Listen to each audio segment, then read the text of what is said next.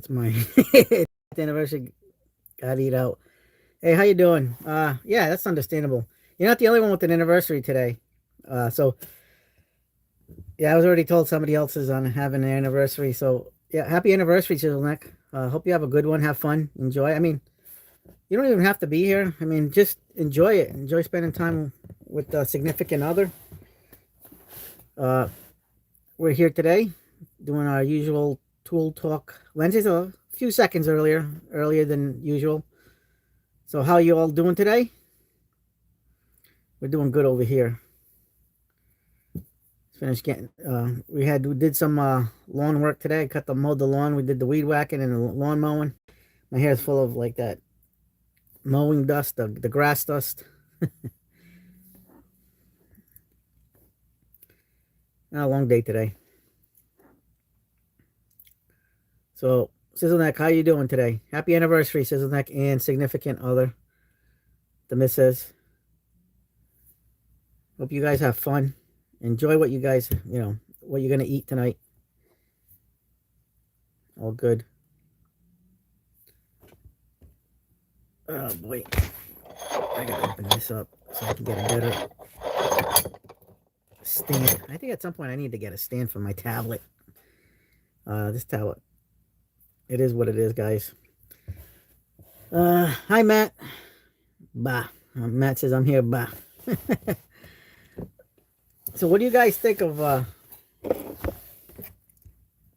oh, you know what? It's got to be in the back room. Matt, that's where they had to get mine. Everything was in the back room. Um, Even though it says on the floor, they need it's really on like some kind of pallet. Mine was in the back room. I went to different Walmarts to be able to get this because everybody said it was.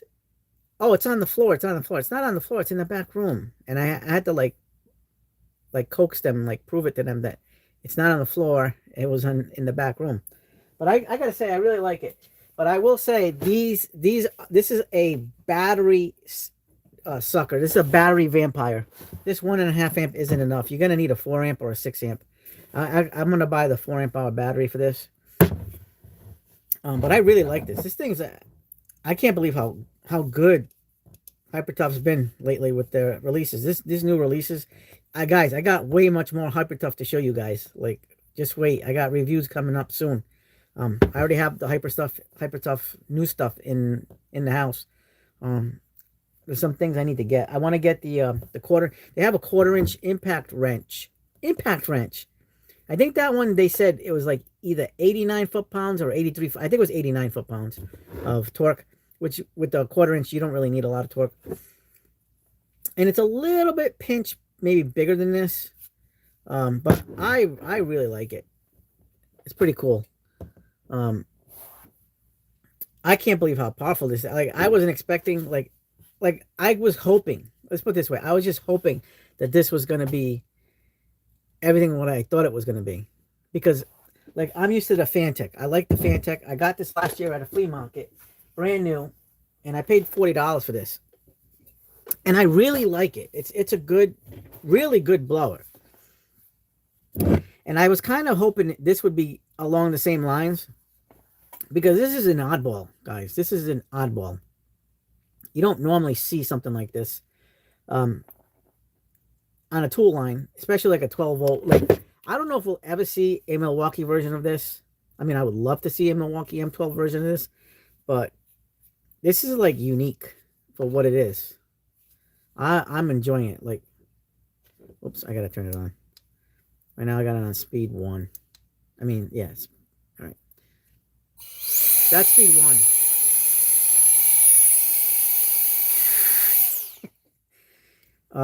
Oh, I got 3 bars. Last night I had 2 bars, so I must have not drained it as much as I thought it was going to be. Oh, because I have it on speed 1.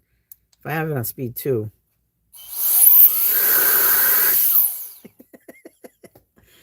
Let's try speed 3 again. Ready? This thing's powerful, guys. You don't even have to floss with this thing. This thing will floss your teeth for you. Like, you can have dinner. Like, look at this. I'm flossing my teeth. Heck, I think this would be a good tool for a dentist. Hey, look, let's do it. The floss on your teeth after the teeth cleaning. Hey, say hello to my little friends.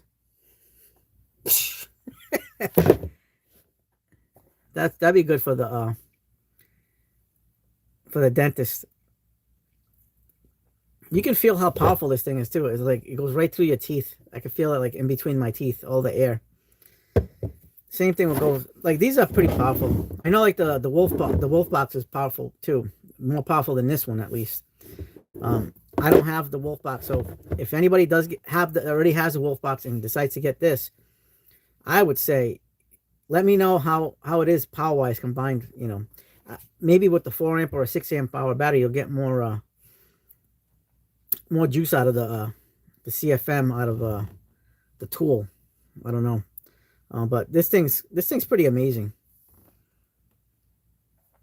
The first wolf box is small, and so yeah, the second one is the one that'd be good to get. I thought about getting the wolf box, but you know, I got a deal on this for $40, and this thing is extremely powerful, as is this one. So like, but when I first saw this advertised, I was like, you know what, that is awesome. You know what, too, guys, Hypertough is really gunning for Harbor Freight. I mean, like, bad. Like, they want a piece of that pie. And I'm just gonna disclaimer, guys, this is not Snap-on. There isn't you know, it's not Mac Tools. Matt says there's a few videos on the new Hypertough blower and show the Grams versus Ryobi and wolf boxes. Oh, okay, good. I'm gonna have to check those out. I didn't even see if there's one. I'm gonna have to check those out. But I tried their new ratchets, guys. Impressive. I'm legitimately impressed with the new ratchets. They were so buttery smooth. And I'm not talking about the previous gen ratchets. I'm talking about the new stuff that's kind of got like this matte look to it. Brushed, not like shiny chrome, but like a brushed style chrome. Matte style. I was messing around with those at the store. I didn't buy them. I don't know if I'm going to buy them. I might, because guys, I'm impressed. I'm seriously impressed. And you guys have seen my overdrive set when it comes to my Craftsman overdrive set with the wrenches and my Mac Tools RBRT wrenches. I have those. One thing that I don't have, and I don't even know of another brand that might have them. I don't know. Can you guys let me know if there's another brand that has something like this?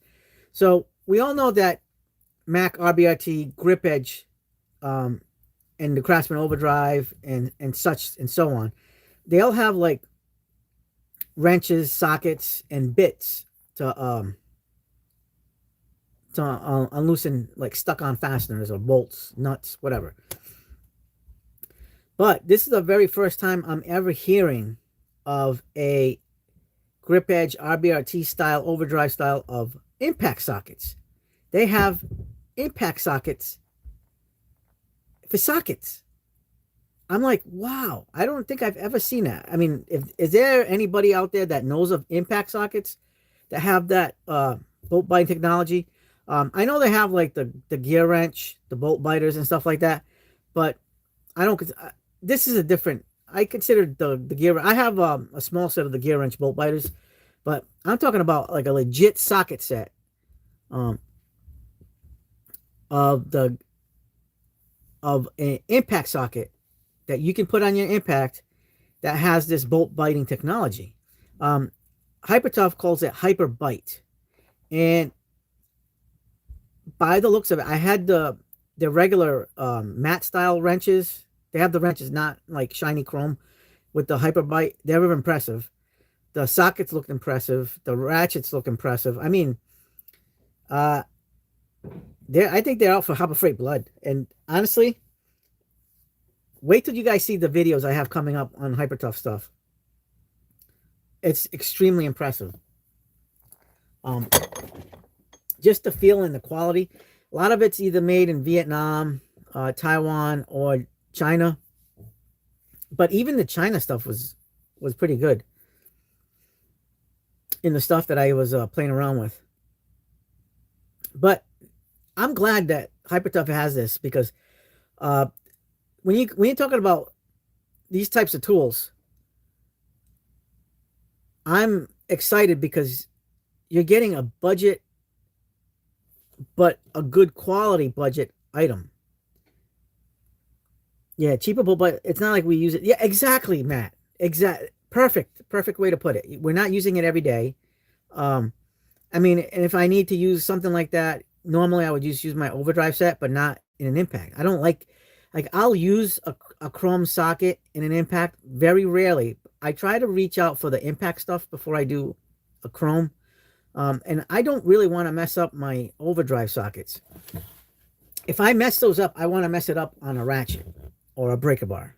I don't want to mess it up on an impact wrench because you know how violent impact wrenches are. So on something like that, like to see a budget friendly,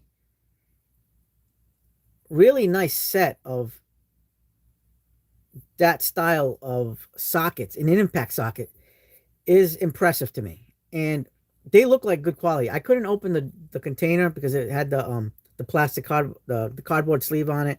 It was all sealed. But they have a 36 piece half-inch set in metric, a 36 piece 3/8 inch set in metric, and then they have like the little rectangular containers in metric and SAE. So they have a 12 piece metric. I'm not going to buy the metric version of that, but I want to buy the 12 pack of SAEs in the deeps, and they have the deeps and shallows. Now the only thing is they are missing a SAE. I think the 3/8 is missing the SAE. I think they had the SAE for the half-inch and the metric, and only the metric for the 3/8. Sizzleneck said, bought a cheap 8-inch Heart Cobra clone, last one. That's awesome. You know, those are the ones that I think was made in Vietnam, Sizzleneck, and they definitely tested very well. You made a good purchase. I bought the new Hypertough Cobras. You guys are going to be seeing the videos on it. I bought the whole collection of the Cobras. And I don't know if you guys saw this. This is awesome. Here's a couple of things that you guys are going to be like excited about. Dude, $5 is insane. 2 thumbs up, Sizzleneck. All right, check this out.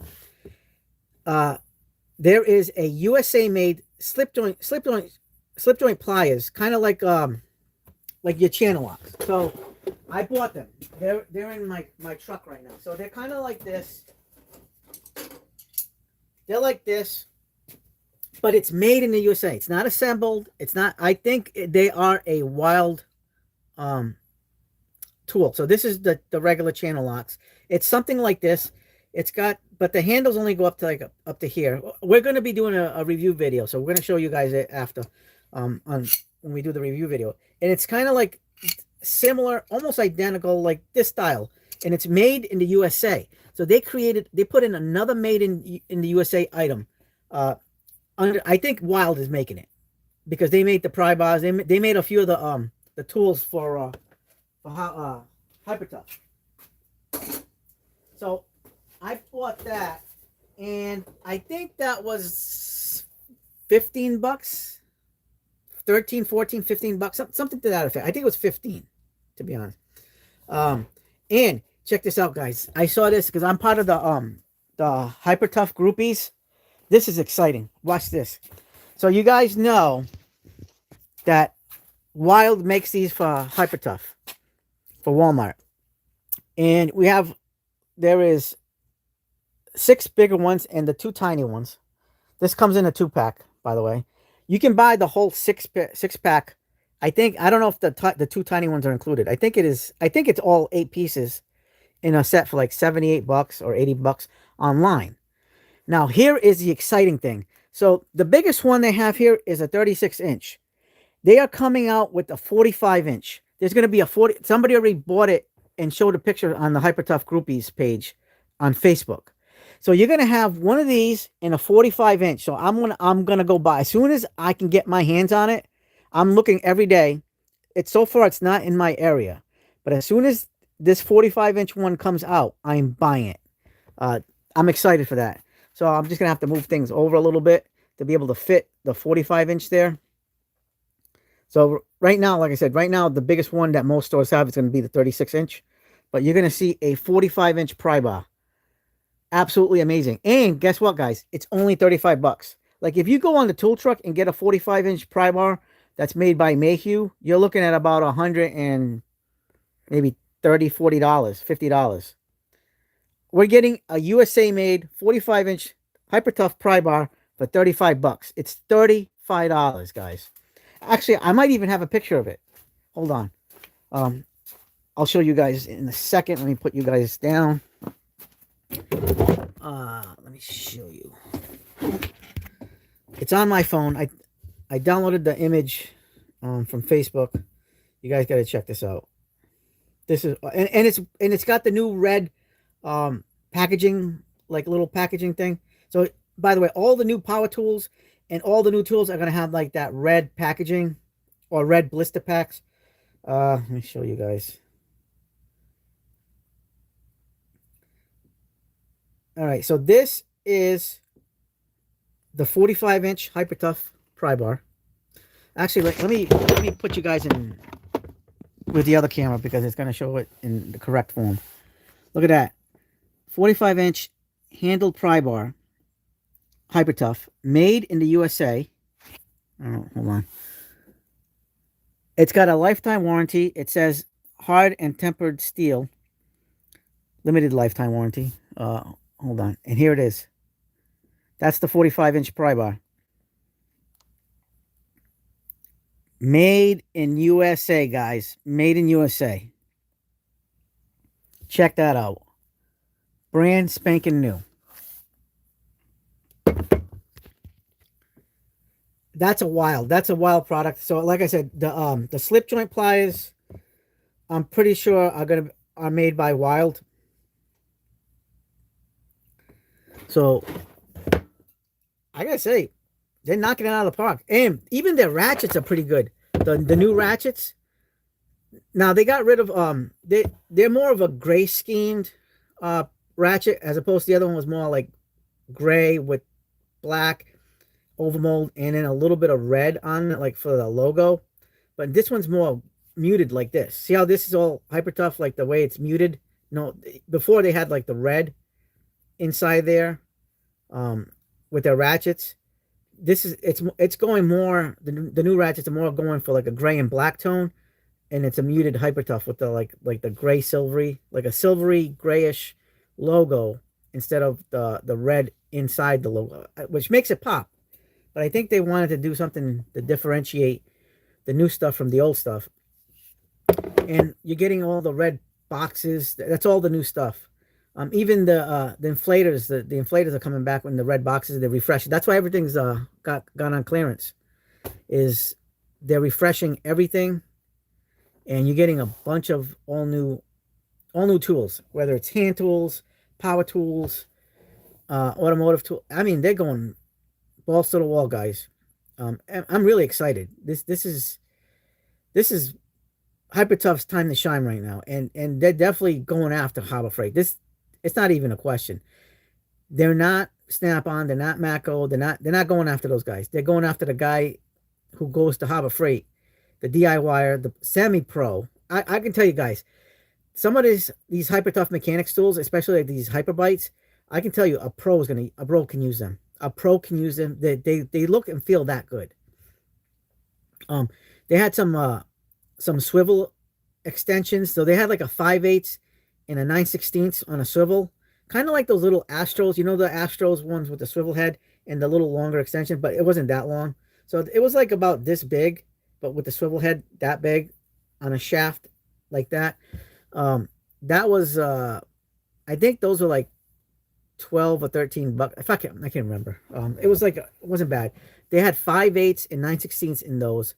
But they're I don't know if they're gonna come out with different sizes. Yeah, Matt, they do, but for some reason they're doing a muted look. It's gonna be all muted, like this.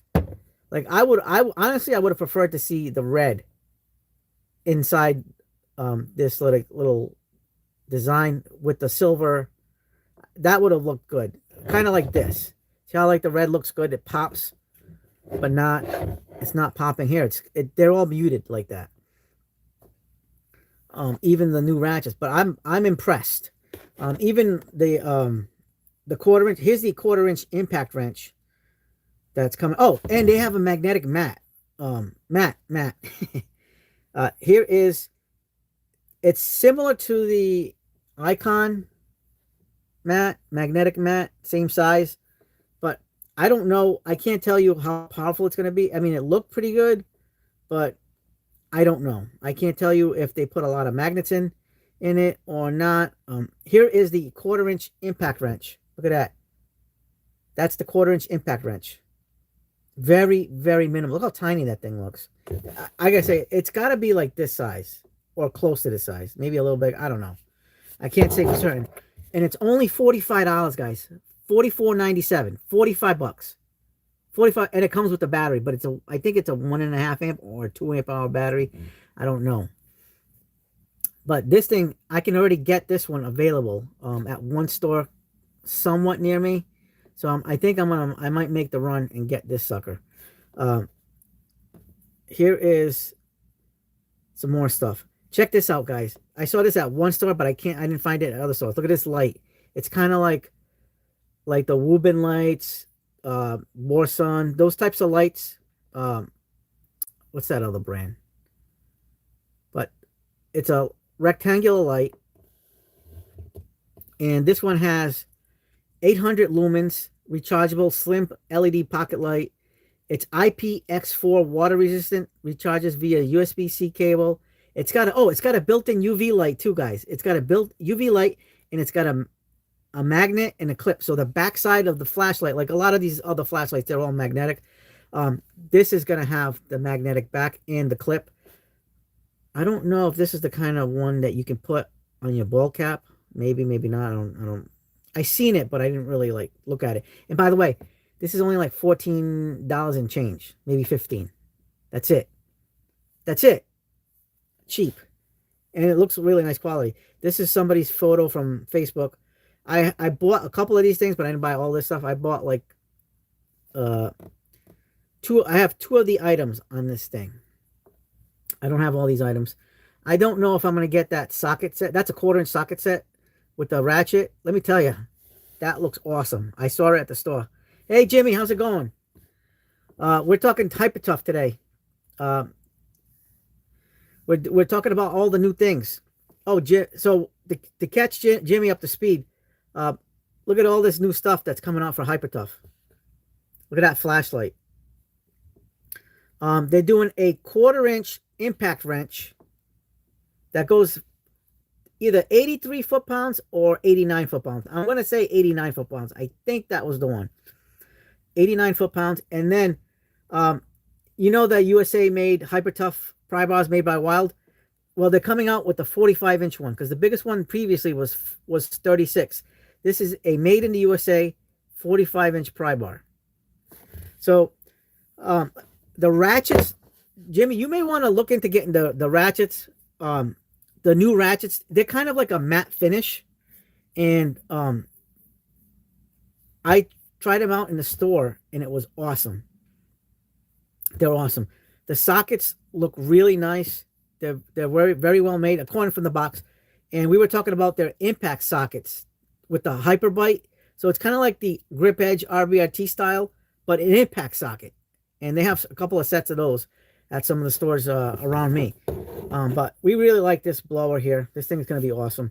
I'm going to put this in either my Klein bag or my budget bag. And then the Fantic can go in the other bag. Whichever one I decide to use. I don't know. But I definitely need a 4 amp hour battery for this. This thing is a battery vampire. Battery vampire. No. Hypertough is not Milwaukee. Hypertough is just Walmart's brand. Their home brand. Kind of like Cobalt is for Lowe's. Or Husky for Home Depot. So they're really, really going to town as far as like all new tools. Now that they Jimmy, go to Walmart. You're gonna see the new stuff. Anything in the red packaging is the new stuff, not the white boxes. All the new stuff is gonna be red packaging, and it's awesome. You're gonna be seeing some hand tools over the next week of reviews. So pay attention to those reviews because I'm gonna show you guys a lot of the new stuff that I bought. They got slip joint pliers made in the USA. Their Cobras are made in Vietnam and they feel good. The grips are amazing. I got the 1/4 inch impact for $24. Tool only, Cobalt 24 volt. Hey Dan, how you doing, buddy? How's it going? We're talking Hyper Tough right now. Hyper Tough is right now in the news. They're definitely dominating. We're all doing good over here. So we're talking about how awesome the new stuff is. I mean, they're coming out with the 45-inch pry bar made in the USA. So like that one's to catch Dan up. They're coming out with the 45-inch pry bar. That's the identical match to the set that I have from Walmart, the made by Wild. So they're coming out with the 45-inch, and it's only going to be $35. Only $35. On the tool truck, that 45-inch is going to definitely run you $130, $140, if not more. So I'm really excited at the future prospects of getting Hyper Tough stuff and adding them to the shop. Like I want to get those. I really, really, really want the Hyperbite impact sockets. Because I don't have anything like it. I mean, the closest thing I have is the gear wrench bolt biters. Jimmy says, I just don't go into Walmart. I can't remember the last time I was in there. That pry bar seems like a really good... Yeah, it is. It's not available in my area yet, or probably your area, Jimmy. But it was out west. The picture was from out west. Dan says, I just got into the Craftsman line. Now I might have to get into Hyper... Yeah. I mean, this is my very first Hyper Tough 12 volt line. I already had the 20 volt, their high torque impact wrench, and that's what I keep I keep that in the truck because I wanted a cheaper budgety impact wrench, but that doesn't skimp on quality, and I really like that Hyper Tough one. But the new stuff's in those red boxes, but I would say definitely it's a go. I mean, this is awesome, guys. You just need a better battery. This is only a 1.5 amp hour battery. Get a 6 or a 4. And this thing's awesome. Hey, guys, like, check this out. I'm on speed 3 right now. Look at this. That's powerful, guys. And it'll give you volume. Jimmy, if you with that long hair of yours, you could get volume when you're here with this. This is really good for volume. You can put it on speed 1, speed 2, or speed 3. It depends on how much volume you want. You know, you can go poofy like this.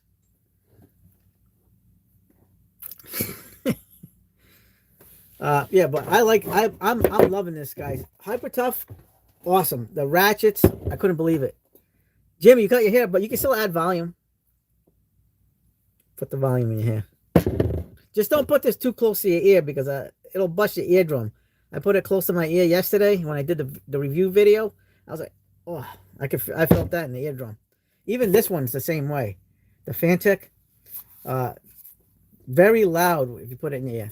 Keep that away, or put some hearing protection. It's funny like that. But yeah, I'm loving this, guys. Absolutely loving it, and it's gonna bring competition to Harbor Freight. This has variable speed. It's got speed 1, speed 2, speed 3. Here's your power button. Here's your speed selector. And then that's your battery indicator. And then there's your LED light. Yeah, I think, Matt, I think this is all just the nature of how these are built.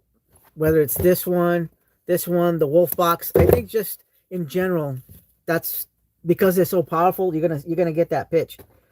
Dan says, just got home from work. I had a package. Got a flex shirt sent from Shervon. Nice. It's badass. Nice. Congratulations, Dan. Nothing like free stuff. I love it. By the way, today, Klein sent. I was not expecting this, but Klein sent me those big sunglasses, the safety glasses, the blue one. They sent me the blue one. They sent me a while back ago. They sent me like the gray silver ones. But today I got the blue ones. So thank you to Klein for that. And then my friend Eric sent me a Craftsman oil drain pan. Those are really nice. They've been out for a few years, but we haven't been able to get it until recently because they weren't available. They started selling them in Canada first. Yeah, the hater shades. I don't know why people call them the hater shades. I think they're cool. I like them. Let me go get the silver ones. The other ones are upstairs in the package. Let me see. Let me get these out.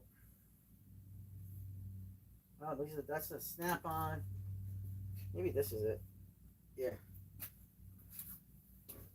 So here is the gray one.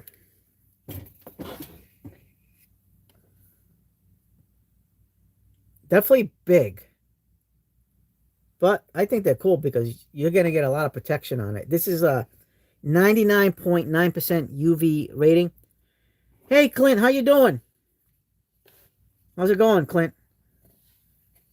We've been talking Hyper Tough today, Clint. And I'm going to have to post pictures up on the Discord. But a lot of the new Hyper Tough stuff, they're coming out with a 45-inch Hyper Tough pry bar. So the ones that are already out at Walmart, now you're gonna have a 45-inch one. I'm gonna snap that up as soon as I can get my hands on it.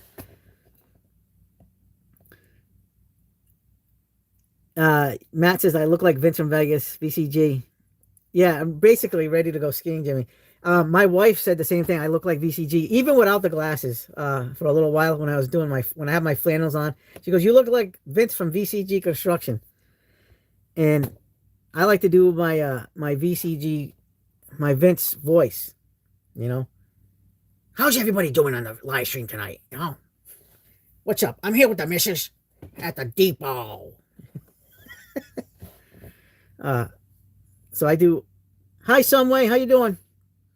So we're doing the VCG imitations here. I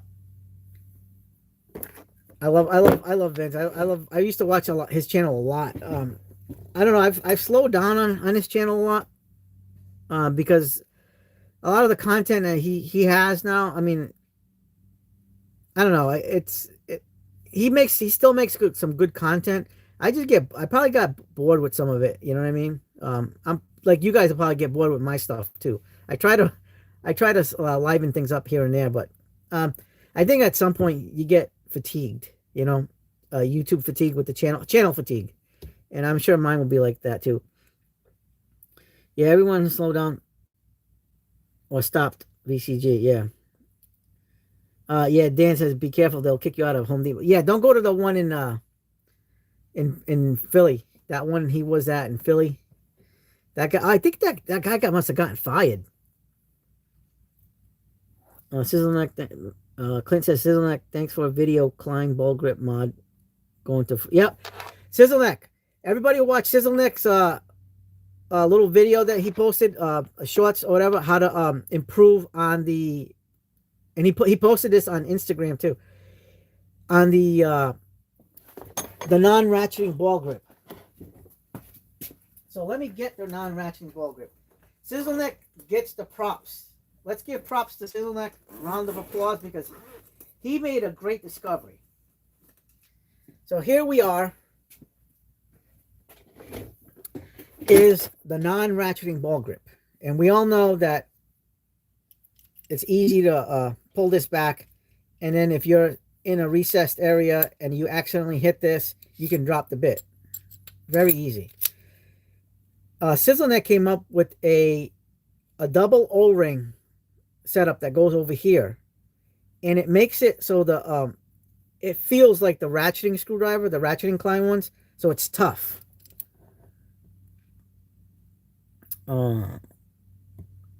Yeah. James, Matt says the HC employee got reassigned to the unemployment line. That's right. And if you like the unemployment line, smash the like button and subscribe. VCG style. Dan says I'll have to check it out for Sizzleneck. Some way. What did you say? Something I wasn't paying attention. Oh, so Sizzleneck came up with a fix for this, a modification. Watch his stuff. He's got a video on it, and it's posted on Instagram and everywhere. Hi, Alabama. How you doing? So he puts these O-rings. It's a 2.5 millimeter O-ring by, was it 14 millimeters? I don't remember what it was. 14 millimeters around. Ask him. He's over here. If you put the two O-rings over here, you're not going to get that easy pullback where the bit can fall out. It's going to be like the Klein ratcheting one, where you got to put a little bit more mustard, more juice on this action, on the bit release, and it gives you the ability to keep the bit in there, locked in there, so you don't accidentally hit it and then lose the bit inside of a wall or whatever, wherever you are, in an engine bay, whatever you're using this for. So I definitely recommend you guys check out Sizzleneck's channel, his social media, Instagram, everywhere. He's got it going on, and he did an awesome job, showing us this mod, because we know that this can happen. I mean, I haven't had an issue, but I don't want to have an issue, so I have to get the O-rings for these things so I can have that same style of grip, bit retention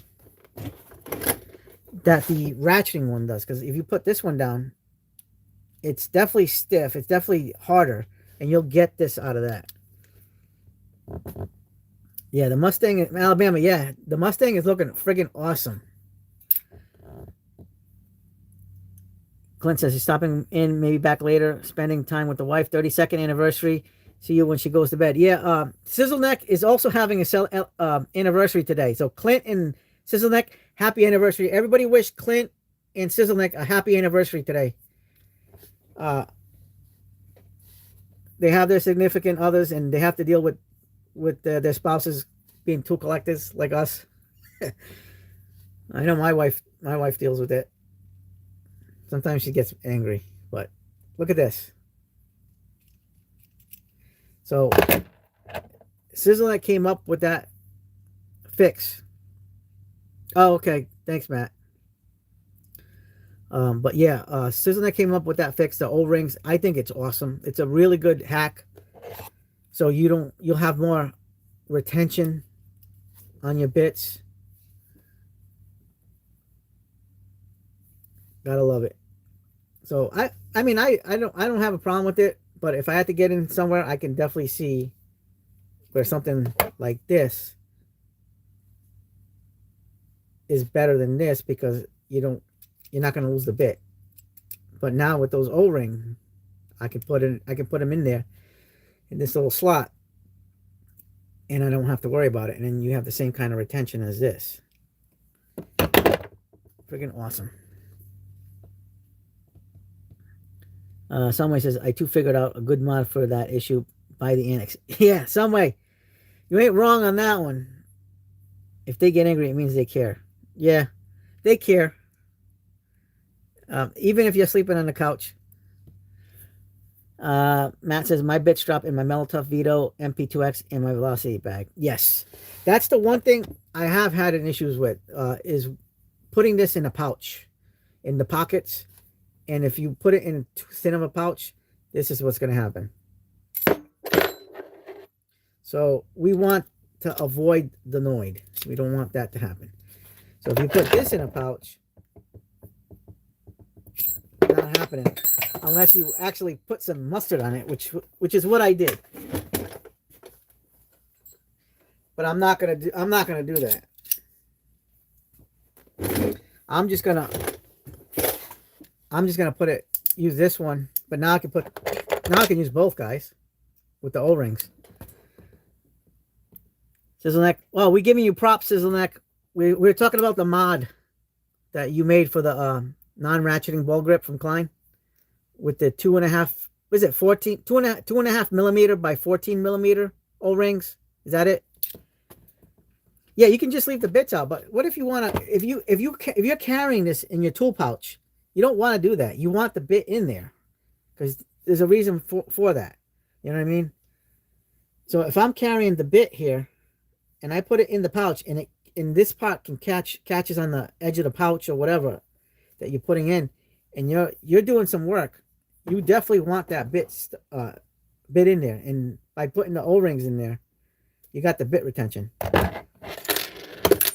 You don't want to dilly dally too much getting the bits in and out.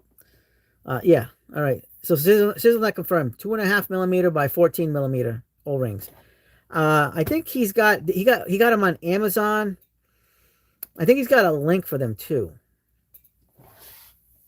Here's a link for those on those. I see. Yeah. I mean, it just makes sense. Even if you're working, like say you're working inside of a wall, you know what I mean? And you're reaching in there, you actually rub this up against the wall, and that, say you're going like this, that's falling out in the wall, and you're gonna have to fish it out with the magnet if you're able to fish it out. Alabama says, Sizzleneck just found your YouTube channel. Subscribe. Looks like another Mustang guy. Yep. Honest tool reviews. Yes, a repeat task on site all day. So why is my web have different bits and different ones? Just keep them on it. Yeah. I mean, especially if you're working out of a pouch, you know, this is where I definitely recommend Sizzleneck's modification. Got to put it on. Got to put it on. I don't want to be losing bits. And not to mention, some of the pouches that you have that open bottom. So, like this one. Oops. I don't want to fall off the chair. So here's an example. Here's a Vito, the one that came with the SC45. See how you have the open bottom? And these pouches, by the way, are pretty small. You know what I mean? So you can easily, although not right now, but what if you accidentally hit it like this? You know, let me try to do this. And this bit could fall out, and then you could damage somebody's floor if they have hardwood floors or whatever. You know what I mean? I have 2-vessel USB 3 speeds because I can actually run it dead and use a spare. Yeah, exactly. Why not? I have 2 vessel speed ones too. I have the one that the Japanese version that's in Japan with the 3 speeds, and then I have the one that's the red tip from the USA. Yeah, on my 100th device, if the day to change out, etc. Jimmy says, here's one for you. A telescoping electric ratchet. It's a story I had to argue with customer service. Interesting. Telescoping electric ratchet. So like Jimmy, it pulls out. You expand it. But yeah, so you don't want to mess around with that, guys. You want to keep your bits intact. Let me try on this one, because this one's actually a lot tighter.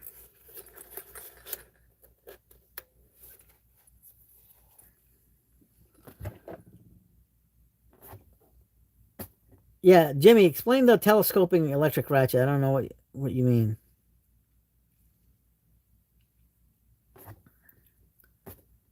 But yeah, I mean, it can happen, and like just this action alone. Look at this.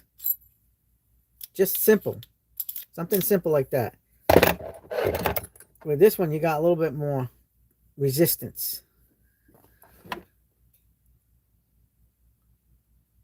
Dude tried to tell you the short ratchet would pull out.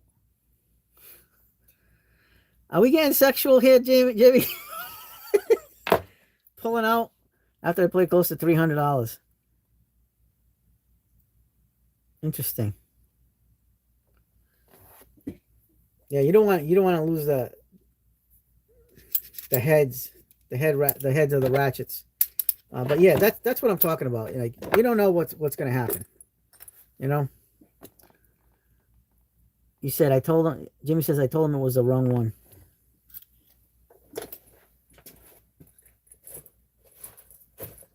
Yeah, so that's what we're talking about when it comes to these ratchets, screwdrivers. Good on Sizzleneck for showing us the light, showing us the way.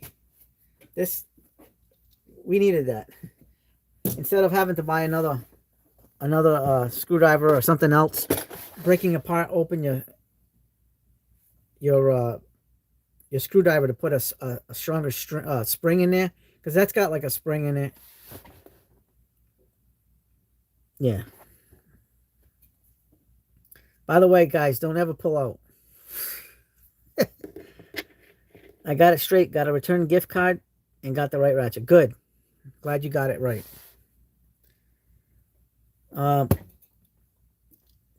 Jankity, if you accidentally broke a taco, would it just become nachos?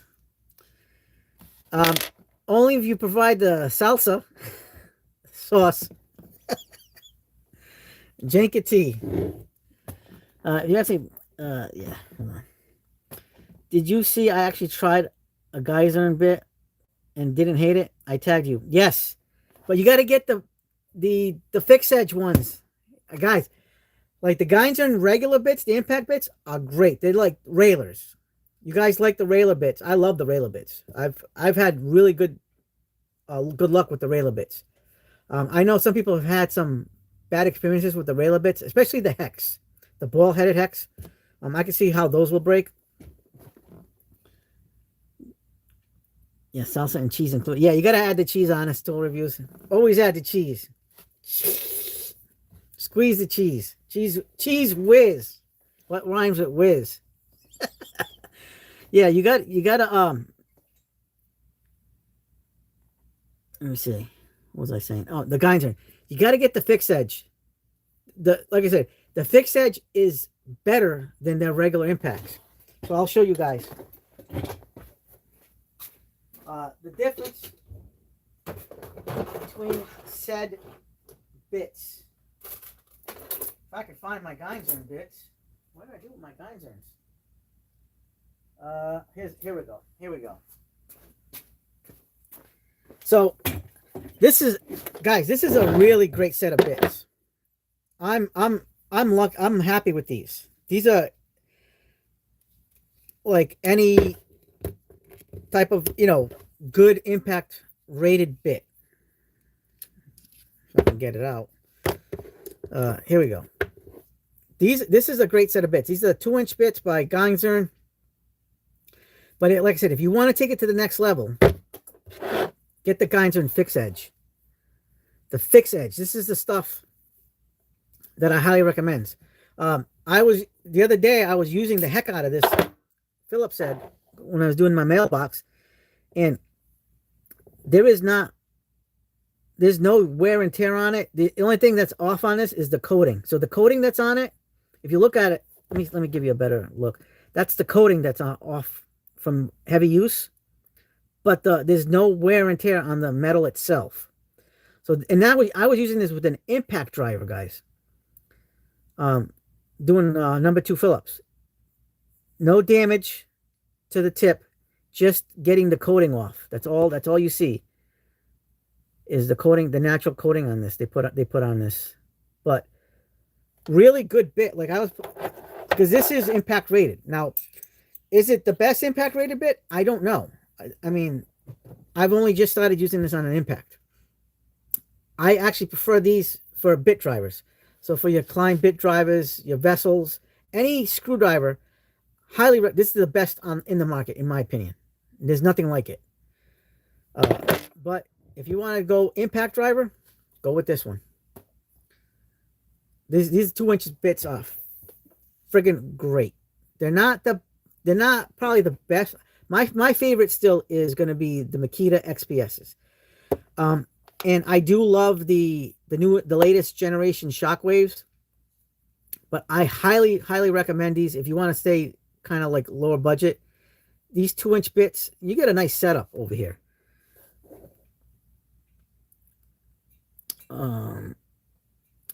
This is nice. Got my Ryobi 18 gauge today. Already hacked out the batteries. Good. I'm glad you got the nailer. Good. Somebody says another way you could try is drill a hole through the chuck and bit and use a cotter pin and lock it. Yeah, that's a good one. Jimmy says, you think $189 is a good price for a flex stack rolling draw? Yes, because they're normally $229 regular price. So yes, $189 is a good deal. Dan says, I'm back. Wife got home. Long day. Then Honest Tool Review says, that's pretty good. My DeWalt and Milwaukee ones always turn to shit after a few hours on site, which is drywall screws in some wood. Yeah, I never have that problem with my Milwaukee ones. I'm surprised. Is it the old gen? I would try Honest Tool Reviews. I would try the new gen. They're good. But I got to say, I really, really like the Makita XPS. Jamie said it was so muggy here. Now it's pouring. And somebody says, like, Maxtor Red. Yes. The Weehaw Maxtor Reds, great bits. Even the new Terminator Blues. Like, when you guys, let me put you guys over here on the bench. When you guys get, like, impact rated bits, like, get, like, a really good brand. Like, even, like I said, I recommend these. I don't know. I haven't heard too many complaints about these. And if you guys like the Railer bits, the Railer bits, like I said, I like the Railer bits a lot. Let me put you guys over there. Let me show you guys some of the best ones I like. I bought this cheap set. I bought this big cheap set because I wanted the 4-inch. This is not the greatest quality, guys. This is Chinese. I bought this on Amazon. Horrible, but they're 4-inch bits, so they kind of work well with bit drivers. But that's why I like the Geinzern. The Geinzerns are really, really good. That's not. Hold on. Where is my? This is Railer. These are really nice bits. But the set that I use the most. I want to show you guys the set that I use the most. Might be in the bag loadout. The cheap bag loadout. Boy. It might be in this bag.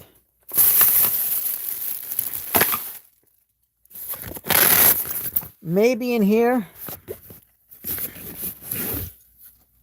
Nope, not that one. I'm looking for the longer ones that I have. It might be inside the bag. I think this is it. Yep. So look at this. I'm going to show you guys this. This is the, I was using this a lot last year. I used this one. This is a 3.5-inch bit from Railer. Take a look at that. Got the coating off, but it's still intact and still holds pretty good. So if you look at, here's a drywall screw, right?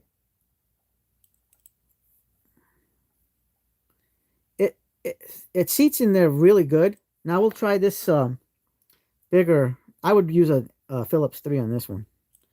But you can use, see how it's kind of like junky over here? Let me see if I have a Phillips 3. I think this is the Phillips 3.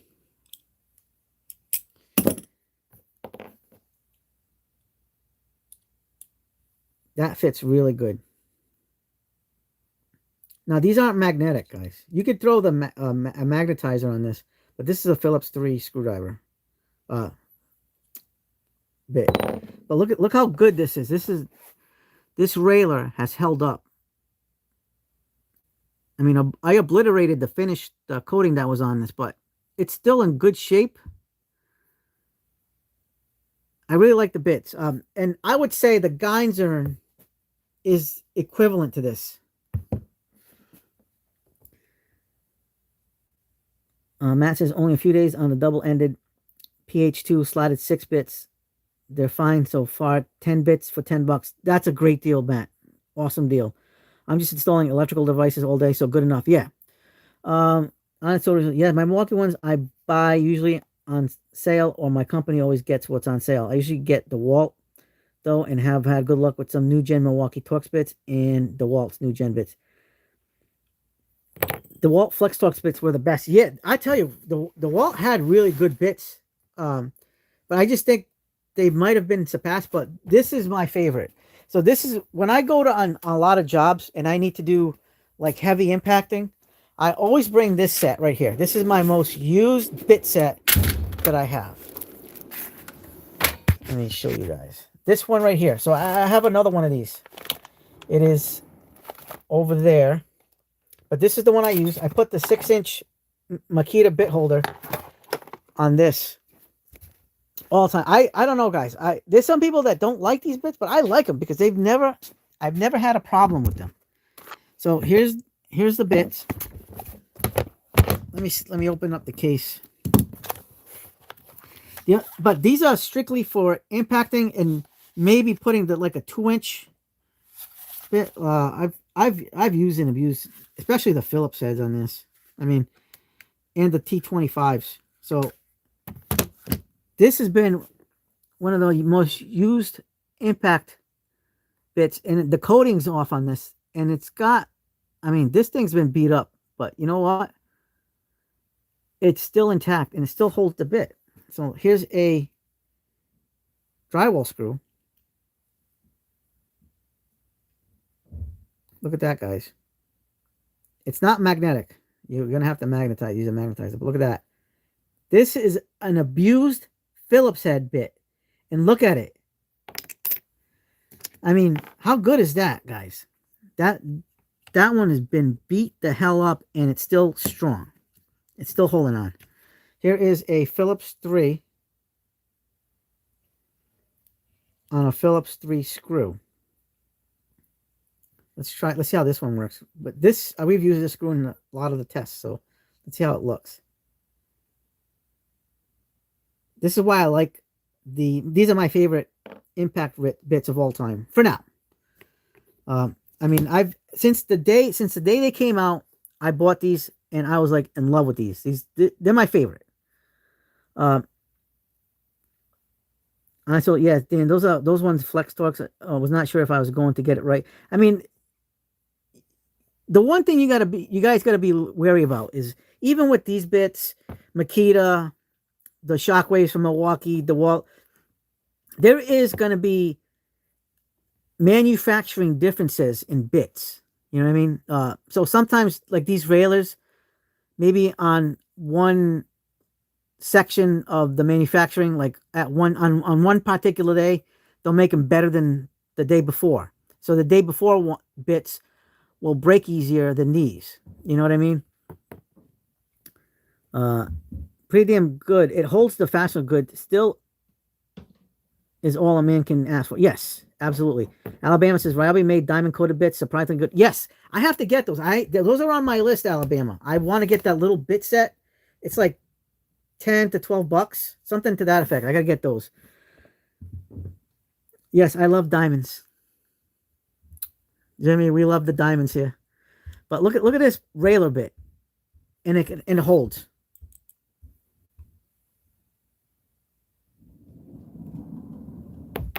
See? And this is an abused bit. Like, I'm telling you guys, there's some good stuff out in the market. You just gotta look. But I'm happy with the railer stuff, guys.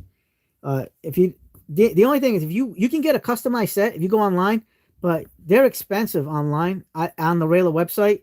You can't do the custom sets. They have like these like the pre-made sets, and they're a decent price on Amazon. But if you want to get a custom, I wanted to build a custom, and it came out to like 80 bucks.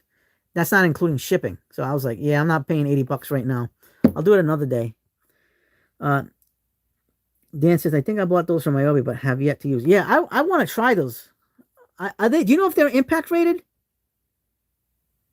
Alabama, do you know if those are impact rated or just for bit holders and drills? Because if they're impact rated, that'd be awesome. I know Wera makes them. Makes a really Wera makes an awesome diamond bit. Really nice. So we're gonna put those. We're gonna have to get those too because I really like those, and I think PB Swiss does too. I'm not really sure, but like I said, guys, I'm really highly recommending these Fix Edge. If you have a bit driver that has this style of shank, not necessarily the ball grip, but you can get any type of bit holder that's that style. You want the 4-inch Geinzern bits. And the Geinzern. So here's more examples. The 4-inch, and then they have these in 6-inch too available on Amazon. Get these. And they're magnetic. Look at this. magnetic. Best bits on the market for screwdrivers, multi-bit drivers. They're impact rated, but how good are they impact rated? I only just started using them on an impact. Seriously, was the during the weekend, Sunday and Monday. So I can't 100% be sure how good these are going to hold up. I'm trying them out, and if it breaks, I have an extra one. I have actually more extra ones, and I'm going to buy another set. So I'm not too worried.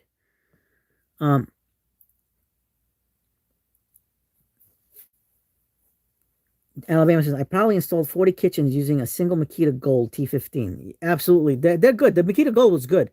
But I got to say, the Makita XPSs are my favorite. Matt says PB Swiss diamond bits could be a bit more cost more. Yeah. Like we need more of that. PB Swiss will put a hole in your wallet like a snap-on ratchet. The Alabama says the Ryobi are impact rated. Nice. Okay. I'm going to buy those. I'm going to try those out because they're going to give you a good grip. So I got the Railer Hex, not metric, and SAE. Dan says torque bits and screws are the way to go. Absolutely. And zero sit zero opinion on the upcoming Ridgid nuke line. I want it. I want the hammer drill with the impact driver set. I want it. The saw, I could care less. I mean, I have Ridgid here. The only things I have Ridgid here for batteries is the old Octane batteries. I don't have anything other, no regular batteries. I gave those to my son-in-law. But I'm going to tell you guys, that nuke system is going to be outstanding. I mean, you saw the muscle tools. He did the review with the AEG version. Shop Tool Reviews today. He put out the video today. Shop Tool, look, go to his channel. He shows the hammer drill, the drill, and the impact driver, and the small saw. Yeah, that new Stealth 4 is going to be so cool. Nuke is a buy. And like VCG says, you know, you gotta get the nuke, you know.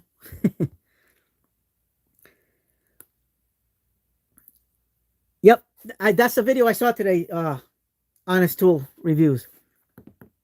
Oh, Zero says, I work at Home Depot, and at our store, we're getting to test out the stuff in a... Oh, nice. I heard all that nuke stuff, according to Shop Tool Reviews, Tim at Shop Tool Reviews. Supposedly a July release. It's coming out this July. I don't know. So that's what we're hoping. We're looking at a July release. I definitely want to get the nuke stuff. It looks awesome. Especially the hydraulic driver. This is the kind of thing that kind of annoys me with Milwaukee. I love Milwaukee. Milwaukee and the Craftsman tools are probably the most power tool brands that I have of power tools. I mean, I have Metabo HCP, I have Cobalt, I have DeWalt, I have a bunch of DeWalt stuff, a lot of brands. But no brand but Milwaukee, whether M18, M12, or the Craftsman V20 line, is the ones I have the most of for power tools. Not just not hand tools, but power tools. Well, I have a lot of Craftsman hand tools too. But the thing that annoys me about the Milwaukee line is when they came out with the Gen 2 hydraulic impact driver, they didn't come out with the M12. I'm telling you guys, the M12 and the M18 power-wise were pretty similar. And in some cases, the M12 would beat the M18 on the Gen 1s. And that's kind of sad, like, because a lot of people prefer that M12 hydraulic. I like the hydraulic in M12, but I definitely could go for a second gen that's even more compact rated, more subcompact rated. Like like give me like a subcompact, like the M12 subcompact. This is my favorite impact driver right now going. It's not the flashiest. It's not the regular, more powerful M12. I have all those impacts. But this is the one I use every single time now because of the weight, the compactedness, the size, the battery, everything. I put a 2 amp or 3 amp hour battery on this, high output, 2.5 amp hour battery. This thing is the way to go. M12 actually my favorite line. Yes, you know what? I don't blame you because they make awesome stuff. This it's legit awesome. Jamie says, "Do you have the quarter-inch atomic 20-volt DeWalt?" I do not have any of that. I don't think I'm gonna be buying any of the DeWalt ratchets because I have the Craftsman one, and I have the Milwaukee ones, and now I'm gonna be getting into the Hercules ones. I'm gonna buy the new Hercules ones, and the rest of the Milwaukee ones, and then I'm gonna jump on the Snap-on ones too.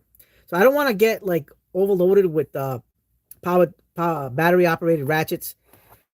So I'm gonna cut myself off. Like if it was up to me, I probably would get the Hyper Tough ones, but because I have too many that I want to get, and plus what I have now, I'm not gonna buy the Hyper Tough ones. I'm gonna stick to Milwaukee, Craftsman, and Hercules for now, and Snap-on. Dan says, if they had a Gen 2 search for M12, I'd buy that for sure. Yeah. Like, I'm dying to get one. I think Milwaukee can hear us. Like, the chatter around the tool world, the tool universe here is people want a Gen 2 surge in M12. And a lot of people were disappointed. Even I was disappointed. Like, don't get me wrong. I like the new Gen 2. I prefer M12 over M18, if possible.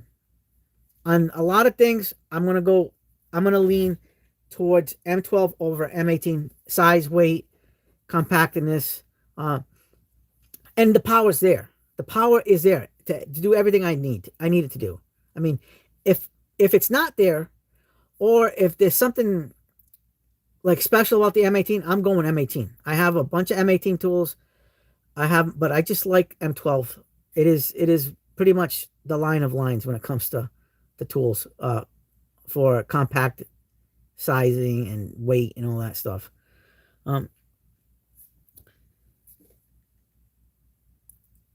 Honest Tool Review says, same here, by good. I am so deep into Milwaukee and DeWalt, like close to 30 grand. My wife loves it so much she made me rent an extra. Nice. And Jimmy says it's really slim, the slimmest I've seen so far. Yeah, I like it. The 1/4-inch Hercules is probably the slimmest I've ever seen. I don't think I've ever seen the Walt ones in person. I like the power from the DeWalt. It's the battery placement. Yeah, you know what it is? On a battery that's like this, for example, this on a ratchet, this is what I want, guys. This is what I want. This style of I know I have it with the Craftsman, the bigger batteries. But I mean it works, but I prefer this style.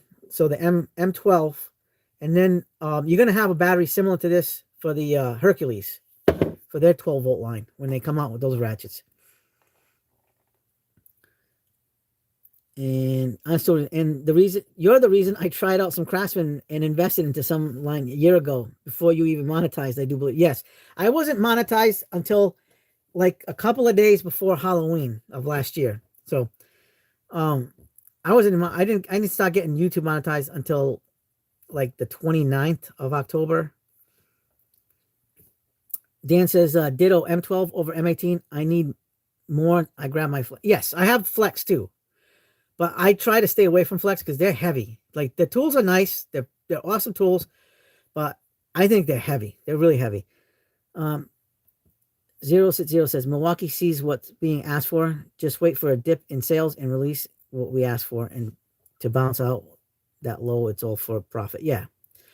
Ditto M12 over M18. I need more. Grab my Flex. Milwaukee electric ratchet is the same price as the Snap-on. Yep. Pretty much. Well, not necessarily, Jimmy. I was talking to my Snap-on guy a few weeks ago, and I almost bought the blue ratchet, but the regular head, not the extended reach, but the regular version, and that was like $650 with the 2 batteries and the charger in the tray. I mean, I wanted it so bad, but I had to hold off because it was $650. I'm gonna I told my guy, I'll get it next time because when I saw your ratchets, Jimmy, I was like in love. I fell in love with that color, that blue with the little metallic glitter in it. Oh my God, that's just beautiful. And I want to get the extended reach in that too. I'm going to get the 3/8 regular and the 3/8 extended reach, and that'll be it. M12 Surge is near 6 years old now. My most used. I was using it for a while before this came out. I was using the M12 and the Surge like split 50-50, but now I just strictly use this. Flex is heavy, but they sell. Yeah, they're probably the best power. That's the kit. Yeah. I have to buy the kit because I don't have any Snap-on batteries. The tool only is 300. Yep. I think once I get the batteries, I don't have to worry about like on the extended reach. God, I love Flex. 0 says, yeah, Black Pack Out is their ace in the hole. Absolutely. Only 300. Yeah, $300 isn't bad for a ratchet from Snap-on.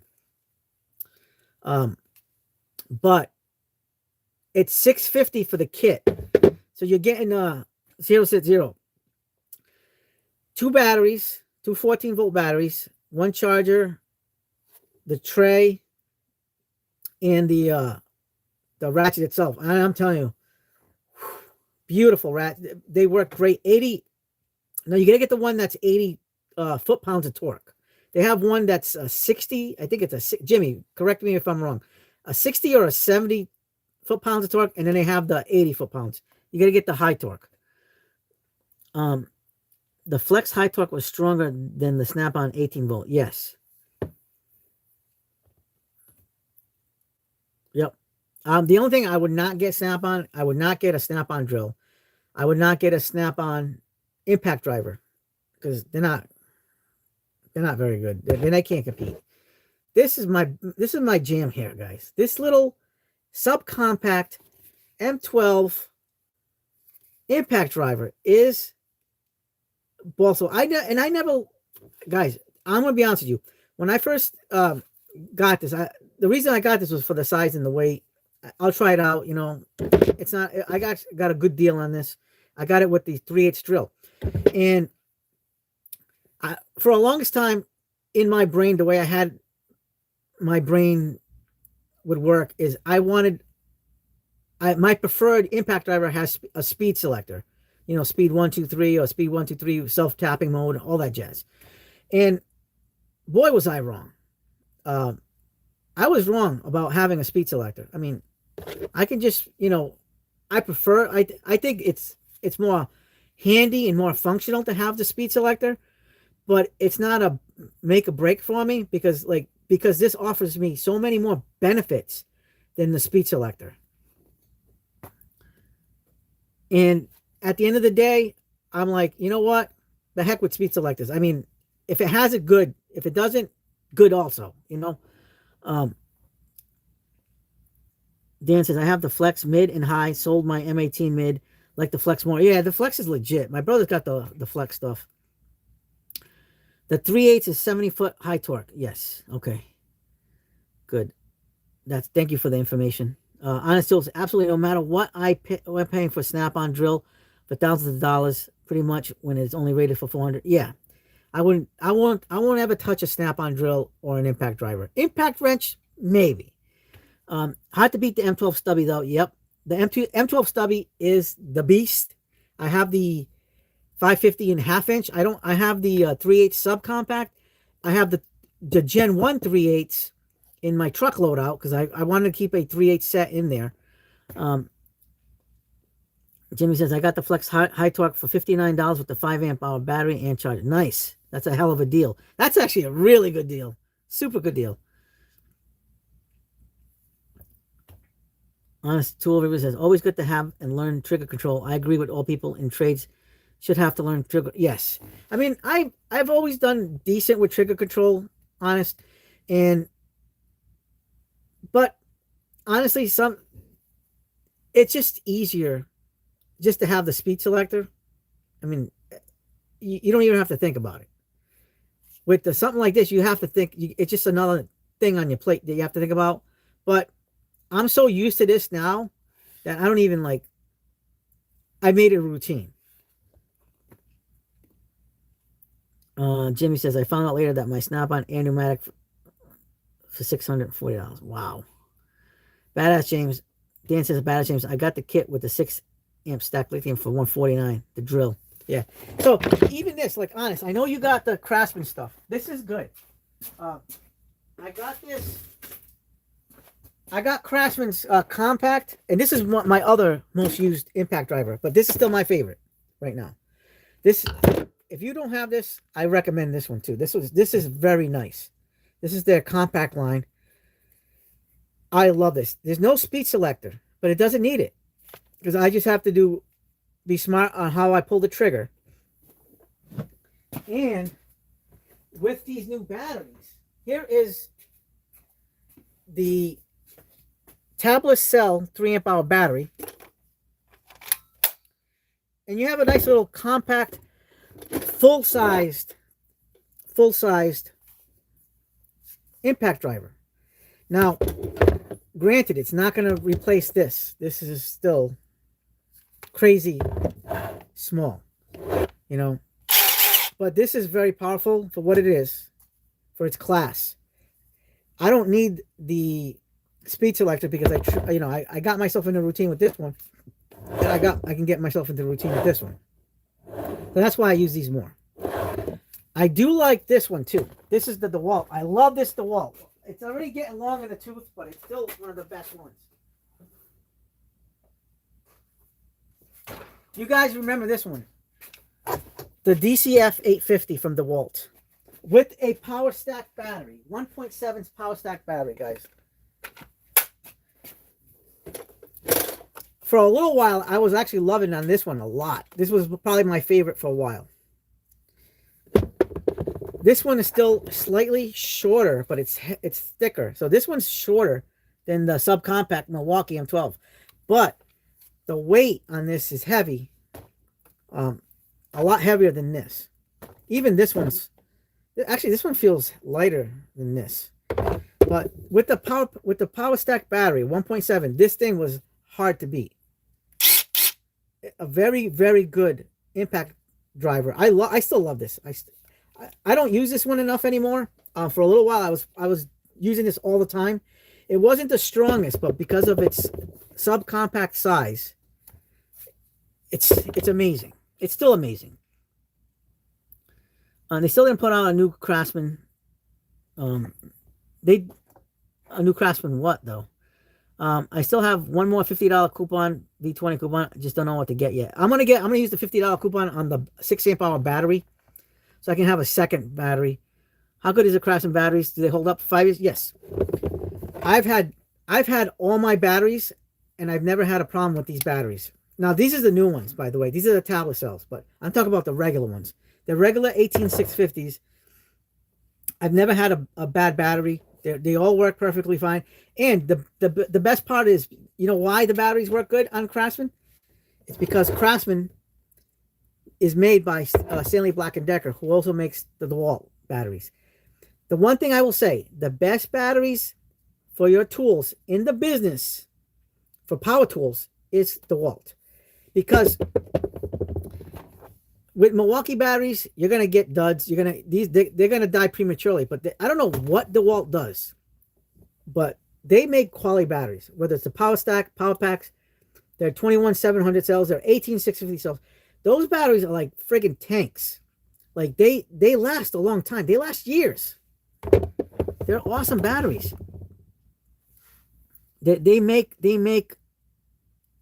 They have some of the best battery technology as far as longevity is concerned. Longevity. And I see that from the Craftsman line. I love the Craftsman line. I've been sporting those all the time. Matt says the triple hammer replaced my 850. Oh, the Metabo HPT triple hammer. Alabama says, yeah, Matt, the 850 fits good in small cabinets. Yep. And it's got a speed selector. So there's that. Metabo HPT's most underrated tools, I believe. Yeah, I have the first gen triple hammer, Matt. I don't ever use it though. Dan says Metabo HPT most underrated tool, I believe. Yeah. Sorry, double sending. Okay, that's okay. That's okay, Dan. We're all good. But I mean, right now this is my jam, guys. I don't know what do you guys think of this? The subcompact. I mean, would you use this every day if you could? I know some of you guys, depending on the trade that you guys do use them for, you're going to need more than this. You're going to need the bigger M12 or the M18 or even the wall, something like this. I mean, something like this. But this right here is my favorite. I do a lot of small jobs, although I have a few big jobs coming up. I'm going to be doing a front porch remodel, a deck remodel.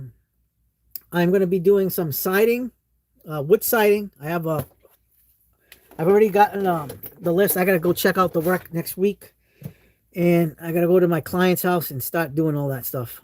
Roofers and framers use Metabo here. Nice. Yeah, well, Metabo nailers are friggin' awesome too. They're as good as the Makitas, I think, when it comes to pneumatic stuff. And even the battery operated stuff is friggin' awesome on the Metabo. Metabo nailers are really, really nice. Can't get enough of them. But for my everyday, especially because I do a lot of electrical, plumbing stuff, this is perfect. Perfect. I even did. I rebuilt a gate and fence, wood gate with this. I didn't think it was gonna. Honestly, I was kind of scared because I was like, "Oh, should I have brought the bigger one? Should I have brought my 18-volt Milwaukee or my bigger M12, or even one of these bad boys?" You know, I was like, "Eh." But let me tell you, this did it. And not only did it do it, it had plenty of power. I did the whole gates. I did everything like that. I did all the wooden fence, everything, and with just this little thing and the 3/8 drill. I was actually floored and shocked at how good it worked. Dan says I have the 36-volt rear handle and recip in the job site table saw. I friggin' love. Yeah, I love the Metabo. Metabo really makes. They're so underrated, but you know what? They're starting to make their name's starting to go up there. Did you guys see Concord Carpenter's video on the best multi-oscillating tool? Metabo rated very, very high. There's two, Jimmy, there's two Metabos. There's Metabo and Metabo Germany, and then Metabo HPT. Metabo HPT is what we normally have around here. Honest story was Metabo and the Milwaukee nailer is my favorite. Own the M12 18 gauge Brad nailer compact and the M18 21 framer. Never been disappointed yet. I've been disappointed. I've had to warranty two nailers. But I don't have the M12 18 gauge. That is on my list. Honest. I got to get that. I have the bigger 18 gauge Brad nailer, and that one's been good to me. But the 18 gauge Brad the 18 gauge Brad nailer was the one I had to warranty, and the framing, the 30 degree framing nailer. Sorry.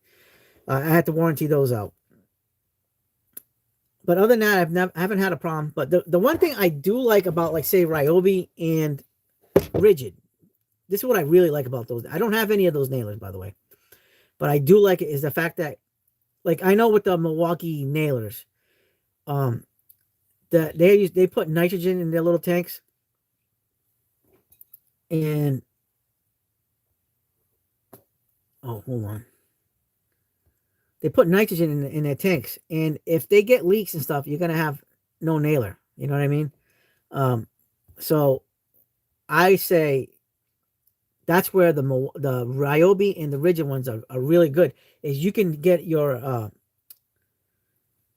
compressor and refill the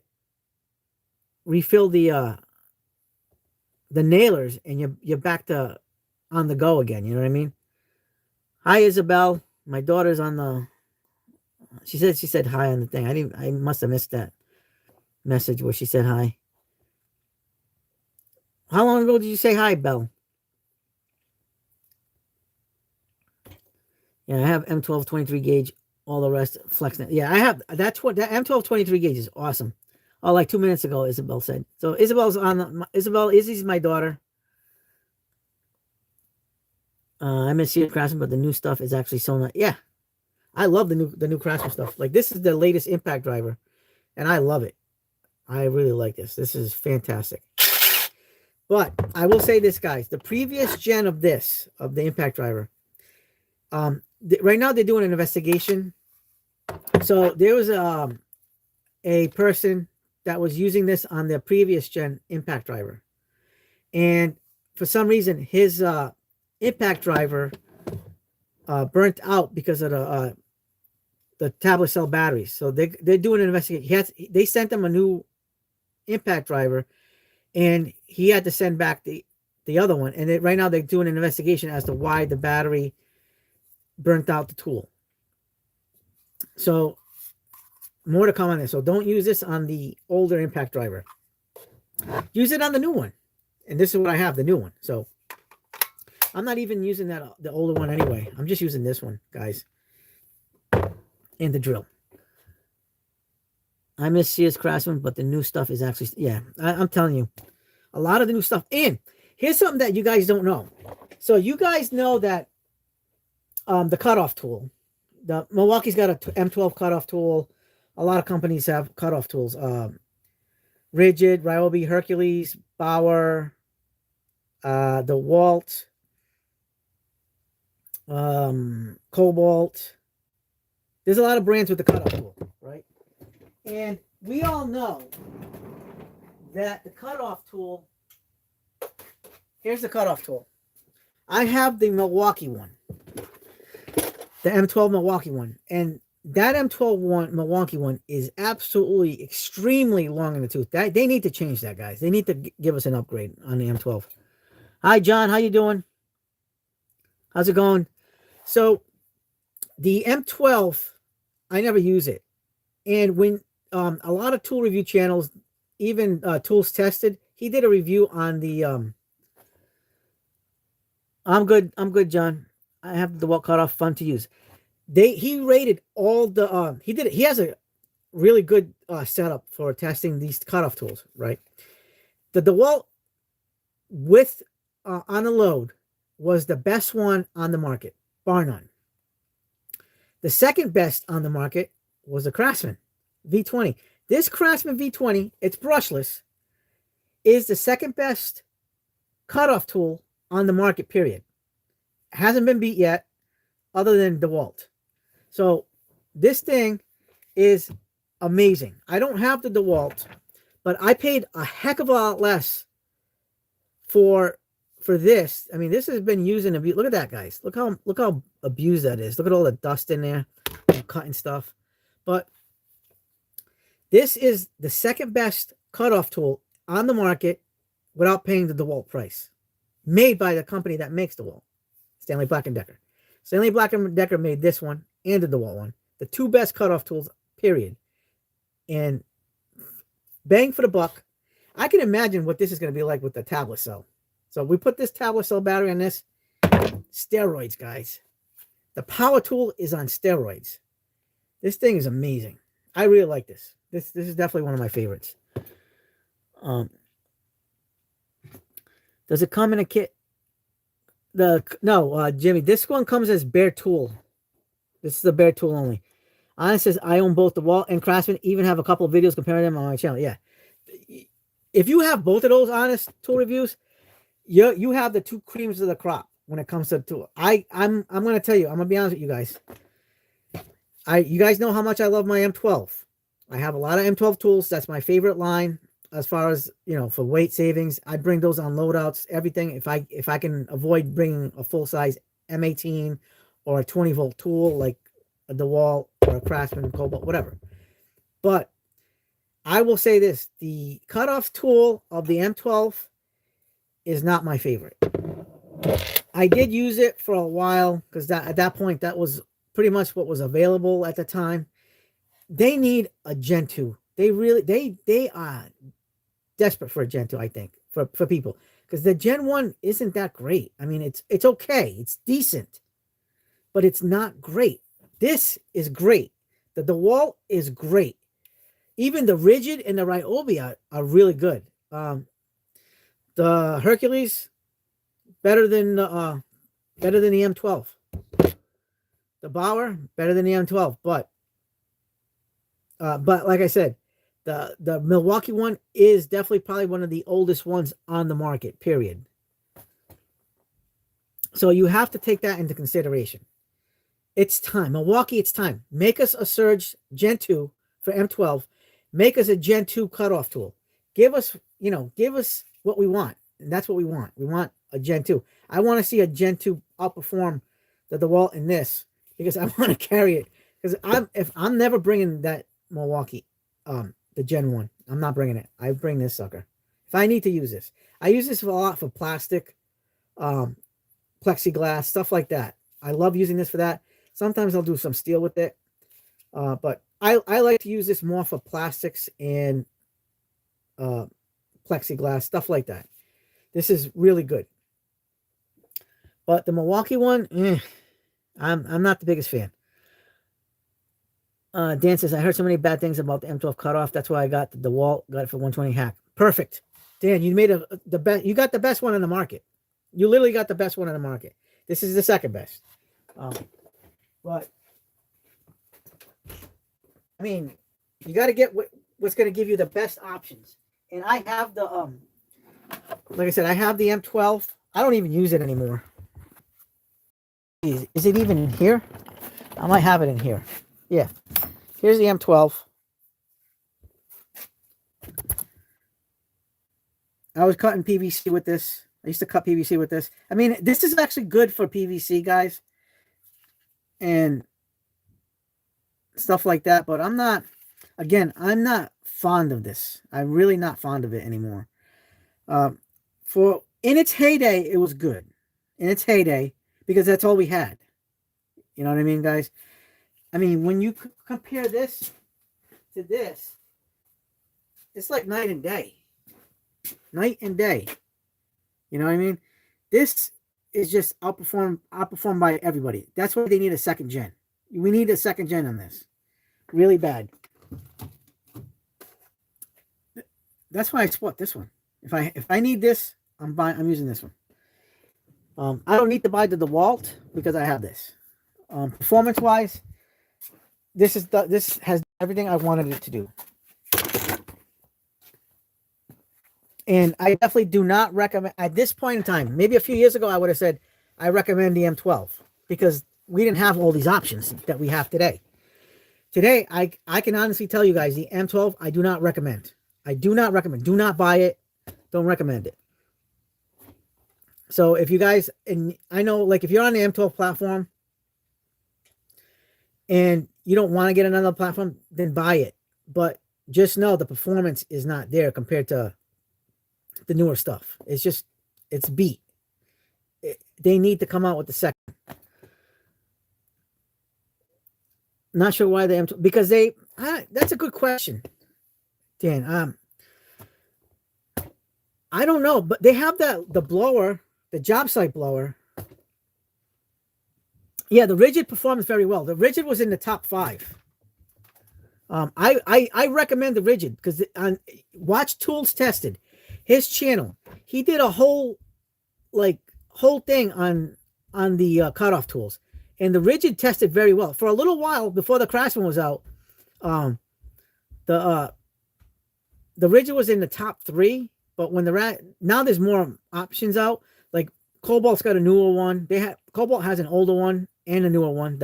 I think the older one got discontinued, but the newer one performs well. I gotta look back at it, his video, but the Ridgid was in the top 3 at one point. But now the Craftsman came out. The Craftsman beats everybody except for DeWalt. DeWalt is still the best of the best when it comes to cutoff tools. Perfect.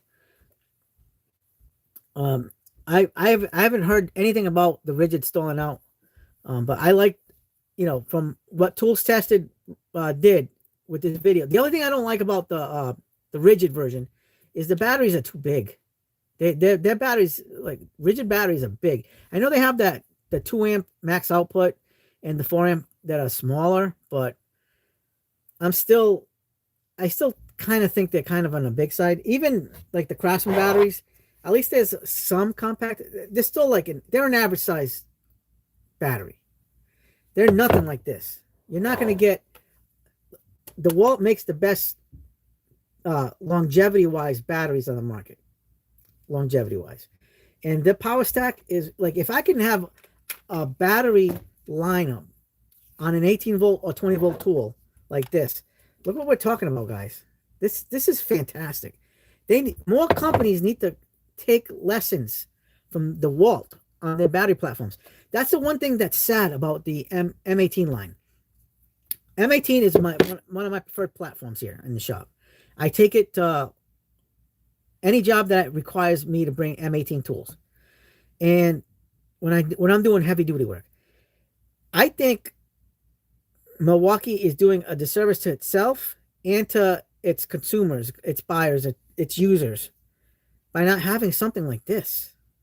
We need compact, lightweight batteries like the Power Stack or the Power Packs. Like we have the Forge, but those Forge batteries are still pretty big, guys. They are big. This is why I prefer the M12.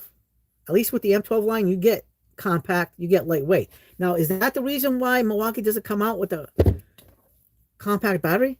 Potentially, yes, because if you have a compact battery like kind of like this in the M18 platform, you might not gravitate to the M12. You might just gravitate to the M18 and get something. I can see that. I see that. That's a valid point of view from Milwaukee side of things. Dan says, do you have the V20 stick? I do have the V20 stick vac. I'm on my second one because the first one broke. But I love them. My wife loves them. So here is the broken one. I have the second, the broken one, original broken one, for parts. So if something happens to the new one, I can just take that parts out of there and I'm good to go. But they have a newer version. They have the RP brushless one. So now they're on their Gen 2 with brushless. I don't have that right now, but my wife loves that stick vac. She uses it all the time. I use it here and there when I do vacuuming, which is very rarely.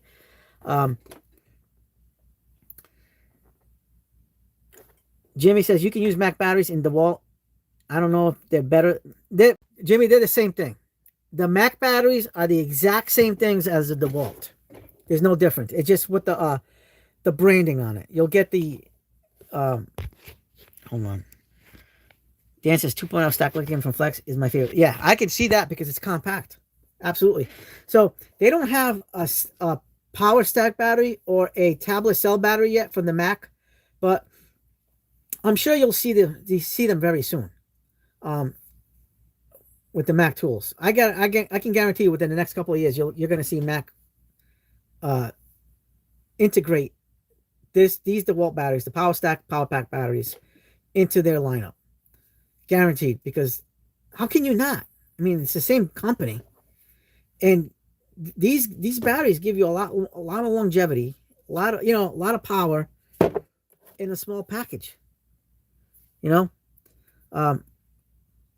I'm like I said, I'm on the I love DeWalt. DeWalt's really a wonderful battery line. They have great tools, but like I said, I like Milwaukee Power Tools better than DeWalt.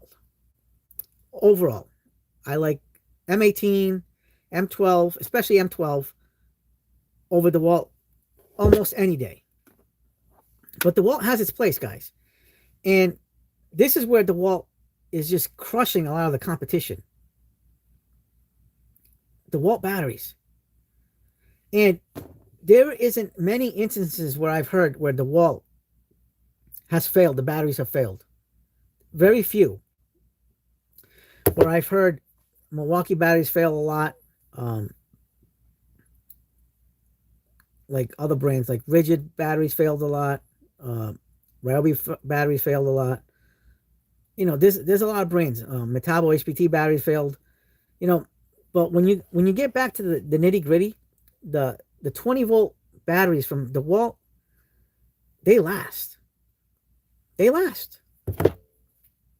And it's just proven. I don't know what circuit boards, what technology, like they're using the same cells as Milwaukee for the tablet cells, the same brand, everything. But it's how they're designed, the circuit board that's in it, how they maximize the efficiency of these batteries. I don't get it. I don't know why more companies, don't go to something like this.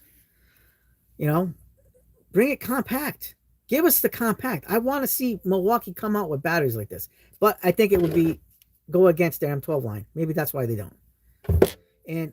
But these have their place. That's probably why also DeWalt got rid of their 12 volt line, because they came out with batteries like this. These batteries are phenomenal. and it's so compact, smaller than and lighter than anything that's out there. You know, I'm passionate about this. You know, like I prefer red over yellow, but there's a reason why yellow's here. I have yellow because it doesn't quit. Look at this, guys. I've had this for years. This is my Generation 1 FlexVolt 12-inch miter saw. This thing has been used and abused a lot over the years, and it's still kicking. This thing uses the 2 FlexVolt batteries, and I've had to charge these batteries a crap ton of times because I use, you know, I've done so much woodworking in the shop, and they don't quit.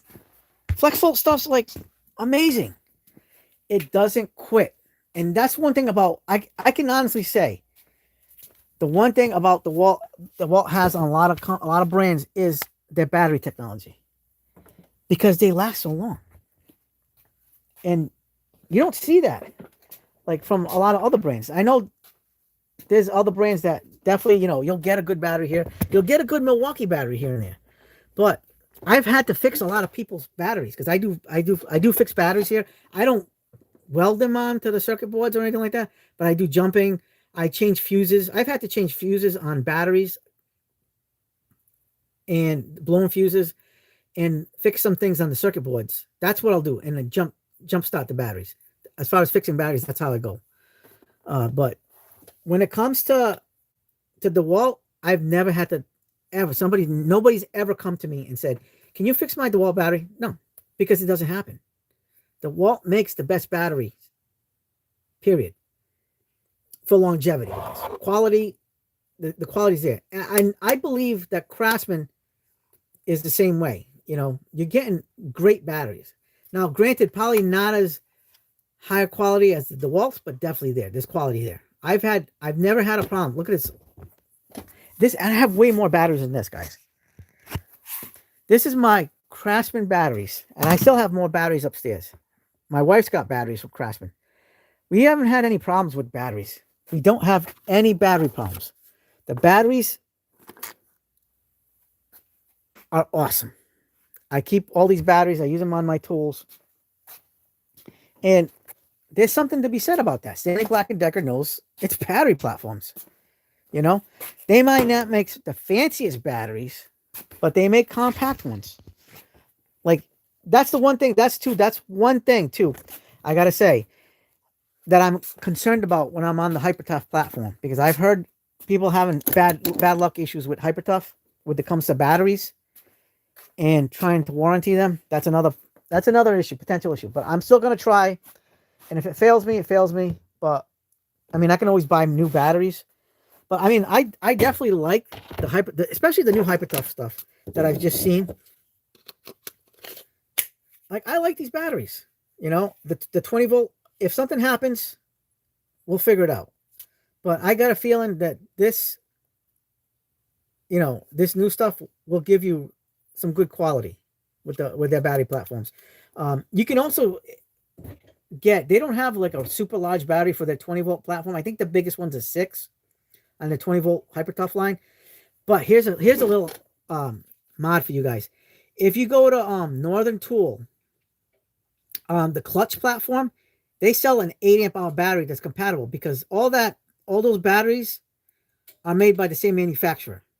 So the company that makes these tools and these batteries is the same manufacturer that makes the clutch platform.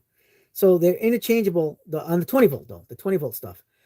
The 20 volt Hypertough tools are compatible with the clutch batteries. So they have an 8 amp hour battery you can put on your high torque.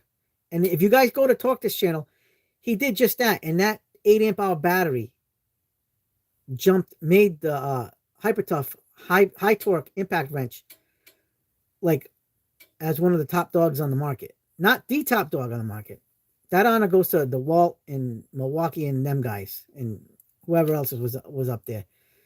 But the clutch platform is compatible with the Hypertough, the 20 volt. I don't think Clutch makes a 12 volt line. Clutch, by the way, Clutch is with the K. So that's the home brand for Northern Tool.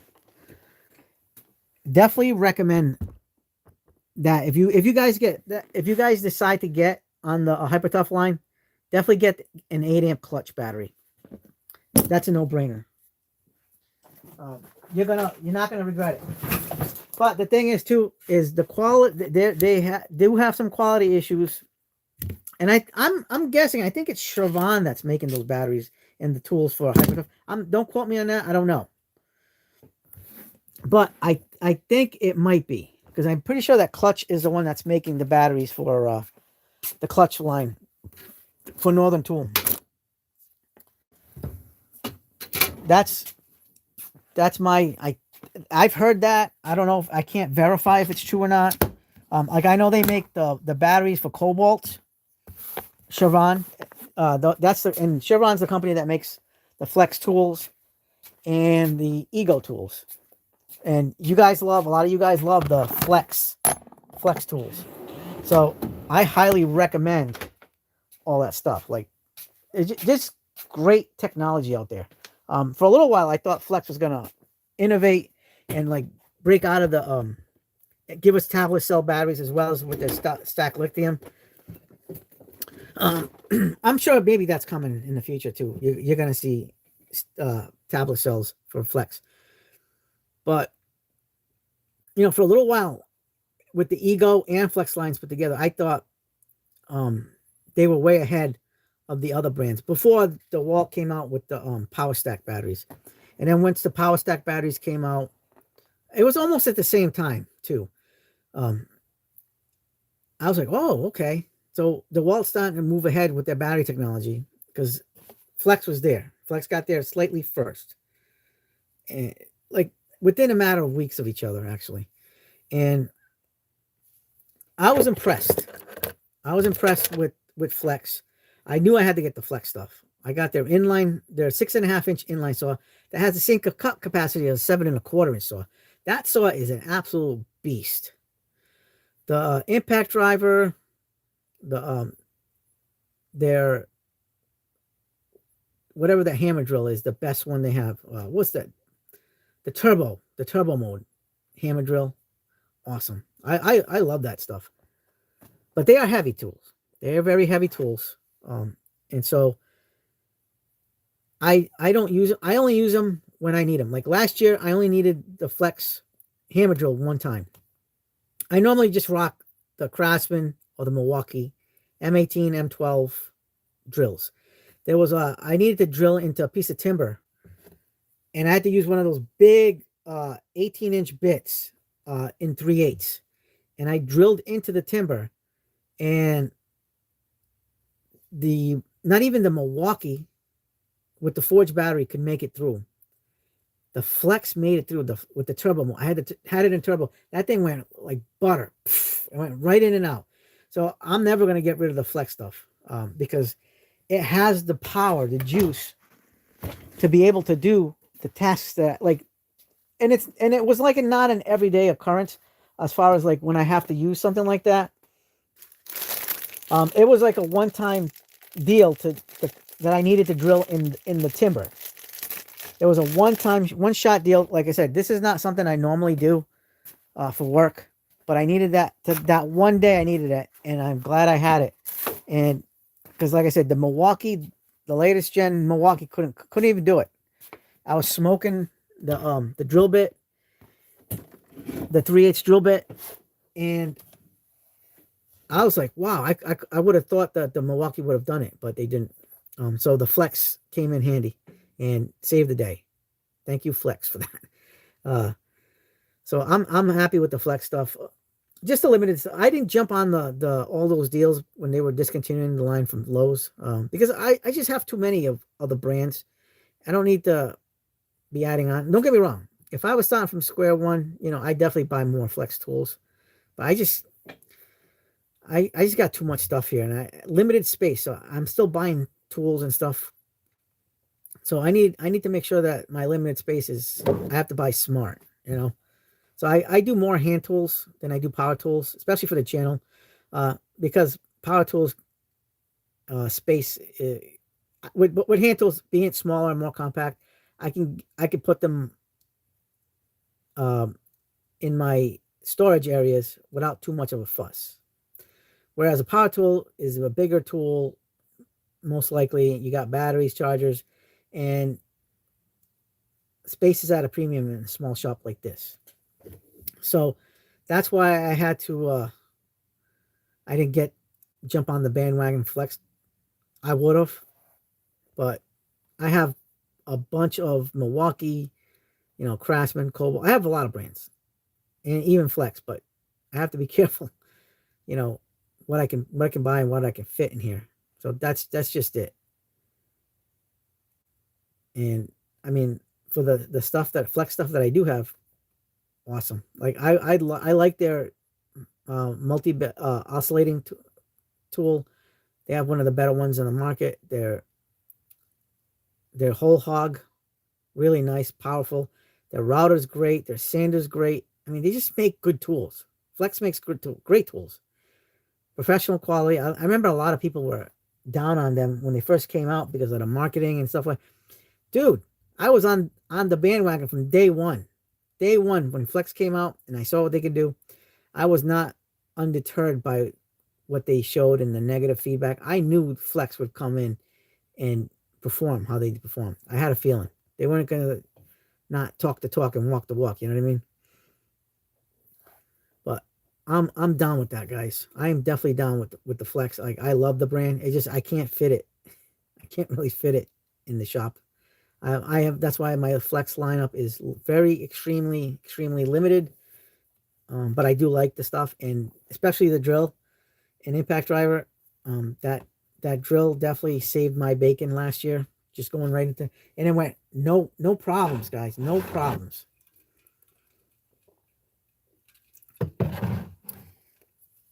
I can't say anything bad, but Milwaukee's here, especially the M12s. M12. If it's something that you don't need the most mega power, buy M12, guys. But I definitely would also buy M18, just to give you options, and it's always good to have options. I have a lot of options here. I have so many brands, like the Metabo HPT line. I got into that line because of the that adapter that can turn the battery operated into a corded tool. I have that. I don't use the batteries, guys. I bought that on clearance too. The first gen triple hammer impact driver and the hammer drill. And I bought the adapter. I got that on clearance. I think I paid $20 or $30 for the adapter. And I don't need to use batteries. I only have that just as a corded option. That's it. Just as a corded option. And I haven't had to use it. It sits on the drill and impact driver wall, not being used. I might have used it one time, but that's about it because I have so many options. I like to have that just in case if I ever needed to, like if I ran out of battery power over here and I just needed to do some quick drilling or something where I really need a lot more power, consistent power, and the batteries weren't going to cut it.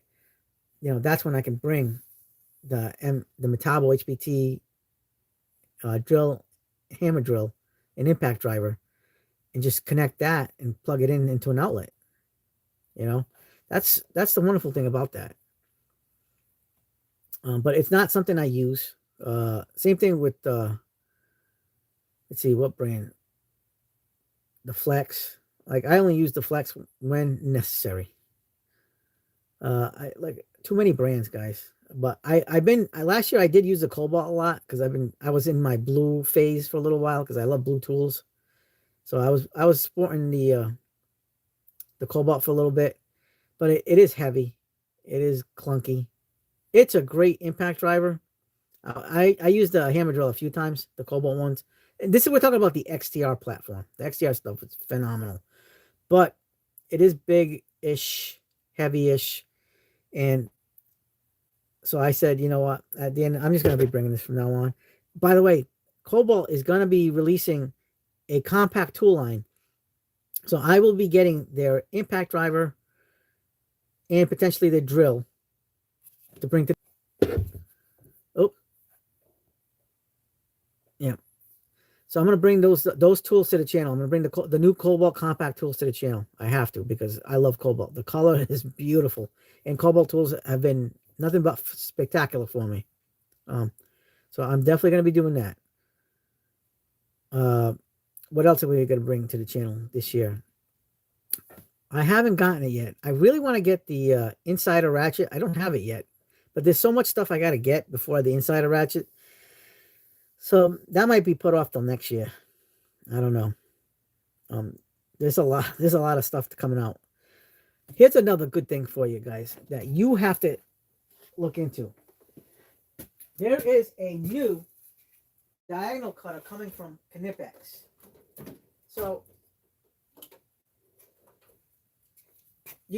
some of you guys may know how I feel about this. This is one of the most disappointing Knipex products ever. Knipex makes awesome pliers, but this one disappointed me. For the people that watched the Diagonal Cutters Diagonal Cutters Challenge face-off, we had 23 Diagonal Cutters, and this was one of them. And this did not perform well. It did decent, but it didn't perform well. The Twin Force performed outstandingly, though. Let me get those out for you guys. If you're gonna get a Knipex cutter, diagonal cutter, there's these two versions. You want this one, not this one. So this has that like high leverage thing. This one is a beast. This is an outstanding diagonal cutter, but it's 6 inch. It's a 6 inch compared to an 8 inch. Or is it a 7? It's like a 7 inch. This one, I do not recommend, guys. It's got good quality as far as like the build quality on this is fantastic. But these don't cut very well. I'm disappointed in these. This one, I'm not disappointed in. This one cuts, but the only thing that's negative is the cutter head is smaller on this Knipex. In this Knipex than this one. But this one cuts like a champ. This will cut anything and everything because of that high leverage design. But the new one, there's a new one coming out. I'm going to get those. So this is the old version. It's got the Knipex like this. The new version is going to have like an angled Knipex like this. It's going to say Knipex, but it's only going to stop like up to a certain point, like right up here. And then the handles actually go up higher. So see how the hinge, the mechanism here, over here, the rivet is this far down from the handle. So the new version has the handles up higher. So you're going to have a better, higher leverage, 20% stronger cutting force because of the leverage point. Because this leverage point from here to the handle is really far. When you look at something like this, this is not a really great design. This will cut most everything that you can throw it at it, but because of the quality of this, but the design itself is where it's not the best. This is why it didn't perform very well in that test, in that video that we did. So by putting the handles in a more accessible area, a lot closer to the hinge, the rivet, it's going to cut better. I don't have it yet. It's not out yet. At least in my area. I know it's out in Europe. That's why you get this version. This is called the Twin Force. The Knipex Twin Force. This one is outstanding. I can definitely see the new version cutting close to this one, but you'll get the length on this one. This length with this cutting power. I want to see it. I can't wait to get my hands on it. I'm dying to get it. But it's just the design on this was kind of like not the best. Like, we can say all we want. Knipex, yes, they make the best overall pliers in the world. That's without saying anything. You know what I mean? They're good like that. But right now, this is my jam for Knipex. But I still prefer Kleins. Overall, Kleins to me are the better cutters when it comes to diagonal cutters. Now, the Klein Linesman's cutters cut better than I mean, the Knipex linesman pliers cut slightly better than the Kleins. I did a test on a live video 2 weeks ago between the Knipex versus the Klein, and the Knipex beat out the Klein. But here's a question: how good is the steel on the German, on like the hardness when they harden the steel on the cutting edges on the linesmen? I don't know. There was a couple of channels that showed damage to Knipex cutters on linesmen's and didn't fare very well. This is where the Klein makes the better quality linesmen's, not necessarily better cutter, better quality, build quality on their linesmen's. And plus, I'm such a Klein like fanboy. I'm gonna bring Klein most of the time with the linesmen's anyway, especially the hybrids. I have the 8-inch hybrids, and those are phenomenal. Any of the 2000 series, I have the 2000 series journeymans. I love those. I have the insulated. Their insulated linesmen's are perfect. I mean, I don't have anything bad to say. I love Klein's. Is just one of my favorite brands, guys. But Knipex can do better. I mean, with this one they did, but with this one, with the new version that's coming out, watch out, guys. That's going to be the buy me right now. This one, no way. I don't recommend it. Watch that video if you haven't seen it. Anybody else have any questions or anything on the Knipex stuff? So keep an eye out for the Knipex. Like I said, the new one is not going to have this style of branding on that. It's going to be like at like a 45-degree angle, and it only goes like halfway. But the handles are going to be almost similar, but you're going to see a lower, closer to pivot point. So you're going to have better leverage, and so I can guarantee you those new ones are going to cut way much better than these. Sometimes I kind of wish I didn't buy these, and I just would have bought just this, the Twin Force. But you know what? Maybe I'll give this to my son-in-law. He'll have his first Knipex with this. I'll get the new ones. But I do love these. These are fantastic. Outstanding.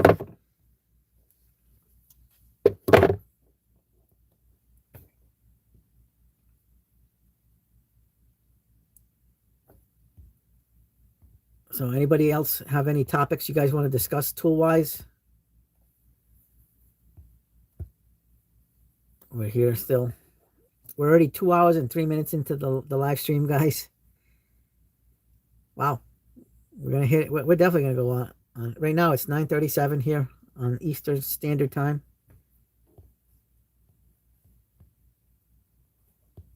But we're making it happen. Did you guys have dinner yet? I had dinner. I had leftovers that I made the other day. So I had steak for dinner tonight. After working my 8 hours at work today. Anybody else got anything to add to what we've talked about, or something that you guys want to talk about, discuss, tools, whatever brand that you guys like, whatever your favorite is, let me know. I mean, we definitely hit a lot of top topics today. I'm shocked, especially like say with the type Hyper Tough branding today. Today's a Hyper Tough day.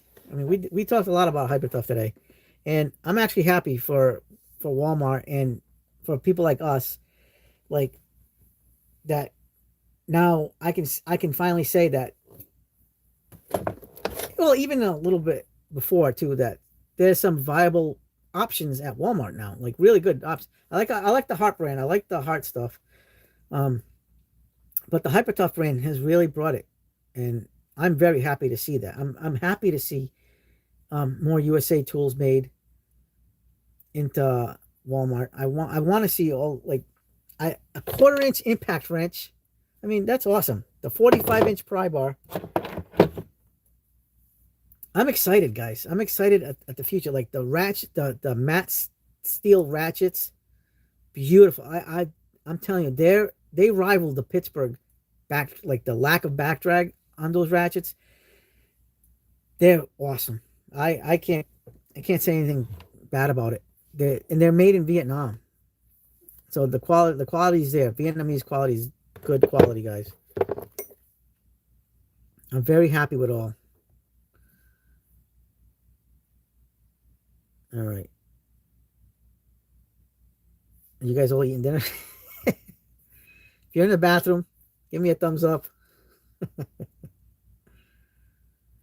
Oh boy, but yeah. So we've been chatting all this time, and I'm gonna say I appreciate you guys for showing up to the live stream. I mean, it's been good considering everything that's been going on lately.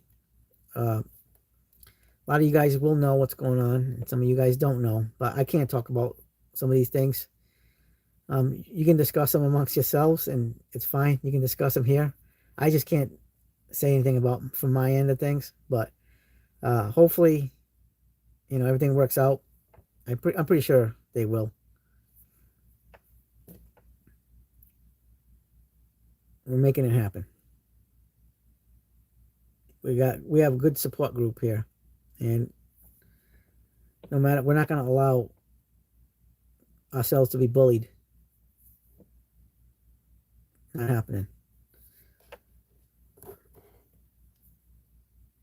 Oh, and to you guys, there's a lot of guys on the stream that always ask in the comments about my watch because it looks like a friggin' Big Ben. This is the Samsung Galaxy Ultra watch. I've been sporting this for like 2 years now. I think it's 2 years. Yeah, 2 years ago, something like that. I've been sporting it, rocking this watch for 2 years. It's a big watch. It's the biggest watch they have, and I bought this on Amazon, the blue strap, because we love blue. So I keep it like this. The orange and the blue really look fancy and nice together. I gotta get a new screen protector. That's a screen protector, so I don't have to worry about a crack in the watch itself. It's just a crack on the screen protector, which I just got to replace. I probably have one upstairs, an extra one. So we'll make that happen.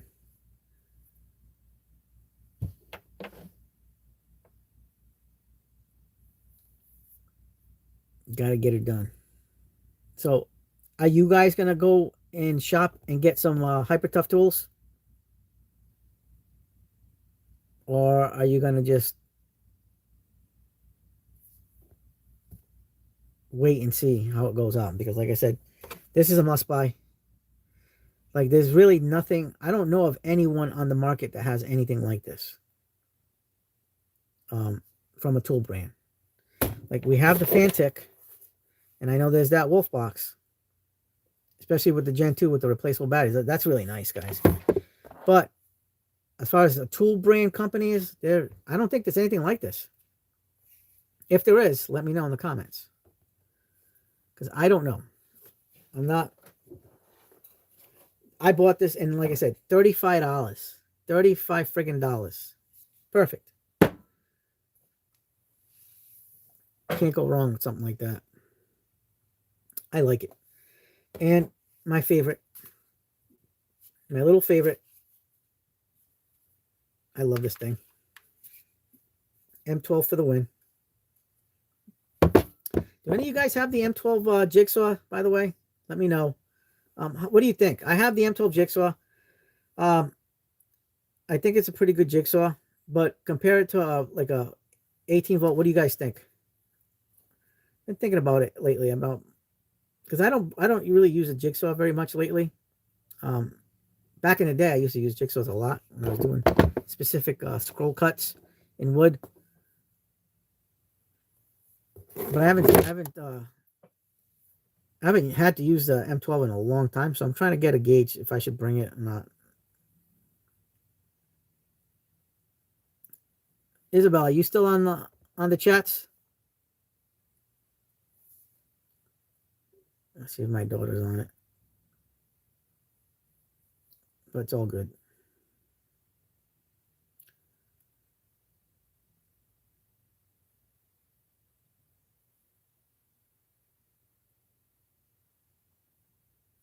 Yeah. But I'm happy. I'm just happy with what's going on with the tool. There's a lot of competition out there, and to see the Hyper Tough brand and elevate themselves to compete with other brands, because they're not going to compete if you don't progress with your tool lineups. You're not going to have good sales. You're not going to have a fan base. You know what I mean? Uh, just like Milwaukee did with M12, M18. You're not going to have a fan base. If you keep making crap, you're not going to have people buying your tools. This is legitimizes what's going on with this brand. I'm very happy. I mean, they started a couple of years ago coming out with some quality products, pretty good quality, and even some of their hand tool lines are really nice. Like I really like this little this T handle ratchet they have. This is a pretty nice little setup here.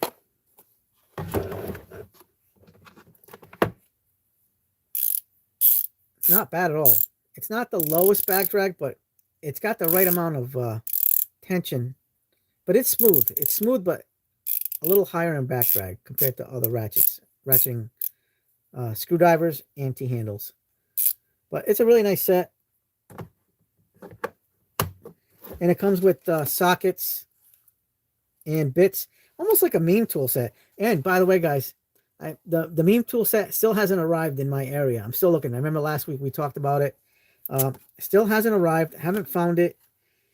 Don't know when it's coming. You can't even access the thing on the website anymore because it won't let you, which is kind of weird. I definitely want to see that meme tool set. I'm dying to get it, and it's the fact that it's only half the price of the Icon, really awesome. But this one's not bad. I mean, the only thing is I wish it would have had some bigger sockets, because this only goes up to 3/8, and what's that, 11 millimeters on the sockets. So on the metric, you're getting from 4 millimeters. Is this a 4.5 or 5? 5 millimeters. So it skips the 4.5, and then it goes 6. So no 4.5 or 5.5, but it goes from 4 to 11. This would have been better off with 4 all the way up to 14, maybe 15. And this one should have been going up to at least a 9/16. It doesn't even have a 1/2 inch. So I would have loved to have seen that. But you got the meme tool set from Hyper Tough coming very soon. And considering like the slight disaster that Husky just came out with, a lot of people don't like this, guys. I mean, I thought it's decent when I did the reviews. I'm not in love with it. I'm glad I have it, but I know a lot of people didn't like this because when I tested it out, and I mean, rightly so. And I've been wanting one of these for a while, but I mean, the quality is just not there. I mean, the ratcheting portion, the made in Vietnam portion, is good, but this stuff is just, I don't know. I'm not happy with that part. This part of it, the Chinese made stuff, like this could have been made better. I mean, it is very smooth. It's very smooth, guys. Really smooth. I like how smooth it is. It doesn't inspire quality to me. And kind of like Husky should have put a little bit more of a quality control into the manufacturer that makes this. Like, this is like really cheap. This little lever. I mean, it's cheap and it wiggles too much. It's not like solid. I'm not happy with that aspect of it, but overall the ratcheting part of this driver is good, but this part is not. Like, I think they could have done better. Bits are okay, they're decent, but like I said, I wasn't 100%. When I got this, I was like, wow, this is gonna definitely turn off a lot of people. So, but look at this. I mean, it works. It's nice. It's a nice little ratcheting bit driver. You can put sockets on this. You know, it's got the oh, it doesn't have the socket drive bit holder. Okay, so it doesn't have the socket drive bit holder on this. But I mean, overall, it's not horrible, but it's not good either. It's decent. Let's just put it that way. It's decent. Not the happiest with it. They could have done a better job on these make it in one factory, guys. If Husky would have made this in one factory, we would have had a much different tool, a much higher rated tool. This was not what I was expecting from Husky quality. But like I said, it's serviceable, it functions, and it's got some functionality and versatility to it. So, I mean, there's that. Yeah, you can use that as a 1/4-inch ratchet. You just got to get a 1/4-inch drive adapter to use sockets to be all set. But yeah, this could have been better. They could have made a better design. Unfortunately, that's the way it is.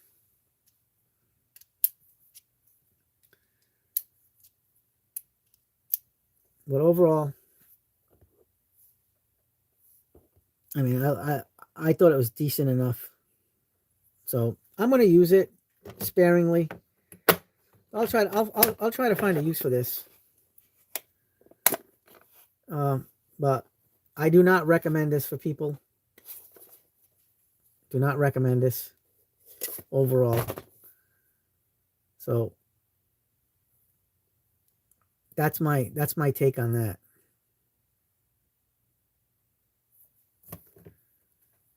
I can't believe I said that too, because I like Husky stuff. I like a lot of Husky's tools. Husky really makes some fantastic tools. This was just not one of the best.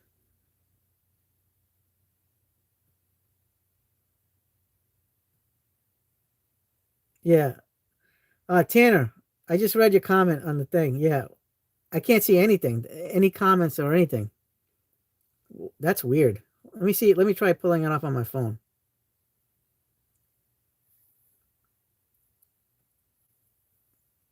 Let me try pulling it up on my phone.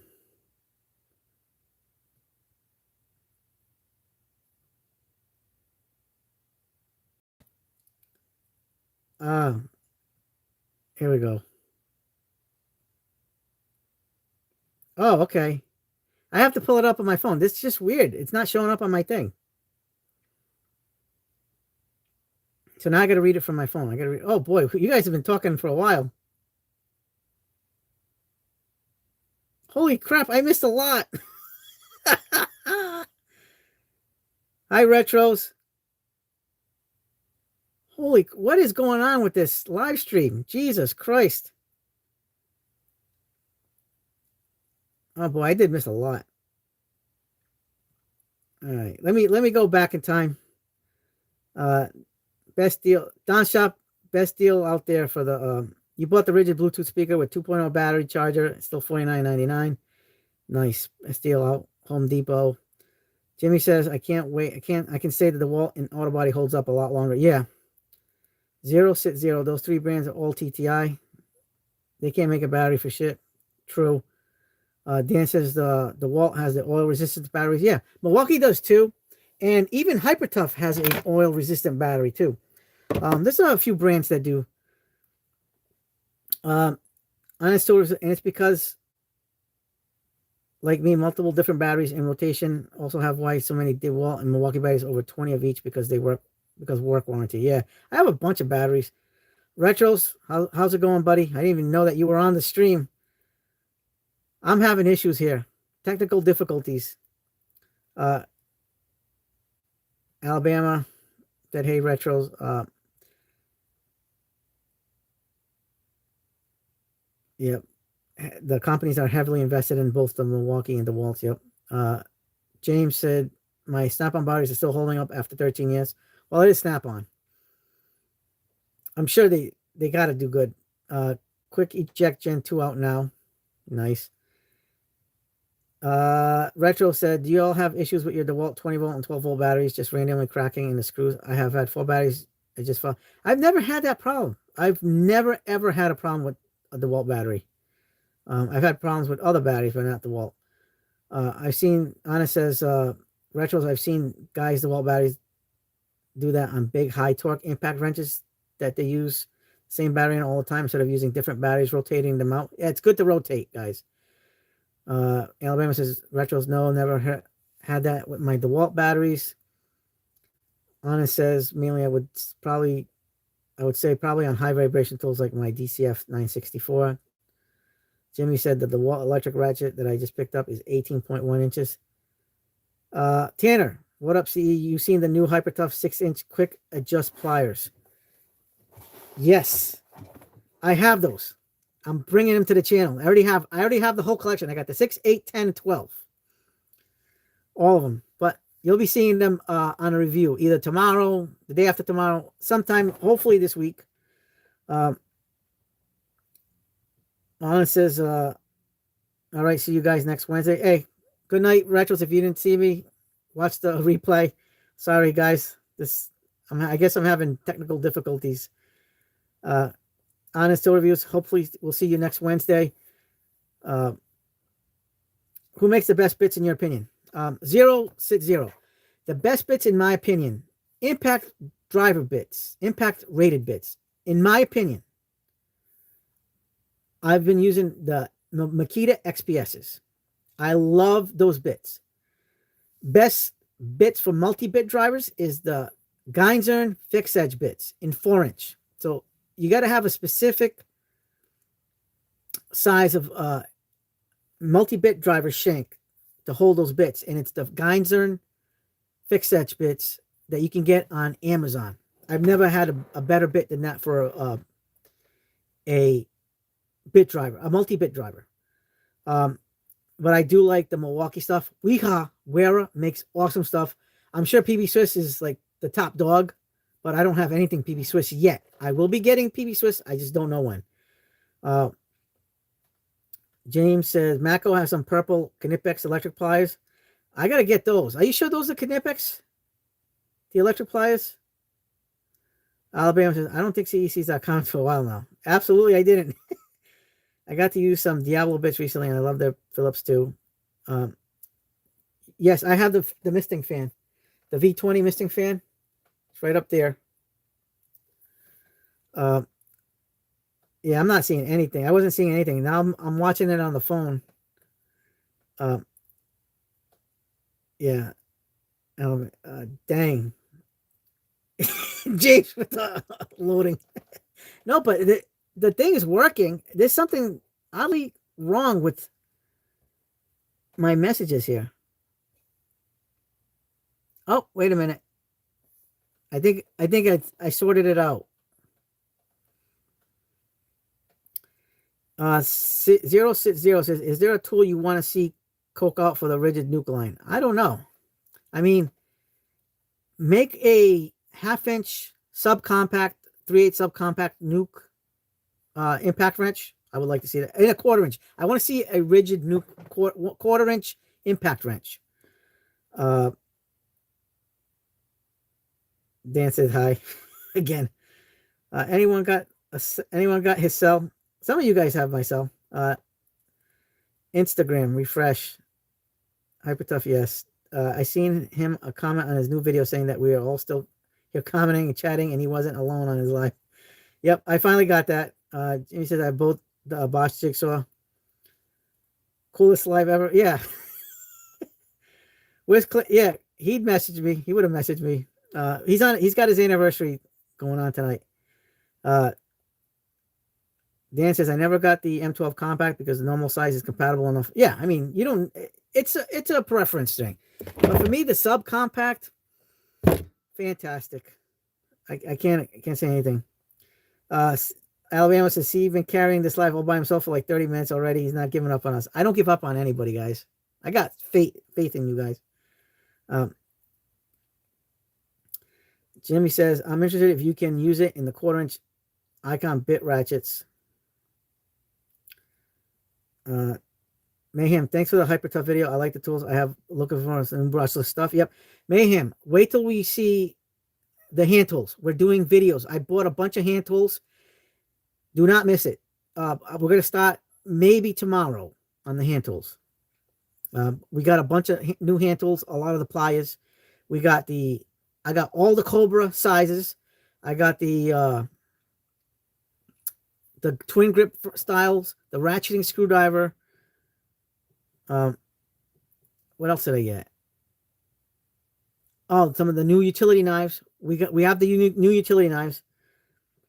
Mayhem says my Husky stuff never let me down. Yeah, like I said, this is, if you guys want to get this, but it's not the greatest. About time. Jamie says about time. Nice, Tanner. Just chatting amongst ourselves. Mayhem says, yeah. Like, one of my favorite screwdrivers, and I'll tell you this. One of my favorite screwdrivers from Husky bailed my ass out. And this is the one that bailed my ass out.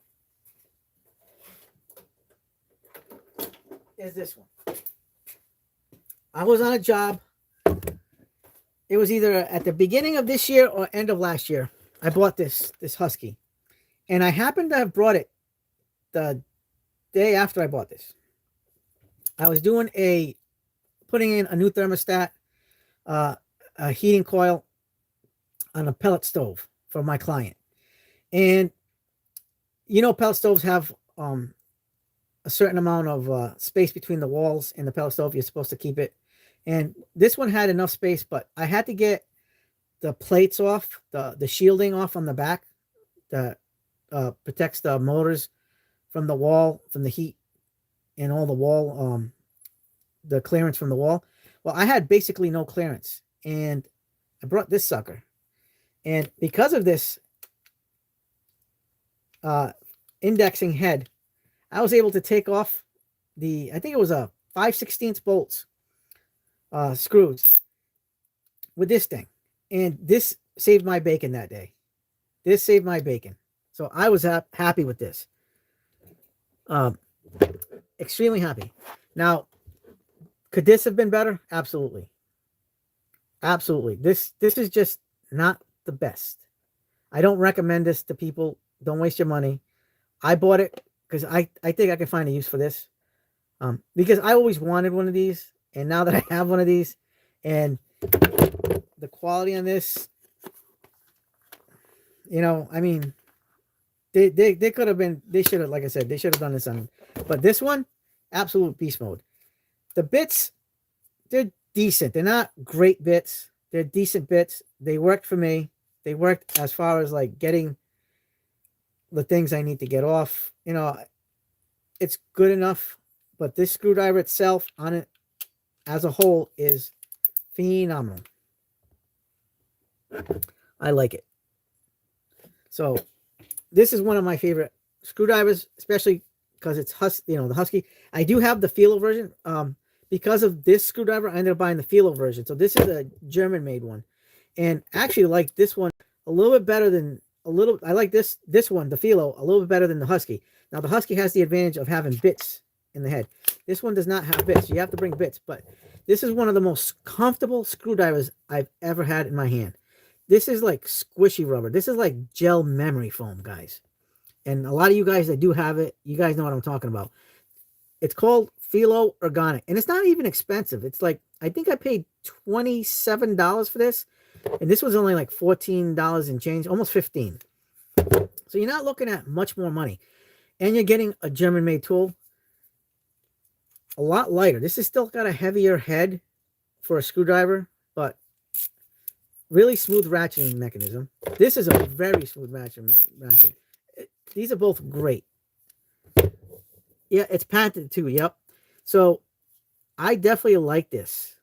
I love these screwdrivers, but I definitely, if I have to choose between the one and two, I'm going with the Filo. But this is not a slouch either. This is a great screwdriver. And I'll probably switch off between the two, but I like the way this one feels in the hand. It's got that ball grip style, so you can rotate easy. Mayhem says, in your opinion, is that screwdriver better than using a 1/4-inch ratchet and hex adapter? Um, it depends. This is what I gotta say. Everything that I say when it comes to how my feelings are with these screwdrivers, all these screwdrivers, is opinion based because what is good for you isn't good for somebody else. Like my favorite, like you're probably new to my channel, but my favorite screwdrivers of all time are ball grips. I absolutely love, like, if you've been on my channel and been on the lives or whatever, these are my favorite screwdrivers of all time. Ball grips. I have a crap ton of ball grips. I have all the Kleins. I have a whole setup of ball grip screwdrivers. This is most of my ball grip collection. Like, and it's mostly Vessel, but there's Annex. We have Klein, and Craftsman. A few, quite like over 10 years ago, Vessel made a Craftsman branded for Sears. I like the way these feel. So and plus at my more advanced age, I'm not like super old, but I'm still youngish, but at the same time, I do have the pains. I'm 51 right now. So on something like this, I'll show you guys what I'm talking about. Like, a lot of you guys know what I'm talking about. So you get a standard ratchet, a standard screwdriver. I like ratcheting screwdrivers too because they're very good on the hand. So this is what most people call a standard screwdriver. We can actually use one of these. Here's a standard screwdriver. Here's a Craftsman 6-in-1. When you're using the screwdriver, look at my wrist. Like, most people will hold a screwdriver like this, right? Look at the wrist formation, and what you're doing is you're torquing the screwdriver. You can put it like this, like a ball grip, but it's not the same. It's not as comfortable. I mean, this is a very good screwdriver for what it is, but you're doing like this, right? You're going like this. You're going kind of you might have to go sideways. You're going in a more unnatural position where over time, if you're in the trades and you use screwdrivers every day, you can potentially do some nerve damage, get carpal tunnel, right? With the ball grip, and by the way, if you have to torque a screw in, you have to sometimes use two hands, right? And then go like this. With the ball grip, ergonomically, this is contoured to fit in your palm, right? And this is a ratcheting screwdriver, but we're using this as an example, right? Here you're putting forward torque, so you're already in a natural position, and you're going forward. You can go like this with this ball resting on your palm in a more natural position. You don't have to rotate. Even if this was a locking, like a fixed ball grip, you're going like this.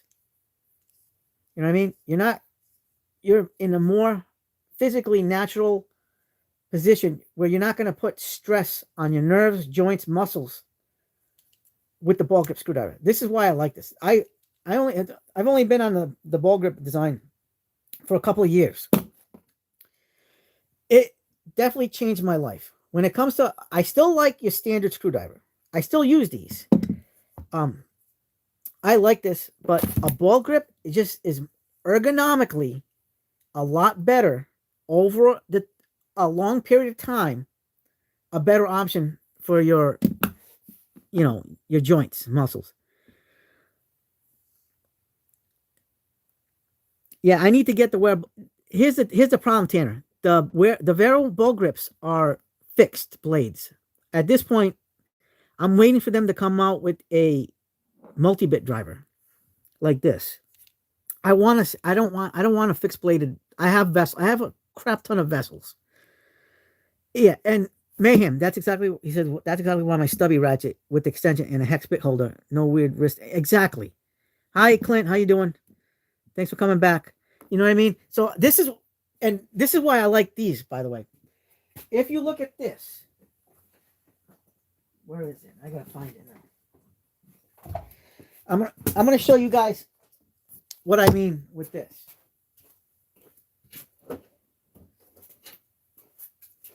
So here is a Mac Tools ratcheting screwdriver. Now this gives me a similar type of ergonomics to this. Even the Klein ratcheting little stubby kind of gives me something similar.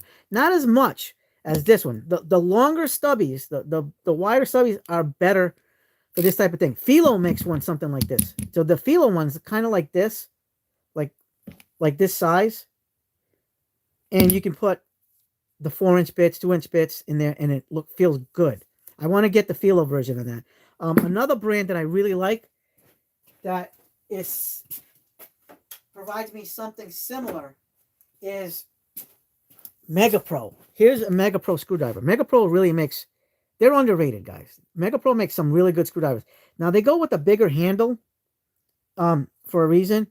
Ergonomically, this feels nice, guys. It really does. So you can put this like a ball grip screwdriver, and this is a ratcheting. This is a very silent ratcheting. So you can adjust your hand and kind of get that ball grip effect, but nothing is gonna top a standard regular ball grip. Whether it's the Annex or a Vessel. Now, Vessel is my favorite brand of all time for screwdrivers. They even have the dimples to put your fingers on. There's one on each side. So you go like this, right? Look at that. That's natural. You have the torque. Here's your torque. Here's Annex. This is one of the best screwdrivers of all time. These two are my favorite of all time. Par none. Right here. I put the Klein just above the Annex. Like it's so close. I mean, it's really close. Made in Japan, by the way. They invented the Vessel invented the ball grips. So here's a ball grip Annex. If you don't want to pay $30 for this, pay $20 for this. This is on Amazon, $20. Annex, ANEX. Look at that, natural.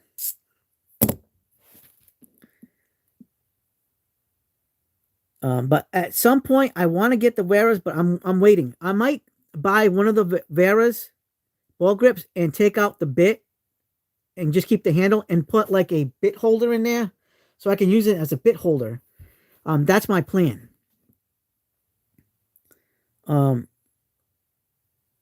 Let's see.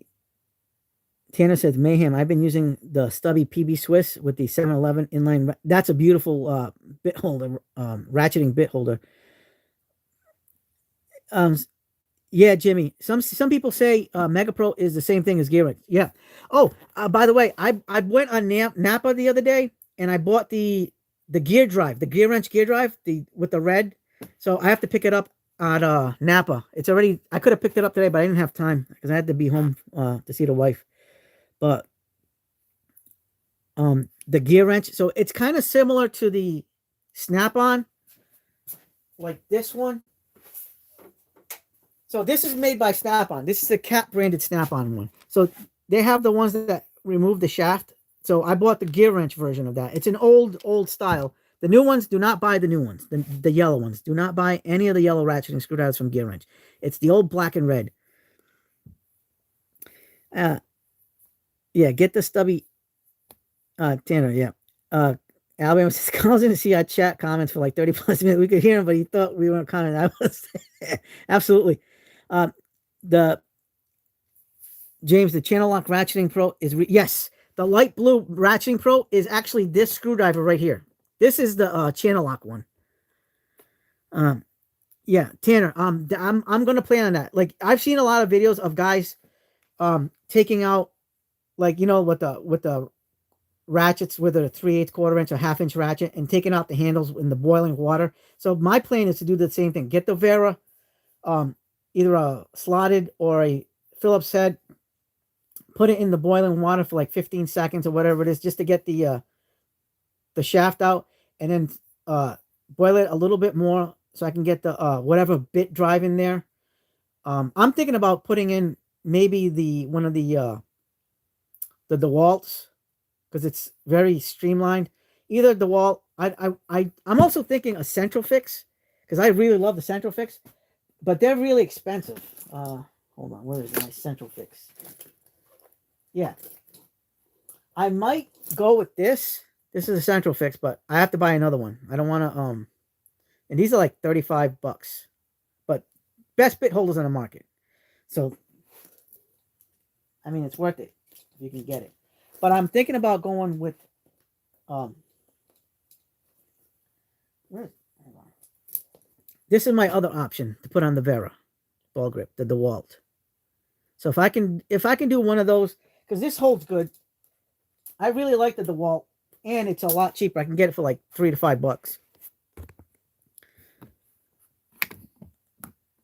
$5. Mayhem, can we get a mini toolbox? Yes, we will get one. Yeah, the good thing is now Amazon has the Vera ball grips pretty readily available. Tanner, I'm of the opinion, I think I might have heard that that Vera might be introducing a bit holder, but I'm not sure in the bit thing. So this is my mini toolbox count. I have 2 purple ones, but I'll show you now in a second. So 1 purple right there, 1 blue. The Hyper Tough cabinet, the US General red. Here is the other purple one. Wait a minute. I could have sworn. Oh, sorry. I forgot these 2. The other blue. So I have 2 reds, 2 blues, 2 purples. And my top dog here is my Snap-on. In my Snap-on box here is my Cobalt Patriots, New England Patriots. So we're doing a whole America theme here because of the my Snap-on box, all decked out. This is a limited edition, so I wanted to get all the USA stuff. So I got the USA tools. This is the I have another set of the Klein stuff. So I have this one to use, and that one's gonna stay in the package for the rest of its life. I'm never gonna open that up. That's gonna be forever packaged up. So if my kids ever want to sell this thing, and now, by the way, there's lights everywhere. There's lights on the top, lights in the hutch, lights on the right underneath the thing. So I have a red, white, and blue theme that you can change the colors of the lights. So that's the toolbox mini count. Yeah, the DeWalt bit holder is gonna be awesome. I'm very happy with the DeWalts, and the fact is, the advantage that the DeWalt has that a lot of other bit holders don't have is because it's slimlined, it's streamlined. I really like that feature about the bit holder. But that doesn't necessarily mean that's going to be the final one, because like I said, the best bit holder on the market today is the Centrofix. But it depends on the shaft too, because like I don't want to be able to put like the Centrofix and it be kind of like too wide for the shaft, you know what I mean? If it's wide enough, I could probably use the Centrofix, but if it's kind of like a skinny shaft, because according to the pictures from the Vera ball grips, it does look like it tapers off like a lot. So I might just go with the DeWalt's. I don't know. It's a wait and see approach. I'm gonna do it when I get there, because if you look at this, I mean, you got a good size difference. This is just a lot wider, but this is the better bit holder overall. And then you can use the Geinzer and Fix Edge bits with either one of these, and you're golden.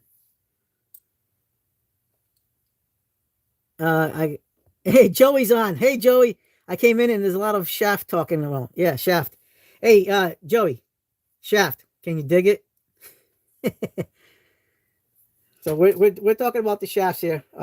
I'm talking about, Joey, we're talking about modifying a Wera ball grip screwdriver, because I don't want to buy the Vera ball grips, because I have plenty of ball grips, fixed bladed screwdrivers, which we don't want anymore. I'm really more into multi-bit drivers because I can switch them off, and I'm thinking about putting a Wiener Fest. That's right. It's a sausage fest. Welcome to the sausage fest on the VCG. All right. So if we can get a one of these two in that Vera will have a multi-bit driver ball grip, which is freaking phenomenal. And use the fixed edge bits, which is kind of like what I'm looking for. One of these two, or even the Slim Fix. Slim Fix, guys. If you guys don't know about Slim Fix, that's an awesome bit driver, a bit holder, and it's by Wiha. So Wiha makes an awesome bit holder that's really good. It might even be slightly better at holding than the DeWalt. It's this one right here. This is called the Wiha Slim Fix, and it's got a similar style, like the. Actually, this one's a little bit skinnier. Actually, the Wiha, slightly thinner, and it's got the same release mechanism.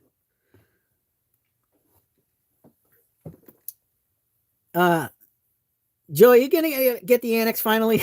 we gotta get you the we gotta get Joey the annex. We should do a GoFundMe for Joey to get him the annex. We got no magnetism transfer. No, but neither is the DeWalt. And neither is the Central Fix. But we do have, if you use, Joey, this is what I gotta tell you. You're sleeping on this, Joey. On the bits. This is what you need to get. For multi-bit drivers, and I've said this till I'm blue in the face, the best bit drivers for multi-bit drivers is the Geinzern Fix Edge. It's got to be the Fix Edge. These are 4-inch bits. They balance out any bit driver that's got like the that's this style of screwdriver. So these styles of screwdrivers, or like the Wiha Central Fix, those styles, those work really good with these 4-inch, and they also offer 6-inch bits too. You guys are all sleeping on it. You guys got to get this. There's some of you guys that do have it. Tanner, do you have this one? I could have sworn, I think you said you had these fantastic ones. You guys are sleeping on that one. And these are magnetic and impact rated. But I'm going to try not to use an impact, although I've been using it on impact, and it's been actually really good. But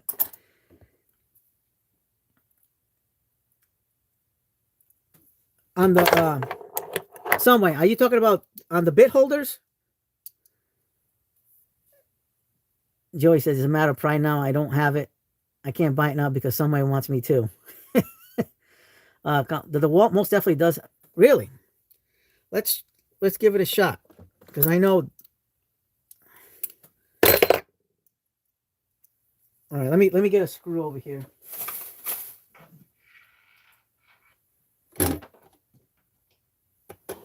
So we know the Milwaukee bits aren't magnetic. Let's try it out with the DeWalt. Oh, you're right. I never knew that. And this was one of my most used ones. I haven't used this in a while, guys, but this was one of the ones I beat up a lot.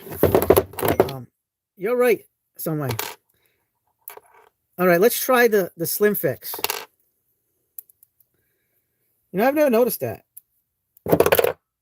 Let's try the Wiha Slim Fix. But this actually holds the bit really good, too. The Wiha Slim Fix has a tiny bit of magnetism. Okay, look at this.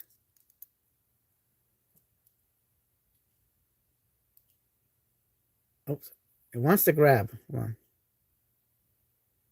We got magnetism, guys. Not as good as the DeWalt, but it's there. So, and the Fix Edge bits, though, this, like I said, this is my highly recommended one. Not as good as the 2701 magnetism on the Klein screwdriver. That one's a beast mode. That might be my best magnetized screwdriver, but look at this. Fix Edge. My preferred bit of all time for multi-bit drivers right here.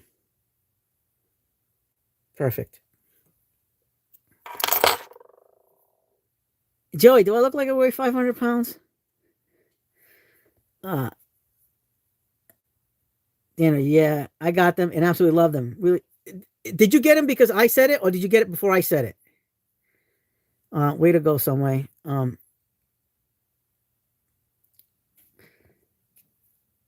Yeah, VCG Junior.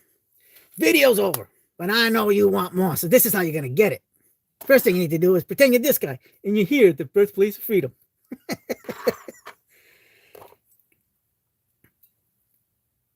Vince King hanging out with Very Cool Den in the very. Oh, you know what, Joe? I have a Very Cool Gang T-shirt upstairs and a VCG construction shirt upstairs. I should just wear it. I'll wear it next live stream, guys. We'll do it. Oh, you bought the ball. Oh, okay. You bought the ball grip. Yeah, yeah. I bought the ball grip to have a second set of these because the ball grip kind of like sucked, but the accessories are phenomenal, and I bought these by themselves too. Best bits ever. Yeah, I definitely don't recommend that ball grip. That was kind of like a crapshoot with that one. I'm so disappointed in Geinzer because they make such really nice bits. This stuff right here is the best one on the market, in my opinion. And that ball grip was just, ugh, that was disappointing. And I love ball grips.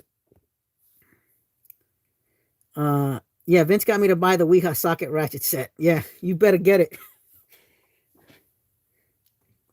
Yeah, I mean, it kind of, I mean, what do you guys think? Let me get it. It's right here.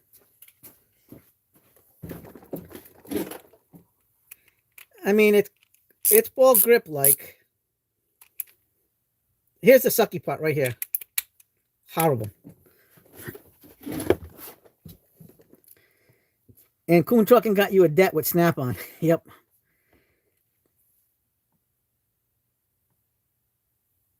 Yeah, Tanner, even the that quarter inch universal socket was awesome. I have that right now in this loadout. So this EDC loadout is using that. You can get these by themselves, guys. They have this in quarter inch, 3/8, and half inch for $25 on Amazon. You can get this. So this one does both metric and SAE. So it does from metric from 5 to 14 millimeters and quarter inch to 9/16 on this universal. The 3/8 does bigger and the half inch does even bigger than that. So that's why I like this in this loadout. It's a really nice little accessory. Like I said, Geinzer really makes good accessories. I just wish they would have done better with this because this is horrible. Look at that. I mean, it doesn't even lock in. That was a fail. That's a fail. I wish it wasn't a fail, but it is a fail.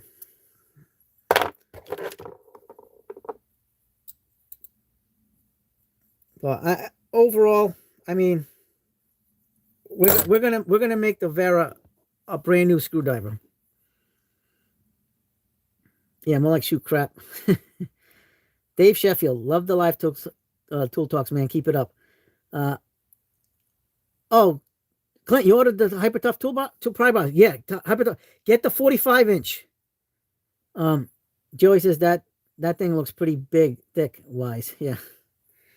And the best part, I guess the best part of this is it's ribbed for pleasure, I guess. But it pops off easily. So it might get stuck. I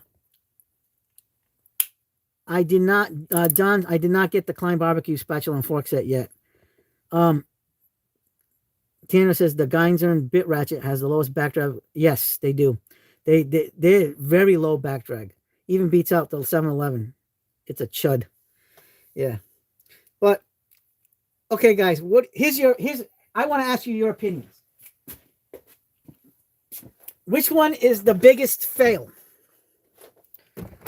from my recent videos? This one or this one? Which one is what would you consider the biggest fail? Joey's ready to do some grilling. They look cool. because we definitely did not rate this high, and we did not rate this high. Husky for sure. Yeah, I'm gonna agree with you on that because at least the accessories on this thing are absolutely phenomenal. I would have I basically bought this for the accessories. And this is more of a fail than this. This at least you only had one piece that was a failure, which was this. But this was, I don't know, man. I was disappointed with that. Yeah, the T handle. This was definitely one of my biggest fails purchases. Not my worst purchase.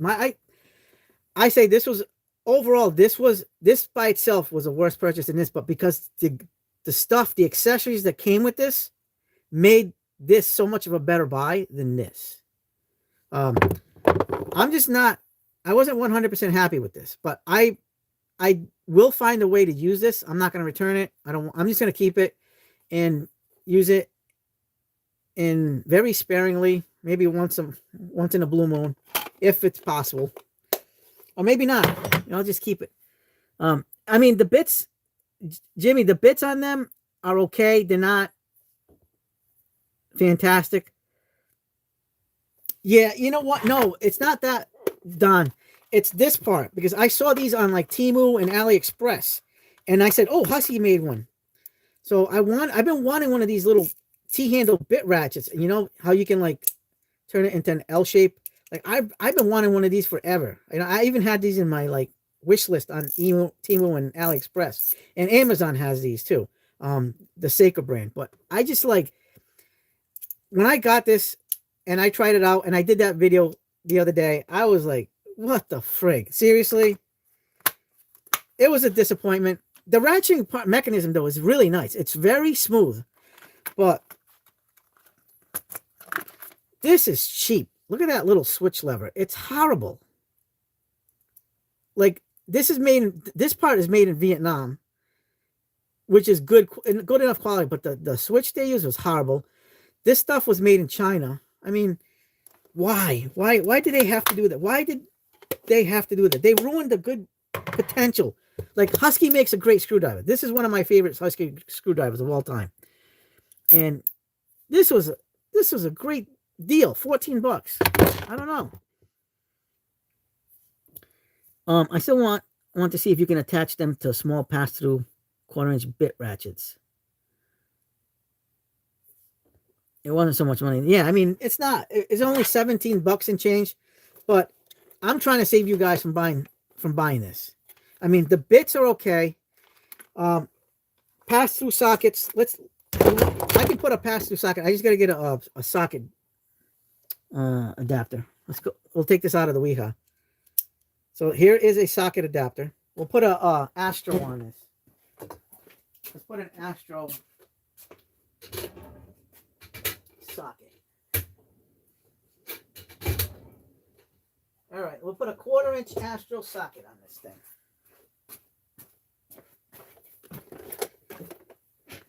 Here, we'll put this 5/16 on. Here is a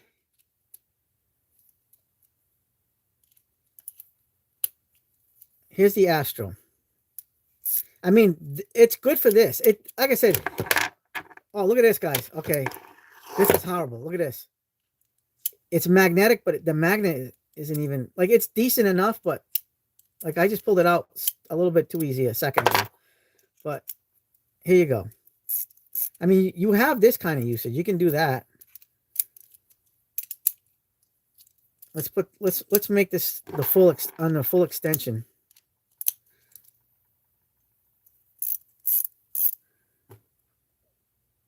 Yeah, this is a 5/16. I mean, in this way, I can see use of something like this, but it doesn't hold. I mean, the magnet's decent, but it's nothing spectacular.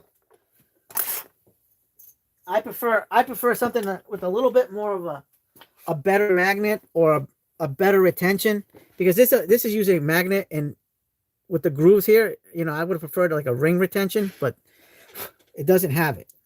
It's just, I don't know. This overall, this was disappointing, but I don't know.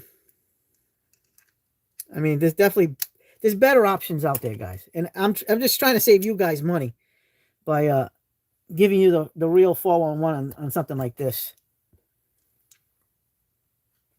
I can get you the 1/4 inch. Hold on, let me get the 1/4 inch one.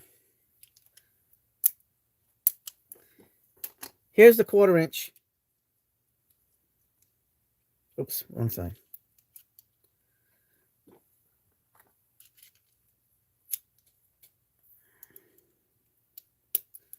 There's your 1/4 inch.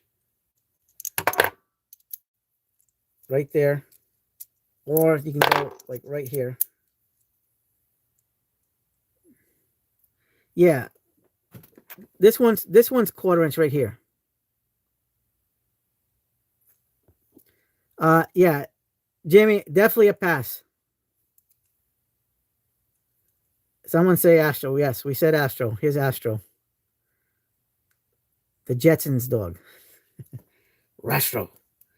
But yeah, I'm not recommending this. Like for me, like I said, I'll find a use for it, but I'm not gonna recommend it to people because overall it was a failure on Husky's part, and I just saved you guys some money. And you know, sometimes you gotta call it for what it is. This is just, this little lever is just horrendous. It's so horrendous. That's the one thing they could have done better on the Vietnamese part of it. But the extensions are horrible. They're made in China. Not that, you know, normal Chinese stuff is bad. Some of it is good, some of it is bad. Just like anything else. The bits are decent. I gotta say, the bits are decent. They kind of remind me of the bits that are in the Husky. Like pretty close quality, decent quality. But it's just overall, this was just a fail. Absolute fail. I don't know. I just wasn't overall happy with the whole purchase. But you know, there's options, guys. You have, like I said, options. You can get something else. Here's the Wiha little Go box you can get. I even recommend this. There's a lot of things I recommend. Like I don't recommend this, but I recommend the accessories. Yep, Clint just got his 3/8 Nano 12 points. Jealous of him because I'll be getting mine next week. Astro makes really good primer pink, gravity pink hunts. Nice. Perfect. I gotta get more Astro stuff, guys. What is it? There was something else Astro I need to get. We got the half size sockets recently, last week. I gotta get the 12 points. That'll be next week's purchase, is the 12-point Astros. Like I can say, Astro really makes some really good products. Their nano sockets are pretty much the king of all. And I got to get their little, the little bit, socket bits. I want to get the 42 piece. And I want to get the Vim one too. The Vim and the Astro. I'll probably get both. Not on the same day. That's a lot. That gets pricey after a while.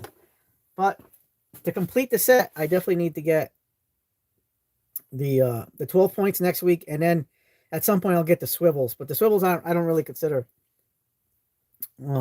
nanos, even though they're kind of called nanos.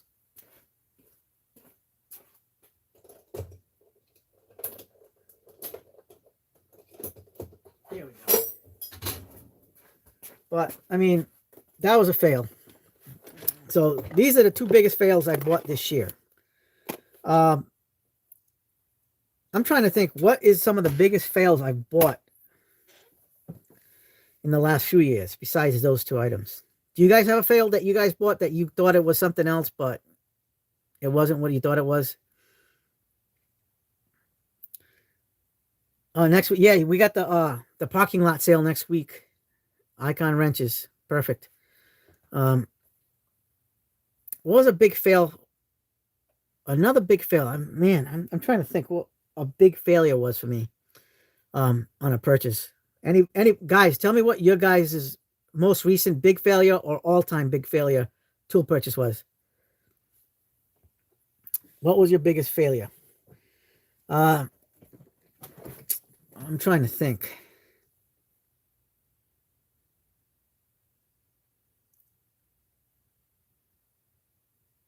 Because there's some out there. Right now I'm having a brain fart. All I can think of right now is these two suckers right here. This one and this one. Because they're all so recent as far as the failure is concerned.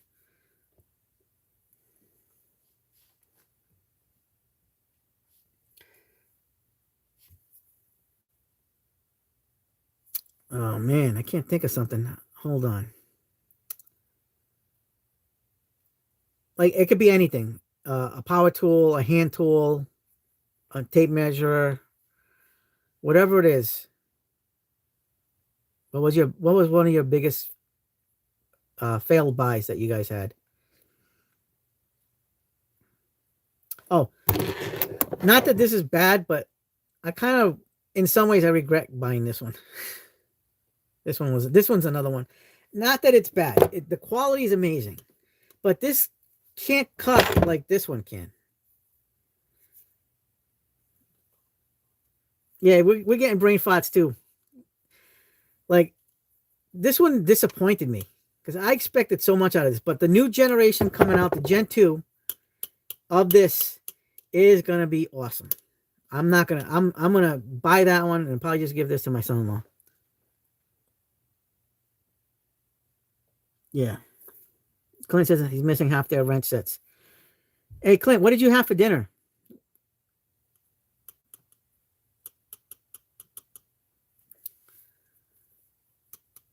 This is yeah, this wasn't, I don't know. I should have just stuck with this one. Because this one can't cut like this one can. The leverage on this thing is fantastic. I prefer this size though. So the new one is going to be the same size as this one. It's going to have the same model number. So just guys, just be aware that the new one is going to have the handles go up right up a little higher.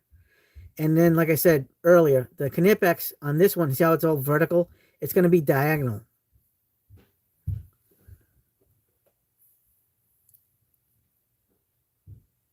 You went to Italian. Nice. Perfect. Yeah, so this was definitely one of a disappointed. Like, don't get me wrong. Knipex quality, build quality is fantastic. But this thing, it can't cut like I want it to. And there's people that like this, but I just don't see the appeal of the cut when this is way much better. This destroys this. I don't know. But until I get the new one, I think the new one's going to be like 10 million times better than this one. This was a disappointment. For a high-end tool like this, I expected more. Let's just put it that way. There's so much better out there.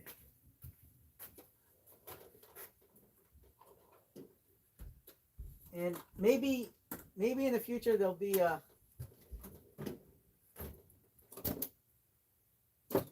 maybe I'll rethink that. But right now, I just think that Knipex was kind of a fail.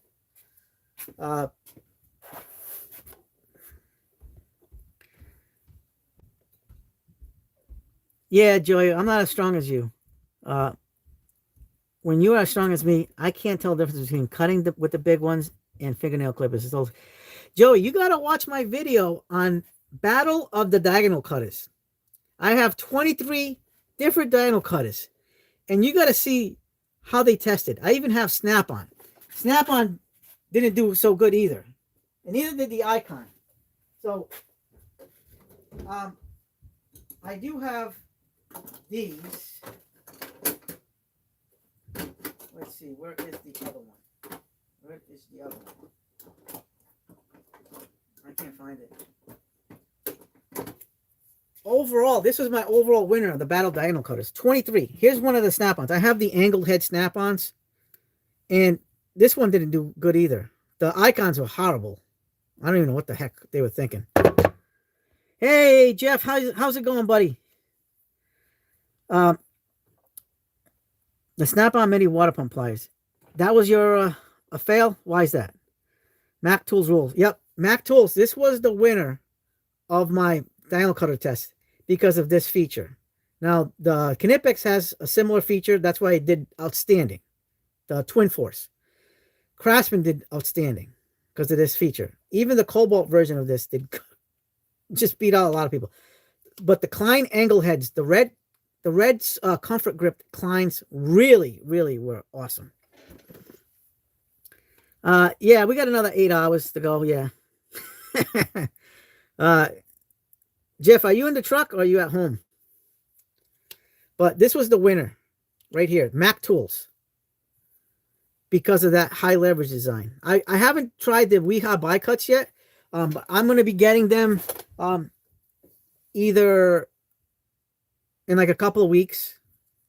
When I go see my kids, I'm going to go pick up, they have a runnings over there, and they have the bi-cuts over there. They're just not worth, Jimmy said, there's not worth the price when there's so many options. Yeah. I've been watching shows with the wife. Good. Oh, Jeff, today's Clint's anniversary. And Sizzleneck. Sizzleneck and Clint both had anniversaries today. Happy anniversaries to Clint and some Sizzleneck. Sizzleneck might still be with the wife right now. But this was the winner right here. This is what we like. I can't believe, and this was like $65 on the Mac Tools truck. The phone lines are open. But, and this one, I need to break this one in anyway. I got to put some of that paste in there so I can get this loose, because usually this isn't supposed to be that stiff, but I can't get it out. Mrs. Cleo, yeah, 1-900 Miss Cleo a lot. She'll read your fortune. She just won't give you one. She'll take your fortune. Yeah, there was a lot of, I mean, here it is. I actually like these better than the standard ones. There's something to say about the leverage design, about an angle head. So if next time, if you guys ever get on a Snap-on truck, you guys want to get diamond cutters, do not get this. Get this one, the angle head. So much better. So much better. But I still think the red comfort grip Kleins angle heads are way much. They were in the top 3. The Kleins.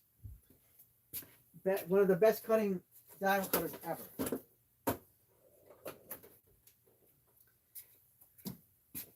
Can't go wrong with that.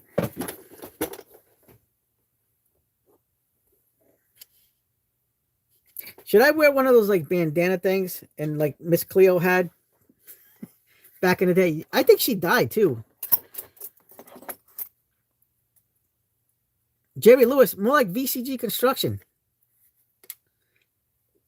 Listen, Jerry Lewis is, unless he does it from beyond the grave. Maybe I'll get a cease and desist from Dean Martin. You know, maybe Dino will give me one.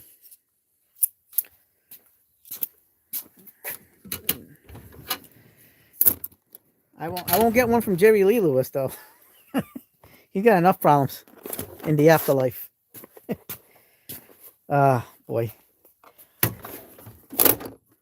But yeah, so guys, better stop watching. For those of you guys that joined us late, better stop watching. Hyper Tough is in the house. Look at this, guys.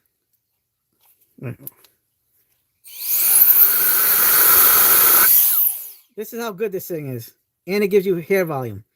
Joe, you could use some hair volume with this. Hyper Tough air gun.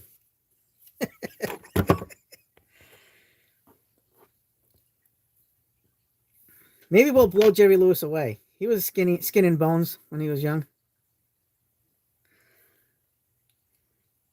I don't know. I mean, they got the job site one, Jeff. But I don't know. I mean, I have this one and the Fantic. I mean, yeah, the Fantic. But I don't know. I'm kind of liking this one more than the Fantic, although the Fantic does come with more different tips. This is actually good for like the office too. But $35. $35 for this thing. Battery included, but it's only a 1.5 amp. Yeah, the Wolf box is good. This one actually is slightly better than the Fantic.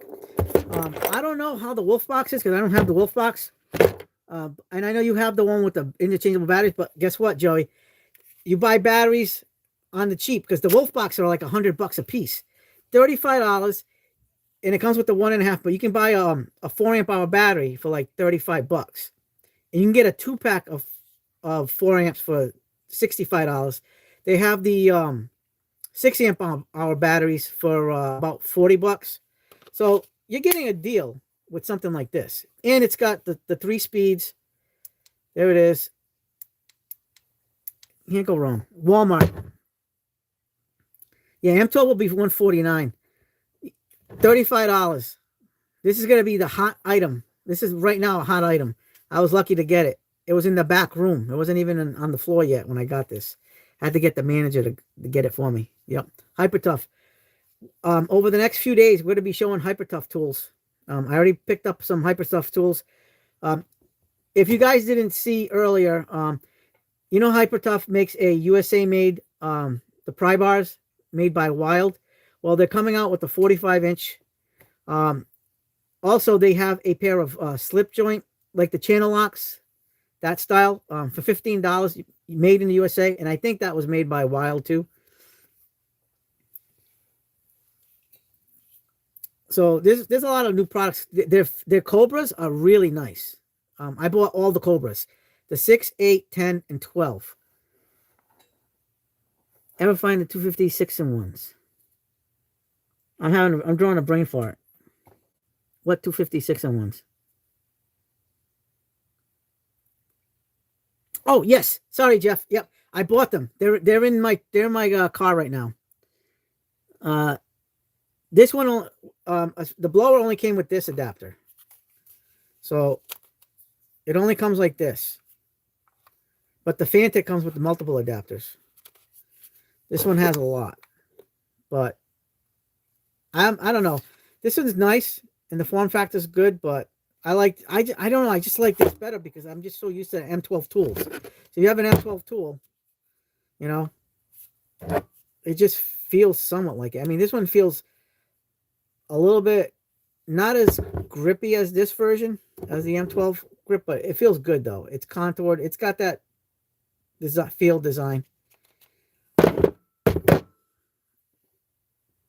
Yeah, so I just found those, Jeff, yesterday, on just by accident because I was looking for them. Nobody knew anything about it because I'm in the Walmart.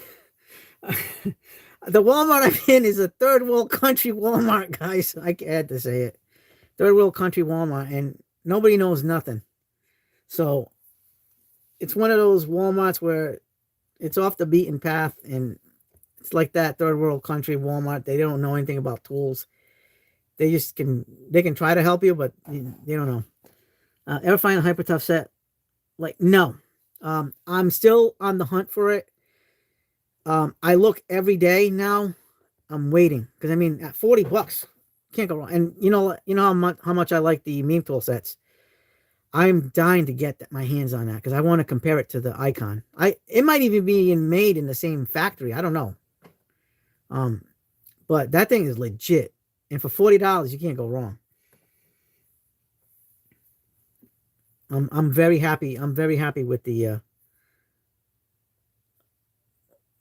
Icon, but I definitely want to try out that Hypertough, and then I might just leave the Hypertough in the truck, just to have as a mini loadout kit. If I just need a one and done tool, like with all the stuff I do have in the truck for the truck loadout, if I just need a one and done tool, I think that that Hypertough would be perfect because I can just bring that and that'll be pretty much everything I need. And oh, Jimmy, the 250, the 250th anniversary 6-in-1 screwdrivers. You sent me the picture, Clint. The 3 different screwdrivers, the red one, acetate, the blue acetate, and the clear looking acetate screwdrivers. Um, yeah, I finally got those. I got those yesterday. I forgot to I send you the picture, Clint. Wait till you see the stuff I got. But it was already late last night, so I didn't, and then I forgot about it. It's all in the car. Yeah, I got lucky and I found them because I was not expecting those to be anywhere. And they're in right now. They're in the car. I forgot to bring them in. And then wait till you see the Cobras, the Hyper Tough Cobras. Wow, impressive. I haven't taken them out of the package, but the feel on them feels good. They're made in Vietnam, so they're gonna be a good quality. They're not Knipex, but they're gonna be a good quality. And I got the new knives, the new flip out knife with the screwdriver, the little mini like a hook bladed Hyper Tough knife. I got those upstairs. So there's that.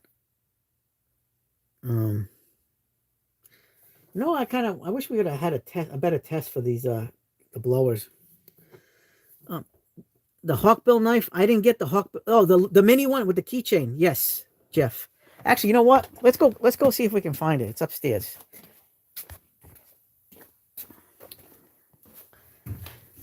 Yeah, I got that because it's not available in my area, but it was available to order. So I ordered it early this morning to ship at home, and I was able to acquire it today. They delivered it in the same day.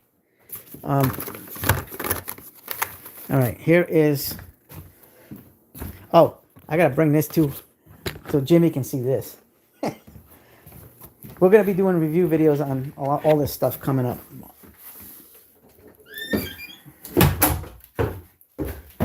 All right, you got to check this out.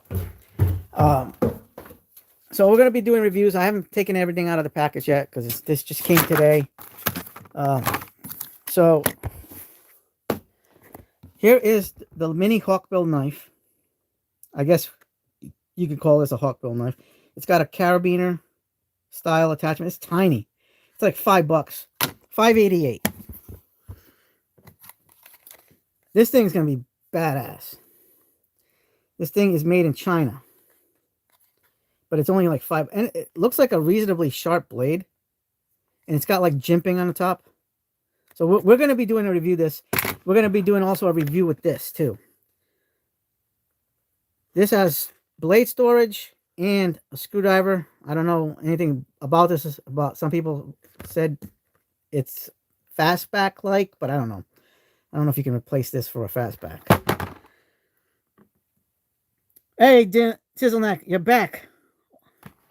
How's dinner? Karambit knife.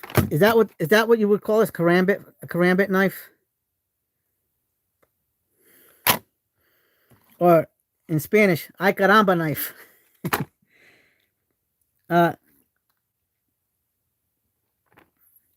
Yep. All right. So this is the 8-inch.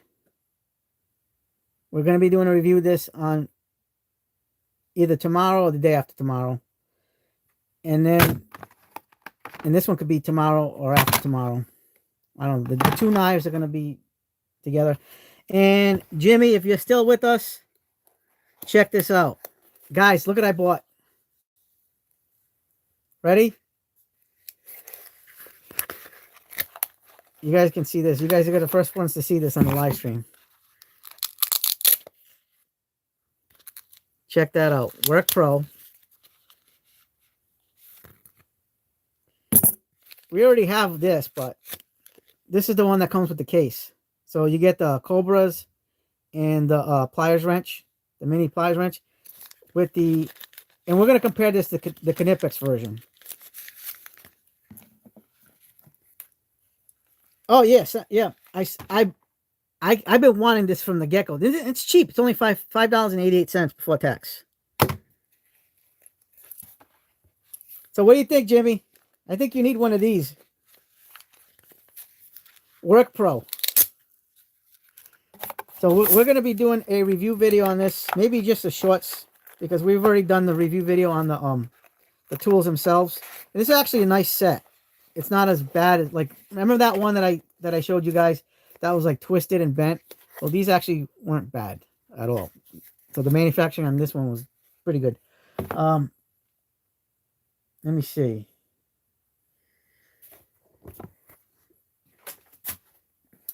Let's put it next to the Knipex one. Where is my Knipex? Here it is. Here's my Knipex. So this is the Knipex version with the Knipex water pumps and Cobras, pliers, wrenches. Let's see what the case. Let's compare the cases together.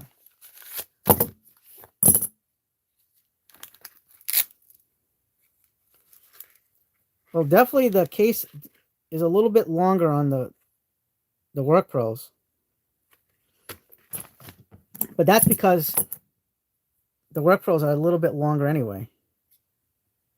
Maybe about quarter-inch bigger, longer on the Work Pros versus the Knipex.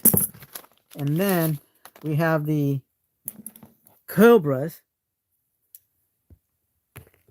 Oh, really? Maybe when I get that Woobin, I'll put them together. Look at this. Here's the Work Pros. Also about a quarter of an inch difference. I mean, it is what it is. They're both nice. I actually like, honestly, I love my Knipex stuff, but I like the button feature better. So that's why I'm rocking the Work Pros over the Knipex. I don't know. There's something about this design. I mean, it's smooth and it's functional and it's a great set of pliers. I don't know. I just like the button better. The button action is just so much better to me than this sliding feature. Because what if you get past what, you know, like the tooth mark, what you can get? Like, I just feel like more comfortable with the button. That's why I'm like more on Team Work Pro on this one. In this instance, not quality-wise. Quality-wise, Knipex destroys the Work Pros. But, I mean, functionality-wise, I think the Work Pros are much better. Clint says, I got my email. MCT Evo will be here. Oh, nice. What about the your CB LT? Jimmy says that's nice. They give you the notch at the bottom to hold on to something. Yep. David Duke, which one do you recommend for removing nipples? It depends. If you have, let's put it this way, David Duke. Let's compare these two. These are the pliers wrench, right? Look at the size difference. If you have a skinny nipple, you use the Knipex. If you have a thicker nipple, you go with the Work Pros. Because look at the difference. This is made for heavy duty nipples, and this is made for light nipples. Just saying.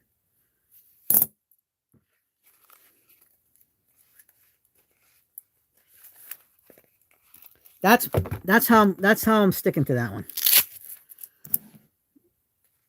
I know. What do you think, David Duke? Yeah. Oh, you're getting that one too Friday on Clint? You getting that one Friday? David, I wouldn't have had it any other way. That's what I was talking about.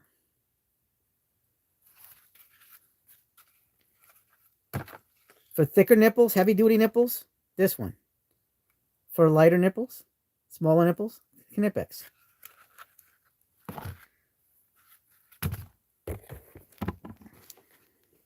There, I said it.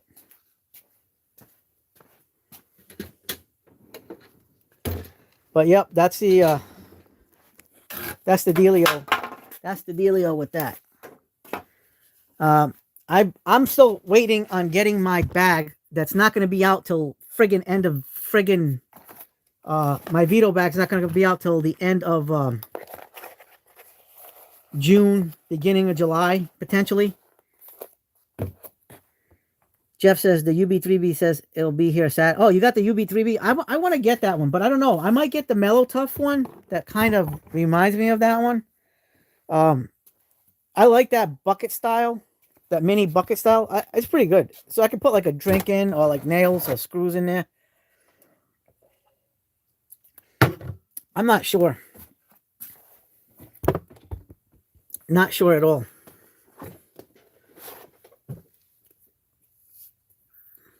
Yeah. Clint says I love bucket chef. Oh, by the way, guys, I ordered the Royal King buckets. David Duke says I got a pair of Cobras recently, buying a tool chest full of crap for cheap. Yeah, the only ones that I'm missing for Cobras is the 6-inch Cobras and the water pump pliers, the water pump plier Cobras, and the pliers wrench. I want to get the, because I have the 7-inch. I have the 10, although I don't have the 12. That's another one, but I don't really need the 12s. I only usually just go up to the 10s. I did get, guys, after you guys' suggestion from last week, I did end up buying the ES 10-inch ones, the Cobra ES. I bought those. Those should have been either today or tomorrow. I didn't get them today. Jeff says, been dragging my feet on it, and with a good friend is blessing me with it. Is it Joey? Is it Joey giving it to you, blessing you with it? Yours was, David says, mine were the Cobra 250s. Yeah. Yeah, I like the new Cobra, the ES 250s. Those are nice. Some way we want to get away from the wives.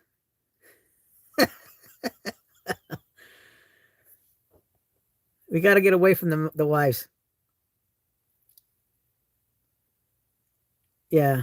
And Clint says, I am not missing in Cobra or pliers wrench. Yeah, I want to get the 6-inch ones.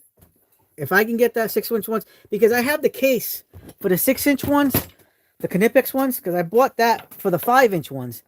But I would prefer the fit on the 6-inch.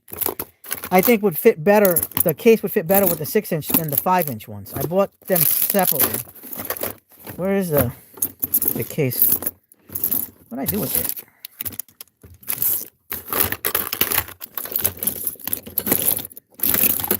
I don't know. It's got to be somewhere in here. I don't know what I did with it.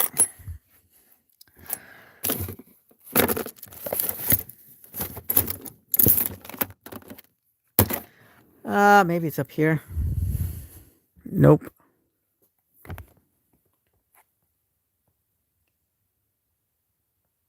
Justin spent all evening with her some way. The 22-inch. Yeah, I don't have that one. No, I'm a handyman, David. I have a side business. I actually work in law enforcement as my day job, and my night job is a handyman and YouTube person and Instagram and all that jazz. But yeah, I have a handyman business on the side, and I'm a big time tool collector, huge tool collector.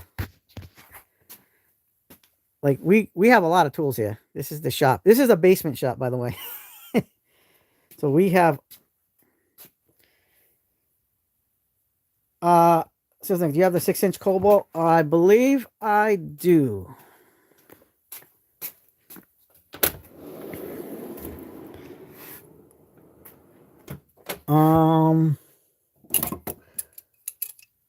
Oh, wait a minute. Are you talking about the mini ones, right? Just what? Not a den? Yeah. Are you talking about this 6-inch ones?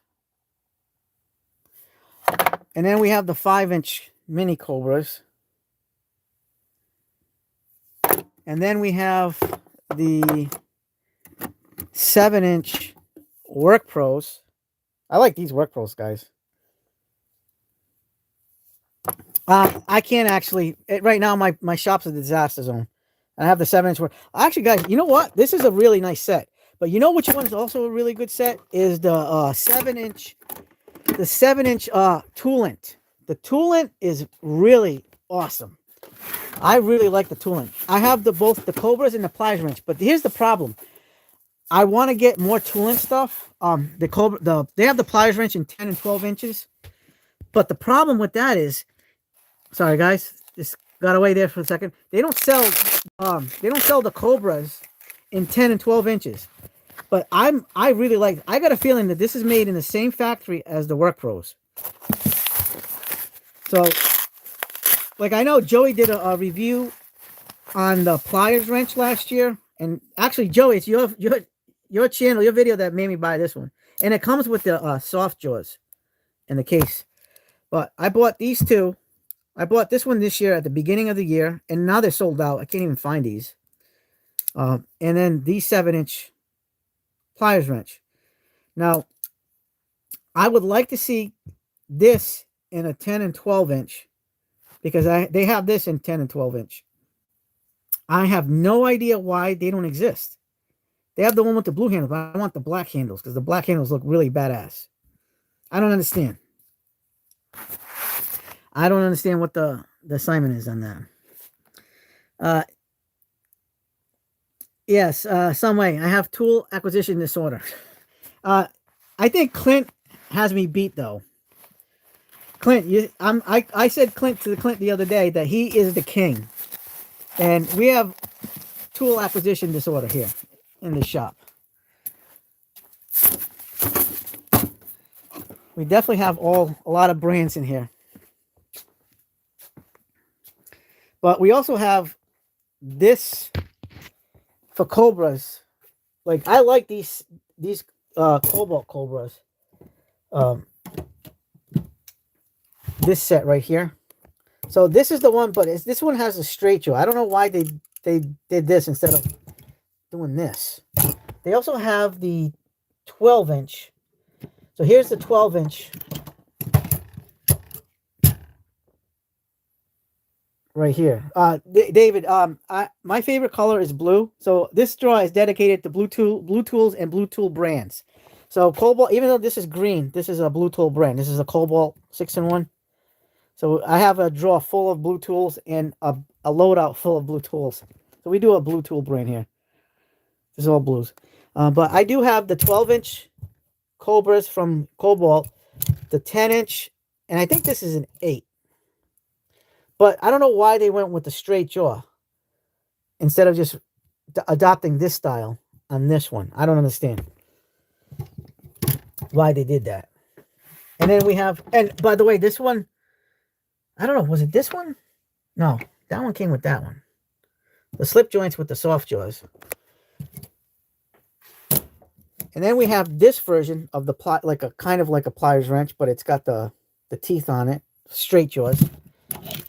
And I think that's the only one, right? Yeah. So that's the only one we have right there. Oh, we have this big one right here. Okay. So we have this big one. But again, they got the teeth on it instead of a smooth, like a regular pliers wrench.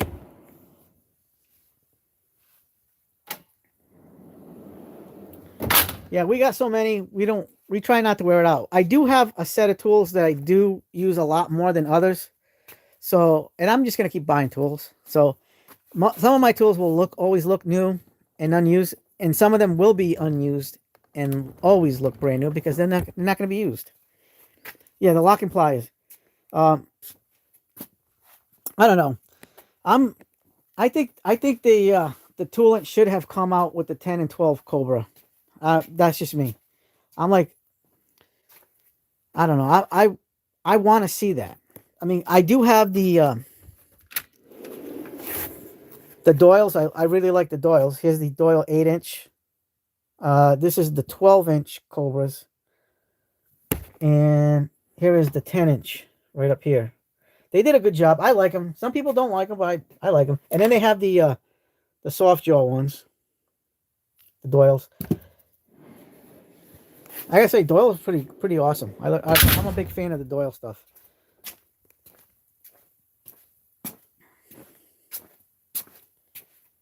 But my most prized special tools. Jesus Christ, that's a good one. Well, my favorite impact driver right now at this instant is the Subcompact.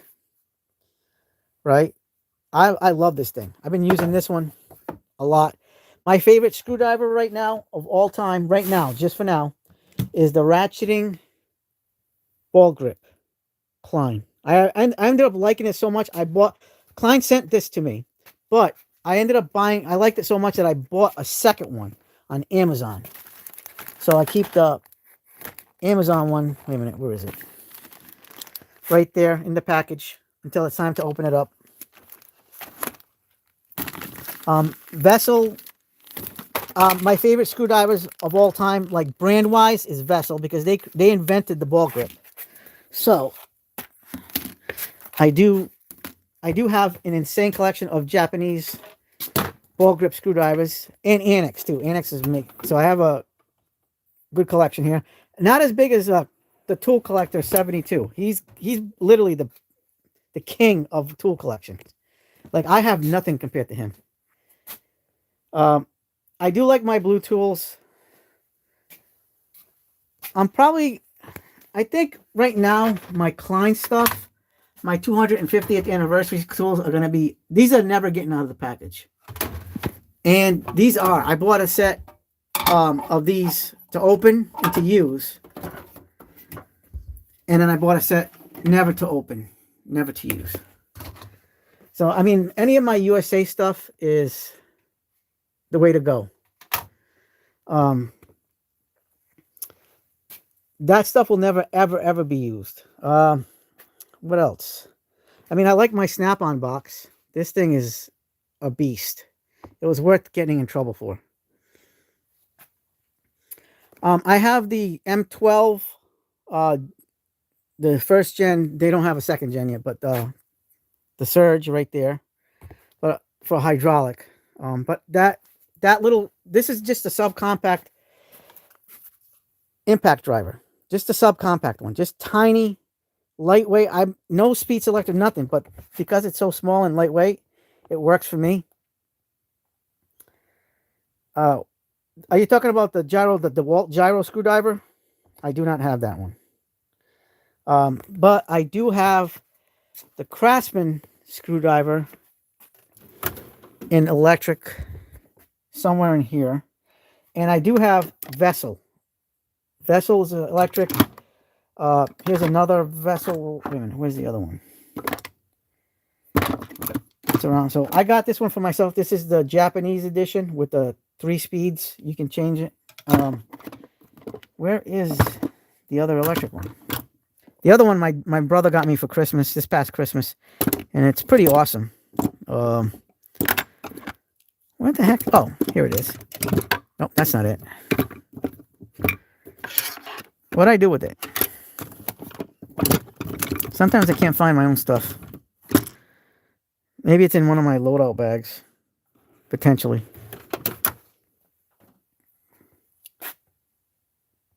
Yeah, that right angle die grinder is awesome. I'm thinking about getting that. I don't know. I want to get the Milwaukee Gen 2 more because I'm more on the platform, the M12 platform, where the new right angle by DeWalt has just a regular battery, but you can put the power stack batteries on it. I mean, it is what it is. Clint said he just bought the Toolant water pump pliers. What was the green power tools on the bottom? Was that Makita? Yes, I have Makita and Metabo HPT, Jimmy. Metabo HPT and Makita, both. Both are green-ish. Yeah, M12. Yeah, I mean the Gen 2. I have the Gen 1 right angle die grinder, and it works good for me. Here it is. I use it for brakes. That's why I have that the brake cleaner. But I didn't clean this one right. Still has grease on it. I like to clean my tools too, guys. I don't like dirty tools, so I just use the tubbo towels or whatever to clean the tools. Clint says he's got the Craftsman gyro is like the DeWalt. Yeah. The DeWalt shuts off too quickly under load and has RPM sensor they set way too high. Gen 2 is much better. Yeah, definitely. Gen 2 is definitely way much better. Oh, here's another set of tools that I treasure a lot. I don't really use these very much, just here and there, but I don't take these out of the house because of the significance of it. Martinez hammers. I have the M1 and the M4. These are $330 hammers. Well, maybe I think now they're $360, but when I bought these were $330 each. They're made of titanium, and they really save your shoulders and arms. I use regular hammers when I'm out on jobs, and when I'm at home, I can use these, not have to worry about it. But I don't really use them too much. I bought the big one for Father's Day for myself a few years ago, and I got in trouble for that one. And then a week later, even though I got in trouble for the first one, I got the second one a week later. I definitely got in trouble on that one.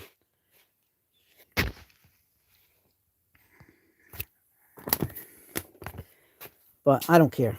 At this point, I was like, you know what? I'm gonna treat myself.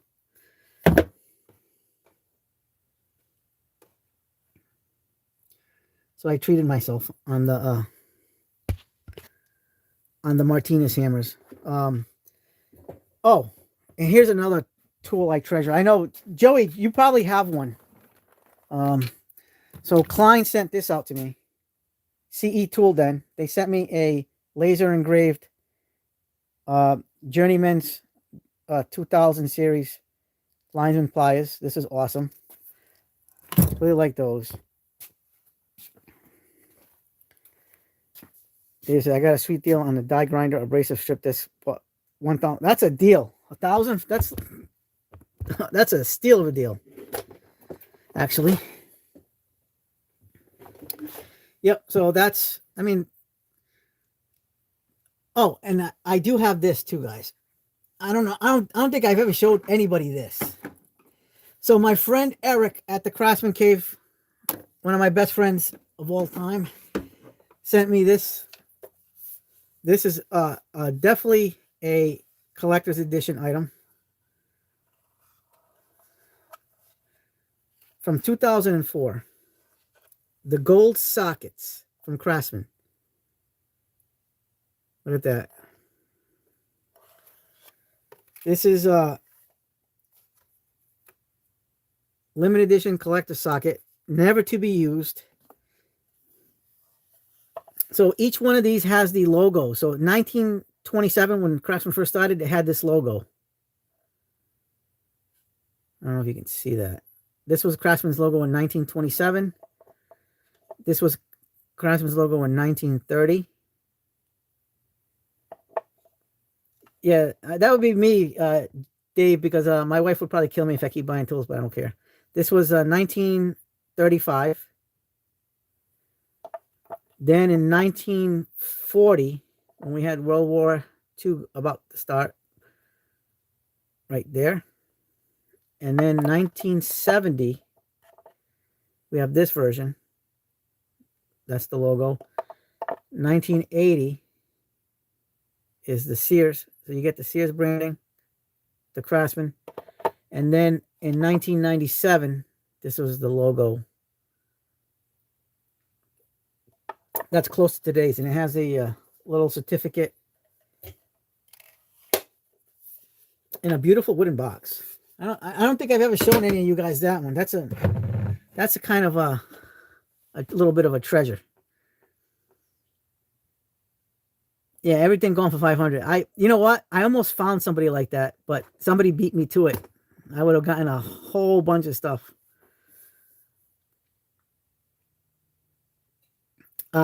Jimmy, no, they didn't do that. That's my friend sent me that because as a gift.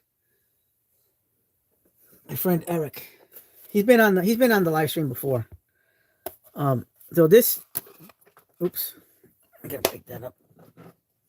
This was a special edition released back in 2004 that has all these golden sockets. Now this is I think really real gold plated. Yes, it's 22 karat gold plated socket set stamped with different vintage Craftsman logos representing the year that Craftsman logos were introduced. So that's what it says on this. So 22 karat gold.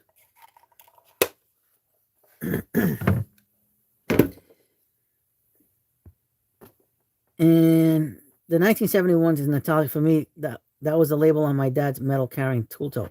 Yep, those are good. I tell you. They did a sweet job with all this stuff. These commemorative editions. I like it. Like, I'll never, that's never going to get used. That's gold, man. I'm not messing with that. That's a collector's item. That's not ever going to be used. That's one in a million.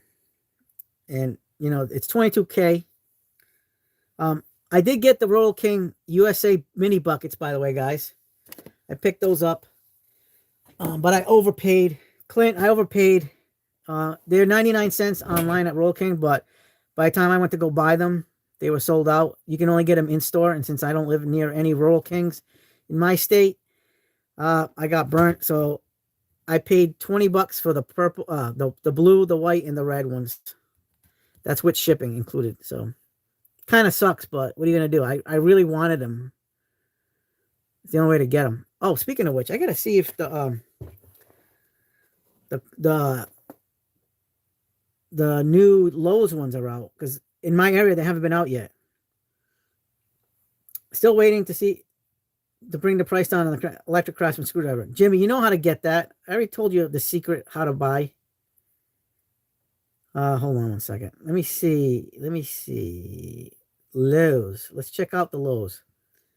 Let's see if they have the buckets. Did anybody get the Lowe's buckets yet besides Clint? Clint gets all the good stuff first. Let me look at my list. Where is my buckets?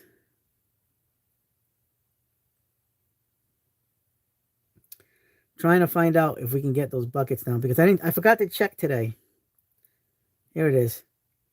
Somebody already has reviews on them. So if you guys don't know about these, for the 250th anniversary, Lowe's came out with the mini buckets.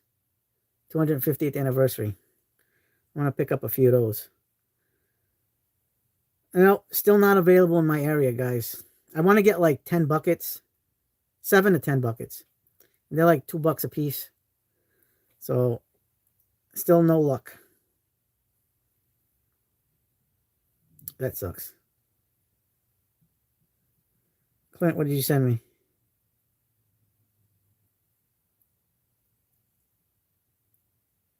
Oh, they're back in stock? Dude, last time I checked was like 2 weeks ago, and I didn't see these back in stock. I need to get they need to make a 10 and a 12. Mini buckets, yeah. I'm in Massachusetts, 060. Jimmy, I'm going to hit the head, catch you guys later. All right, Jimmy, have a good night. Have a good day at work tomorrow. Try to finish that damn Mustang. I want to see that thing completely done. Yeah, I really, really want 10 and 12 water pump.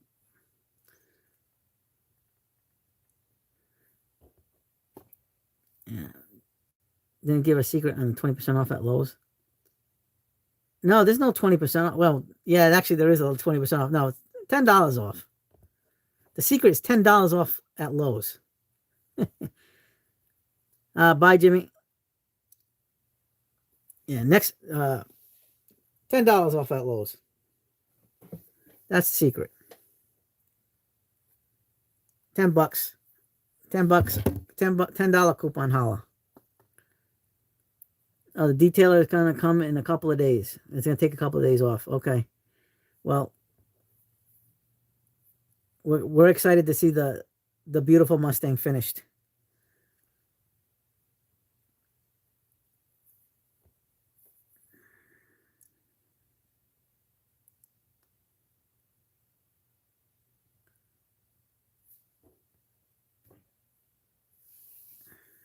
I can't wait. I can't wait to get some of this stuff. Like, I'm excited, guys. I'm excited. Next week, I'm going to buy the Astro 12-point sockets, the Nanos. Those are new. I think that'll complete my Nano set. And then I just have to get the bits, the socket bits from Astro, the 42-piece. And then I might get I want to get the Vims too, because the Vims don't have, they're extra shallow, but they don't have like that Nano style bit, the hex that goes into the I think it's a 17 millimeter, right, Clint? 17 millimeter.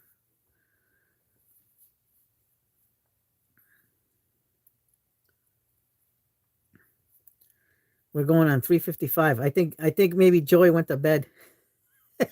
He couldn't hang with the big boys.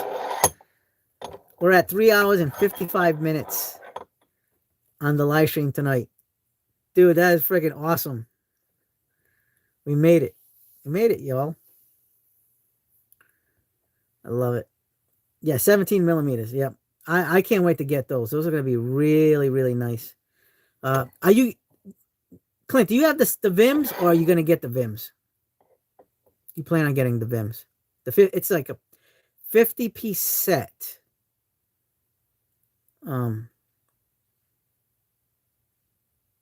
Oh, Jeff, you're lucky. No Vims. You got to get the Vims, the 50-piece. You're lucky, Jeff. You get all the good stores over there. That Texas store that you go to. That place is awesome. We need one of those up here, like really bad. We don't have any. Even like the supply houses don't have nowhere near like the kind of stuff that you guys have down in Texas. Like you guys really have it made in the shade in Texas. Like you're fortunate. I mean, you can get freaking Japanese tools right off the freaking rack. That's how crazy it is. I'm gonna try to hit the Micro Center because I heard that Micro Center has a lot of the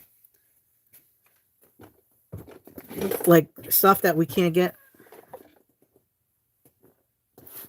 Dex's tool is definitely great. What a beautiful store that is. Every time I see you put him on that thing, I'm like, I'm in awe. I need to go visit Texas. I need to go to Texas. I want to go visit Texas, guys. One of these days, I'm going to go. I'll go visit Texas. I'll visit Jeff, and hopefully I can visit Klein. I want to go to the Klein factory and do a Klein tour. That's on my bucket list. Maybe I'll have to contact my Klein people. Maybe they'll get me in to go visit Texas. So Master Ron, pick me up on the way. Yeah, I'll pick you up. You and the rest of the crew. If you ever go to Klein, I'll swing down to me. Absolutely. Are you far from Klein? In Mansfield? Jeff?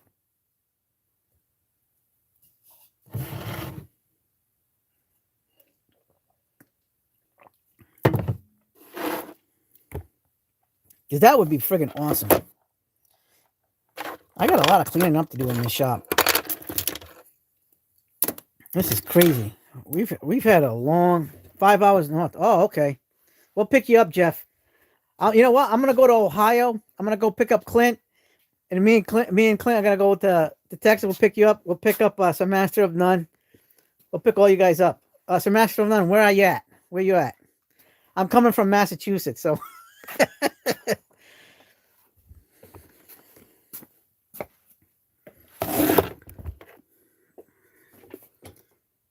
Tennessee. All right, we'll go pick you up in Tennessee.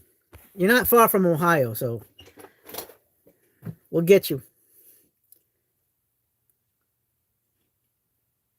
Clint says Jeff can look from the outside. That's funny. So in the rain. Hey, no umbrella either. You can wear a tank top and shorts.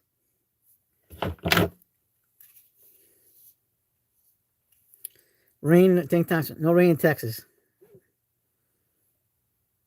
Clint says no rain in Texas. Yeah, I gotta visit. I definitely gotta visit Klein. I'm like dying to go see the factory. Uh-oh, what pick? What are we talking about? What pick are we talking about?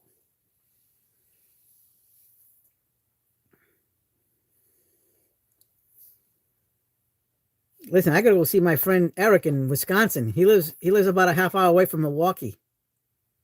I gotta go there too. And I want to go to Snap-on factory, or one of the Snap-on factories in Wisconsin.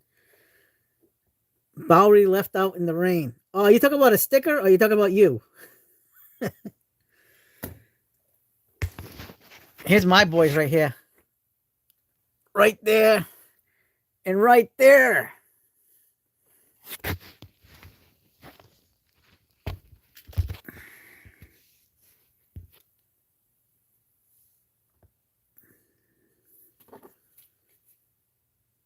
Boom. There you go. That's the boom right there.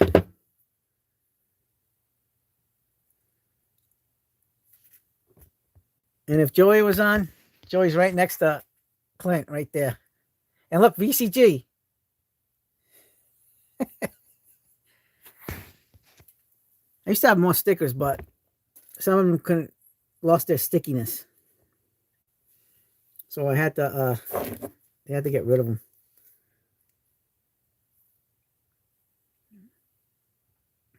Let's see.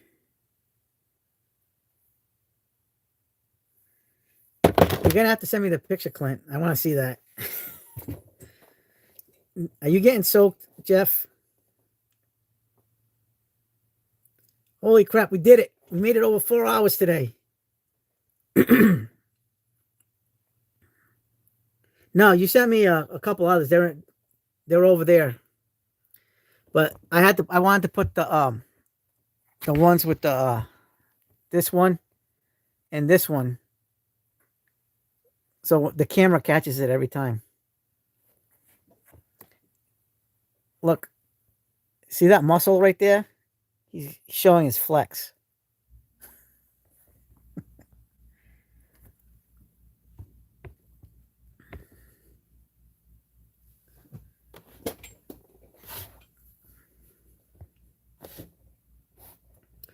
Yeah, we should get a whole bunch of guys and just go hit up Klein. We should definitely do that one day. And then we'll get you some free stuff, Jeff. Table muscle, maybe. Yeah. We're gonna hook you up. We're gonna go to Klein and we're gonna get you all hooked up. We're gonna get you a pair of a laser engraved linesmans that say the Bowery Boy.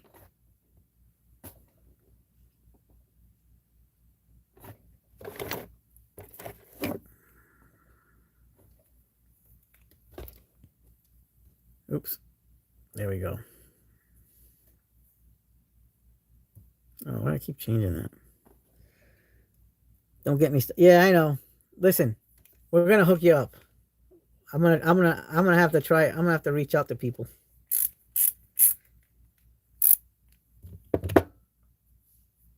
Frig that.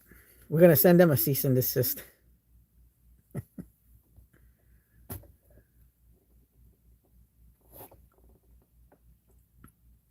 Klein, send Jeff, my friend Jeff, some goodies, please.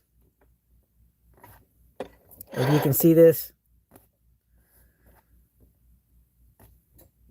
Yeah, Alice 46 is really badass. I like their stuff. I when I first started looking into Atlas 46 and Diamondback, I ended up going with Diamondback because the setup they had at the time, but I did like the vest they had. And I know Atlas 46 does a lot of work with Martinez hammers. Didn't they have a Martinez pouch, like a branded pouch from Martinez? I think they did. I'm pretty sure they did. It was like a red one, if I can remember correctly. And they made one especially for Martinez. And pipe. Oh, right, pipe vice too. Okay, are they the ones that making the little leather pouch for that little pipe vice that has a little screwdriver, and you can put the ratcheting bit driver on that? I want that so bad. I haven't gotten it yet, and I keep forgetting about it. That's a nice tool. Yeah. So Atlas 46 is making that leather for. Okay, that makes sense. I have to get that thing. I already have the ratcheting bit driver. I have that in my main EDC loadout kit. This one doesn't have it. No, but this one has a regular screwdriver. I should put one in there. I have the 711L and I have the pipe vise, but the pipe vise is in the other pouch. And this one doesn't have one. But I'm gonna have to buy another pipe vise because the pipe vise is a lot cheaper than the 711L. So maybe I'll put the pipe vise in there, and then just buy one just to, screw around with whatever.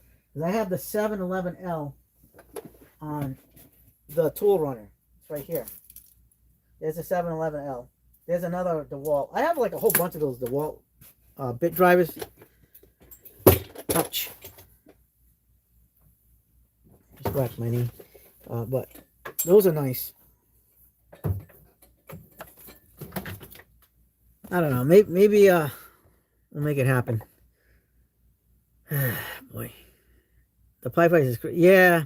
What's it, like $100 with the pouch, or was it $100 without the pouch? I can't remember. I know the ratcheting bit drive was like $45. That's what I paid.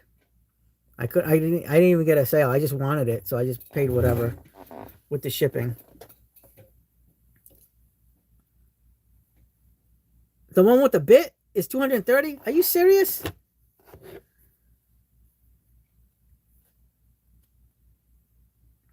Wait a minute. Acme Tools has it without the pouch for a $129. So with the pouch, it's got to be like Mondo Dinero. Holy moly. That's insanity.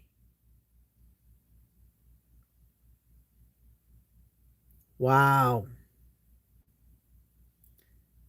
That's crazy.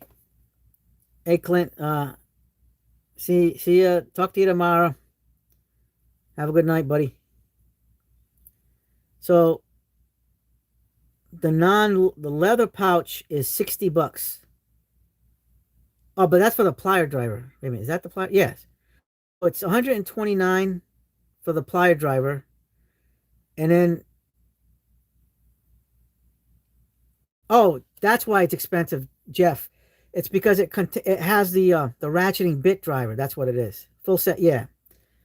All right, that makes sense. The ratcheting bit extension, that's $104. Wait a minute.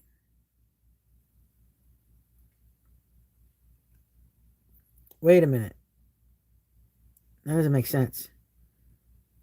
So the stubby pouch is what they're using for the plier driver, right? It is $39. The ratcheting bit extension is $44, so that's $83. And then the pile driver is $129, so that should be like a little bit over 200 and what did I say, 83 plus 229, so that should be like $212. But they're selling the kit for $272. The mat's not at matting. It's not matting.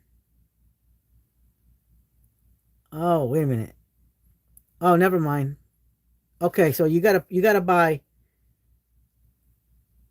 the pouch, the stubby pouch, plus the leather sheath. All right, so $272. Yeah, all right, that makes sense.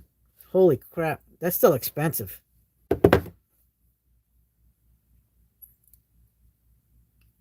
Oh, I already know what Jeff does. Hey, I was thinking about going on Joey's Guest of Trades, but under a different pseudonym. I can call myself the Bear. No cease and desist on that one. Guess the Bear's trade. Which one? I didn't know that, Jeff.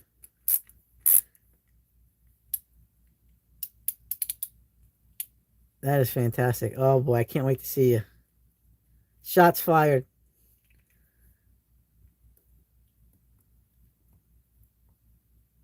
It's C&D, C&D, C&D. We're at 4 hours and 9 minutes on the live stream, guys. We passed the 4-hour mark. I love it. Absolutely love it. And it's right here. It's 11:44 at night. So not bad. The wife is probably sleeping by now. Oh, you was on episode 80, now reload on episode 120.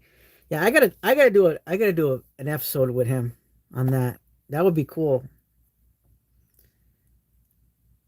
Like you guys already know what I do, but if nobody knew what I did, people would be like confused. What is he doing? Nobody would guess because I got a different loadout for a different thing. I don't know. Nobody would be able to say handyman, handyman technician. So next week I gotta look at a big job. It's gonna be multiple days of jobbing. So I gotta rebuild a sit at home, do videos, and pick another. Yeah, Dan, exactly. Next week, I got to do a look at a front porch, stair treads. I got to look at all that. I got to price everything out, and then I got to do shingles. I got to inspect shingles and rebuild a deck with the side with an offset deck. So a deck, the stairs, a small deck, and more stairs, and then a bigger deck. So I got to do that. Yeah, Jeff, you got several HVAC tech and generator tech. That's going to be confusing. Like you would definitely confuse everybody with that. Uh, so in that case, like on a job like that, I have to bring out the big guns. The mod box would have to come on one of those jobs. But tomorrow, next week is just inspection. I have to inspect the shingles, the trims on the side of the house where the shingles are. I gotta inspect the front porch and the decks, and then I'm just gonna do one project at a time because that's a lot of work, and my time is very limited. Episode 80 was my generator tech. People are probably confused on that one because you got all those different loadouts. It's confusing. You'll be a chameleon. Be the chameleon. 4 hours and 12 minutes, guys. We're doing it. Yeah, so next week next week I got all that work to do, and then I still have a few other jobs that I have to put on the schedule. I got to take like really go balls to the wall this summer. So much to do. Yeah, you don't want to cross contaminate the tools. Yeah, because then you're gonna lose. Then if you do that, you're gonna be like, oh, I'm missing this and this loadout, and I brought it to this job. Now I gotta go back home, or I forgot it, or I gotta go to the store and pick something up real quick. Yeah, you definitely don't want to do that. Or you can do what Joey does and put everything in his truck and just this bag for this bag for that, or that bag for that. I mean, you could do that. I mean, that's an option. I mean, is that what you do, Jeff? You put all the bags in the truck, and then just use the bag for the job, or do you just keep them at home and just bring what you need? Oh, that sucks. Two trucks. Yeah, I can see that. Wow, that's gonna be. Have you ever had a time where you forgot your bag and you're like, oh, I gotta go back home? I've done stuff like that before.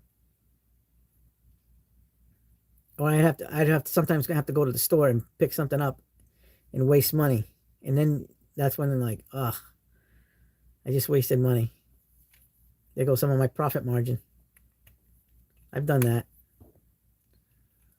Oh, okay, all back stay on trucks. Perfect. Yeah, I don't do that on mine because of the other job, and my truck my truck is my daily driver as well as my work truck. So it's an all-in-one. And I need the room to put when I get my kids, visit my kids, we all go in my truck. So I can't always have my loadouts in the truck. But I do have my mechanics, my budget mechanics loadout in the truck.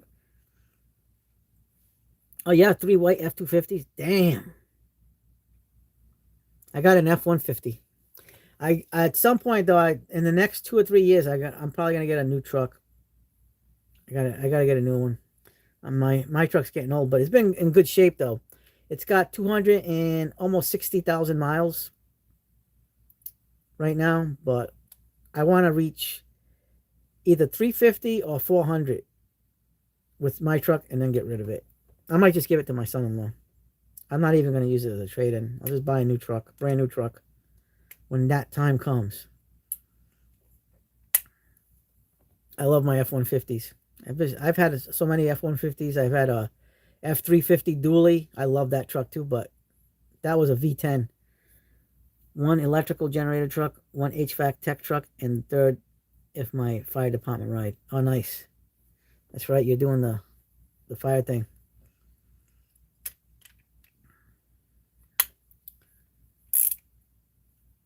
That's crazy. And I seen your interviews. You do a hell of a job with the interviews. That was good. Those were good. Those were entertaining because we get to find out a different side of you. So that's pretty cool. But one of these days, I'm definitely gonna go to Texas, and I'll hit you up, and Clint will have to hit Ohio. Yeah, the trade talks. Yeah, definitely got to visit Clint because Clint lives. So there's a restaurant in Columbus, Ohio. I don't know how far Clint is from that. Um, there back when in the 70s. I don't know, Jeff. I don't know if you remember this. Um, there was a restaurant. There was a few restaurants that I used to love when I was a kid, and the Ponderosa Bonanza was one of them, and the other one was the York Steakhouse, and to me that was like fancy dining back when I was a little kid, and the only York Steakhouse left in the country is in Columbus, Ohio, and they're still serving up the same recipes and dishes at that York Steakhouse in the country. I don't know if you did you have one of those back when you were a kid? Um, I mean, everybody remembers the Ponderosa slash Bonanza. Yeah. Yeah. Bonanza, it was the same restaurant, but Ponderosa and Bonanza was the same restaurant. Uh, and then there was the York Steakhouse. I'm surprised uh, you don't remember that one. I don't know if you had those in here. I know they were all around the country, but they started dying out in the late 80s. And then they pretty much closed down in the early 90s, except for that one location in Columbus, Ohio. And one of the guys who used to work there ended up buying it, and he kept everything. He bought like all the recipes, everything from the original owners. General Mills actually owned the York Steakhouse for a little while, uh, which is pretty interesting. And they just either last year or the year before last year, the York Steakhouse was sold to a new owner. But he made the owner that had it previous um, made sure that he kept all the recipes for the new owner, and he made sure that everything stays consistent to where like the old days, because that was really one of my favorite restaurants growing up when I was a kid. That and Ponderosa, because I like the salad bars. I used to get burgers, baked potatoes, or the steak fries. Was that thing with Joey in Orlando? That was at that IBS. Is it IBS International something something, where he went and he did the Strauss Fest thing? I want to go to one of those trade shows. I almost went to the JVC one in Rhode Island. And there was a lot of people there, a lot of famous people there too. But I kind of slacked and didn't get the tickets in time, so I was like, ugh, I should have gone. I would have had a lot of film to do. So I'm thinking about going to next year's JVC uh, to be able to get into one of those trade shows. And I want to go. I want to go to the ones that Klein goes to too. I want to go to SEMA and ACR or ARS. Yeah, it was IBS. Oh, nice. Yeah, and then what's the other one? Uh, the SEMA AHR or ACR, something like that. And then there's another one. I want to go to the electricians one in Chicago. That one's nice. NICA, yes. That one's just that. Yeah, that I would love to go to. We need to get sponsored by Klein to get to that, to go to that one.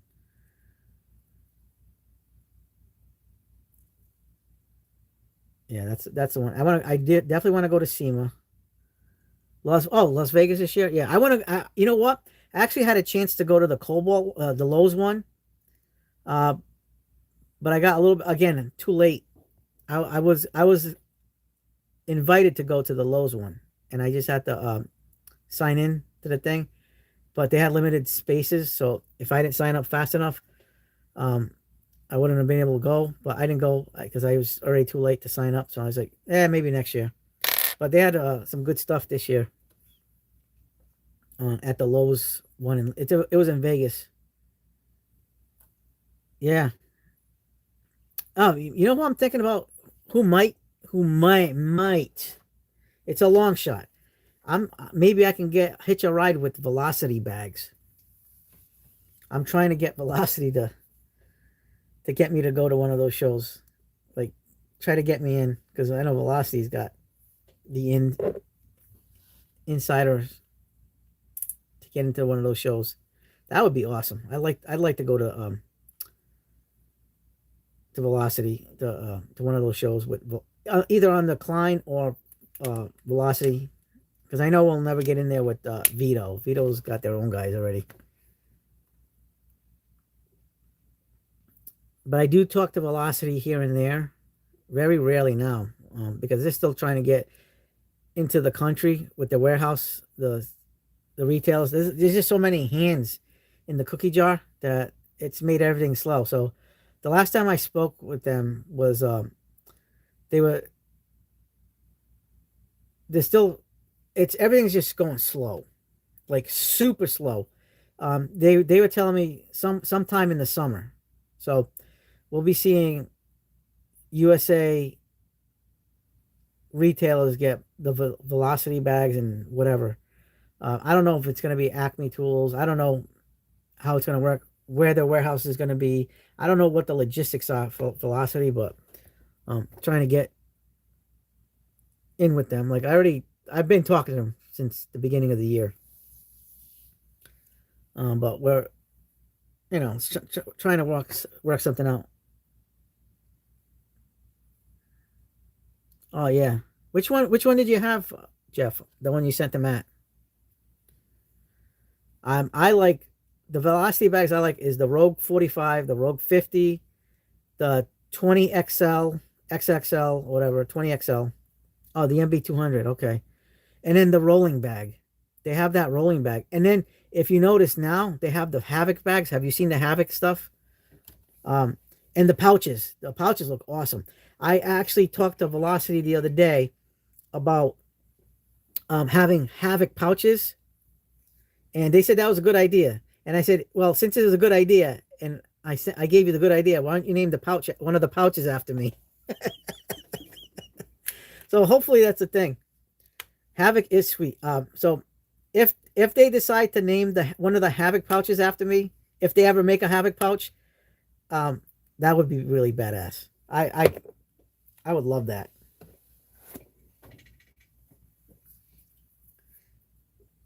I don't know. Maybe they will. Who knows? Well, we'll see. All right, guys. I'm gonna head over to bed. It's 11:58 here, just about midnight. So, good night, everybody. It's nice having all you people here on the channel, the live stream. I appreciate all you. Got a lot of love for all you. Until next week, we'll be doing our Wednesdays. 2 more minutes. Yeah, 2 more minutes. And I've already got 4 hours and 24 minutes in. Well, actually, a minute and 5 seconds, and it's a midnight. Yeah, and I gotta put my meal together when I go upstairs, and I gotta take out the trash because tonight is trash night. So, good night, Sizzleneck. Happy anniversary again. Hope you guys had a good night. Got a lot of good food. And until next time, next Wednesday, more live stream. All right. So keep an eye out for my Hyper Tough videos this week. There's going to be a bunch of Hyper Tough videos. There's a lot to check out. I bought a lot of stuff. All right. So good night, brother. Yeah. Go back and see what you missed. I mean, it is what it is. some of the same stuff, but we talked about a lot. All right. Until next time, next week. All right. Bye, guys.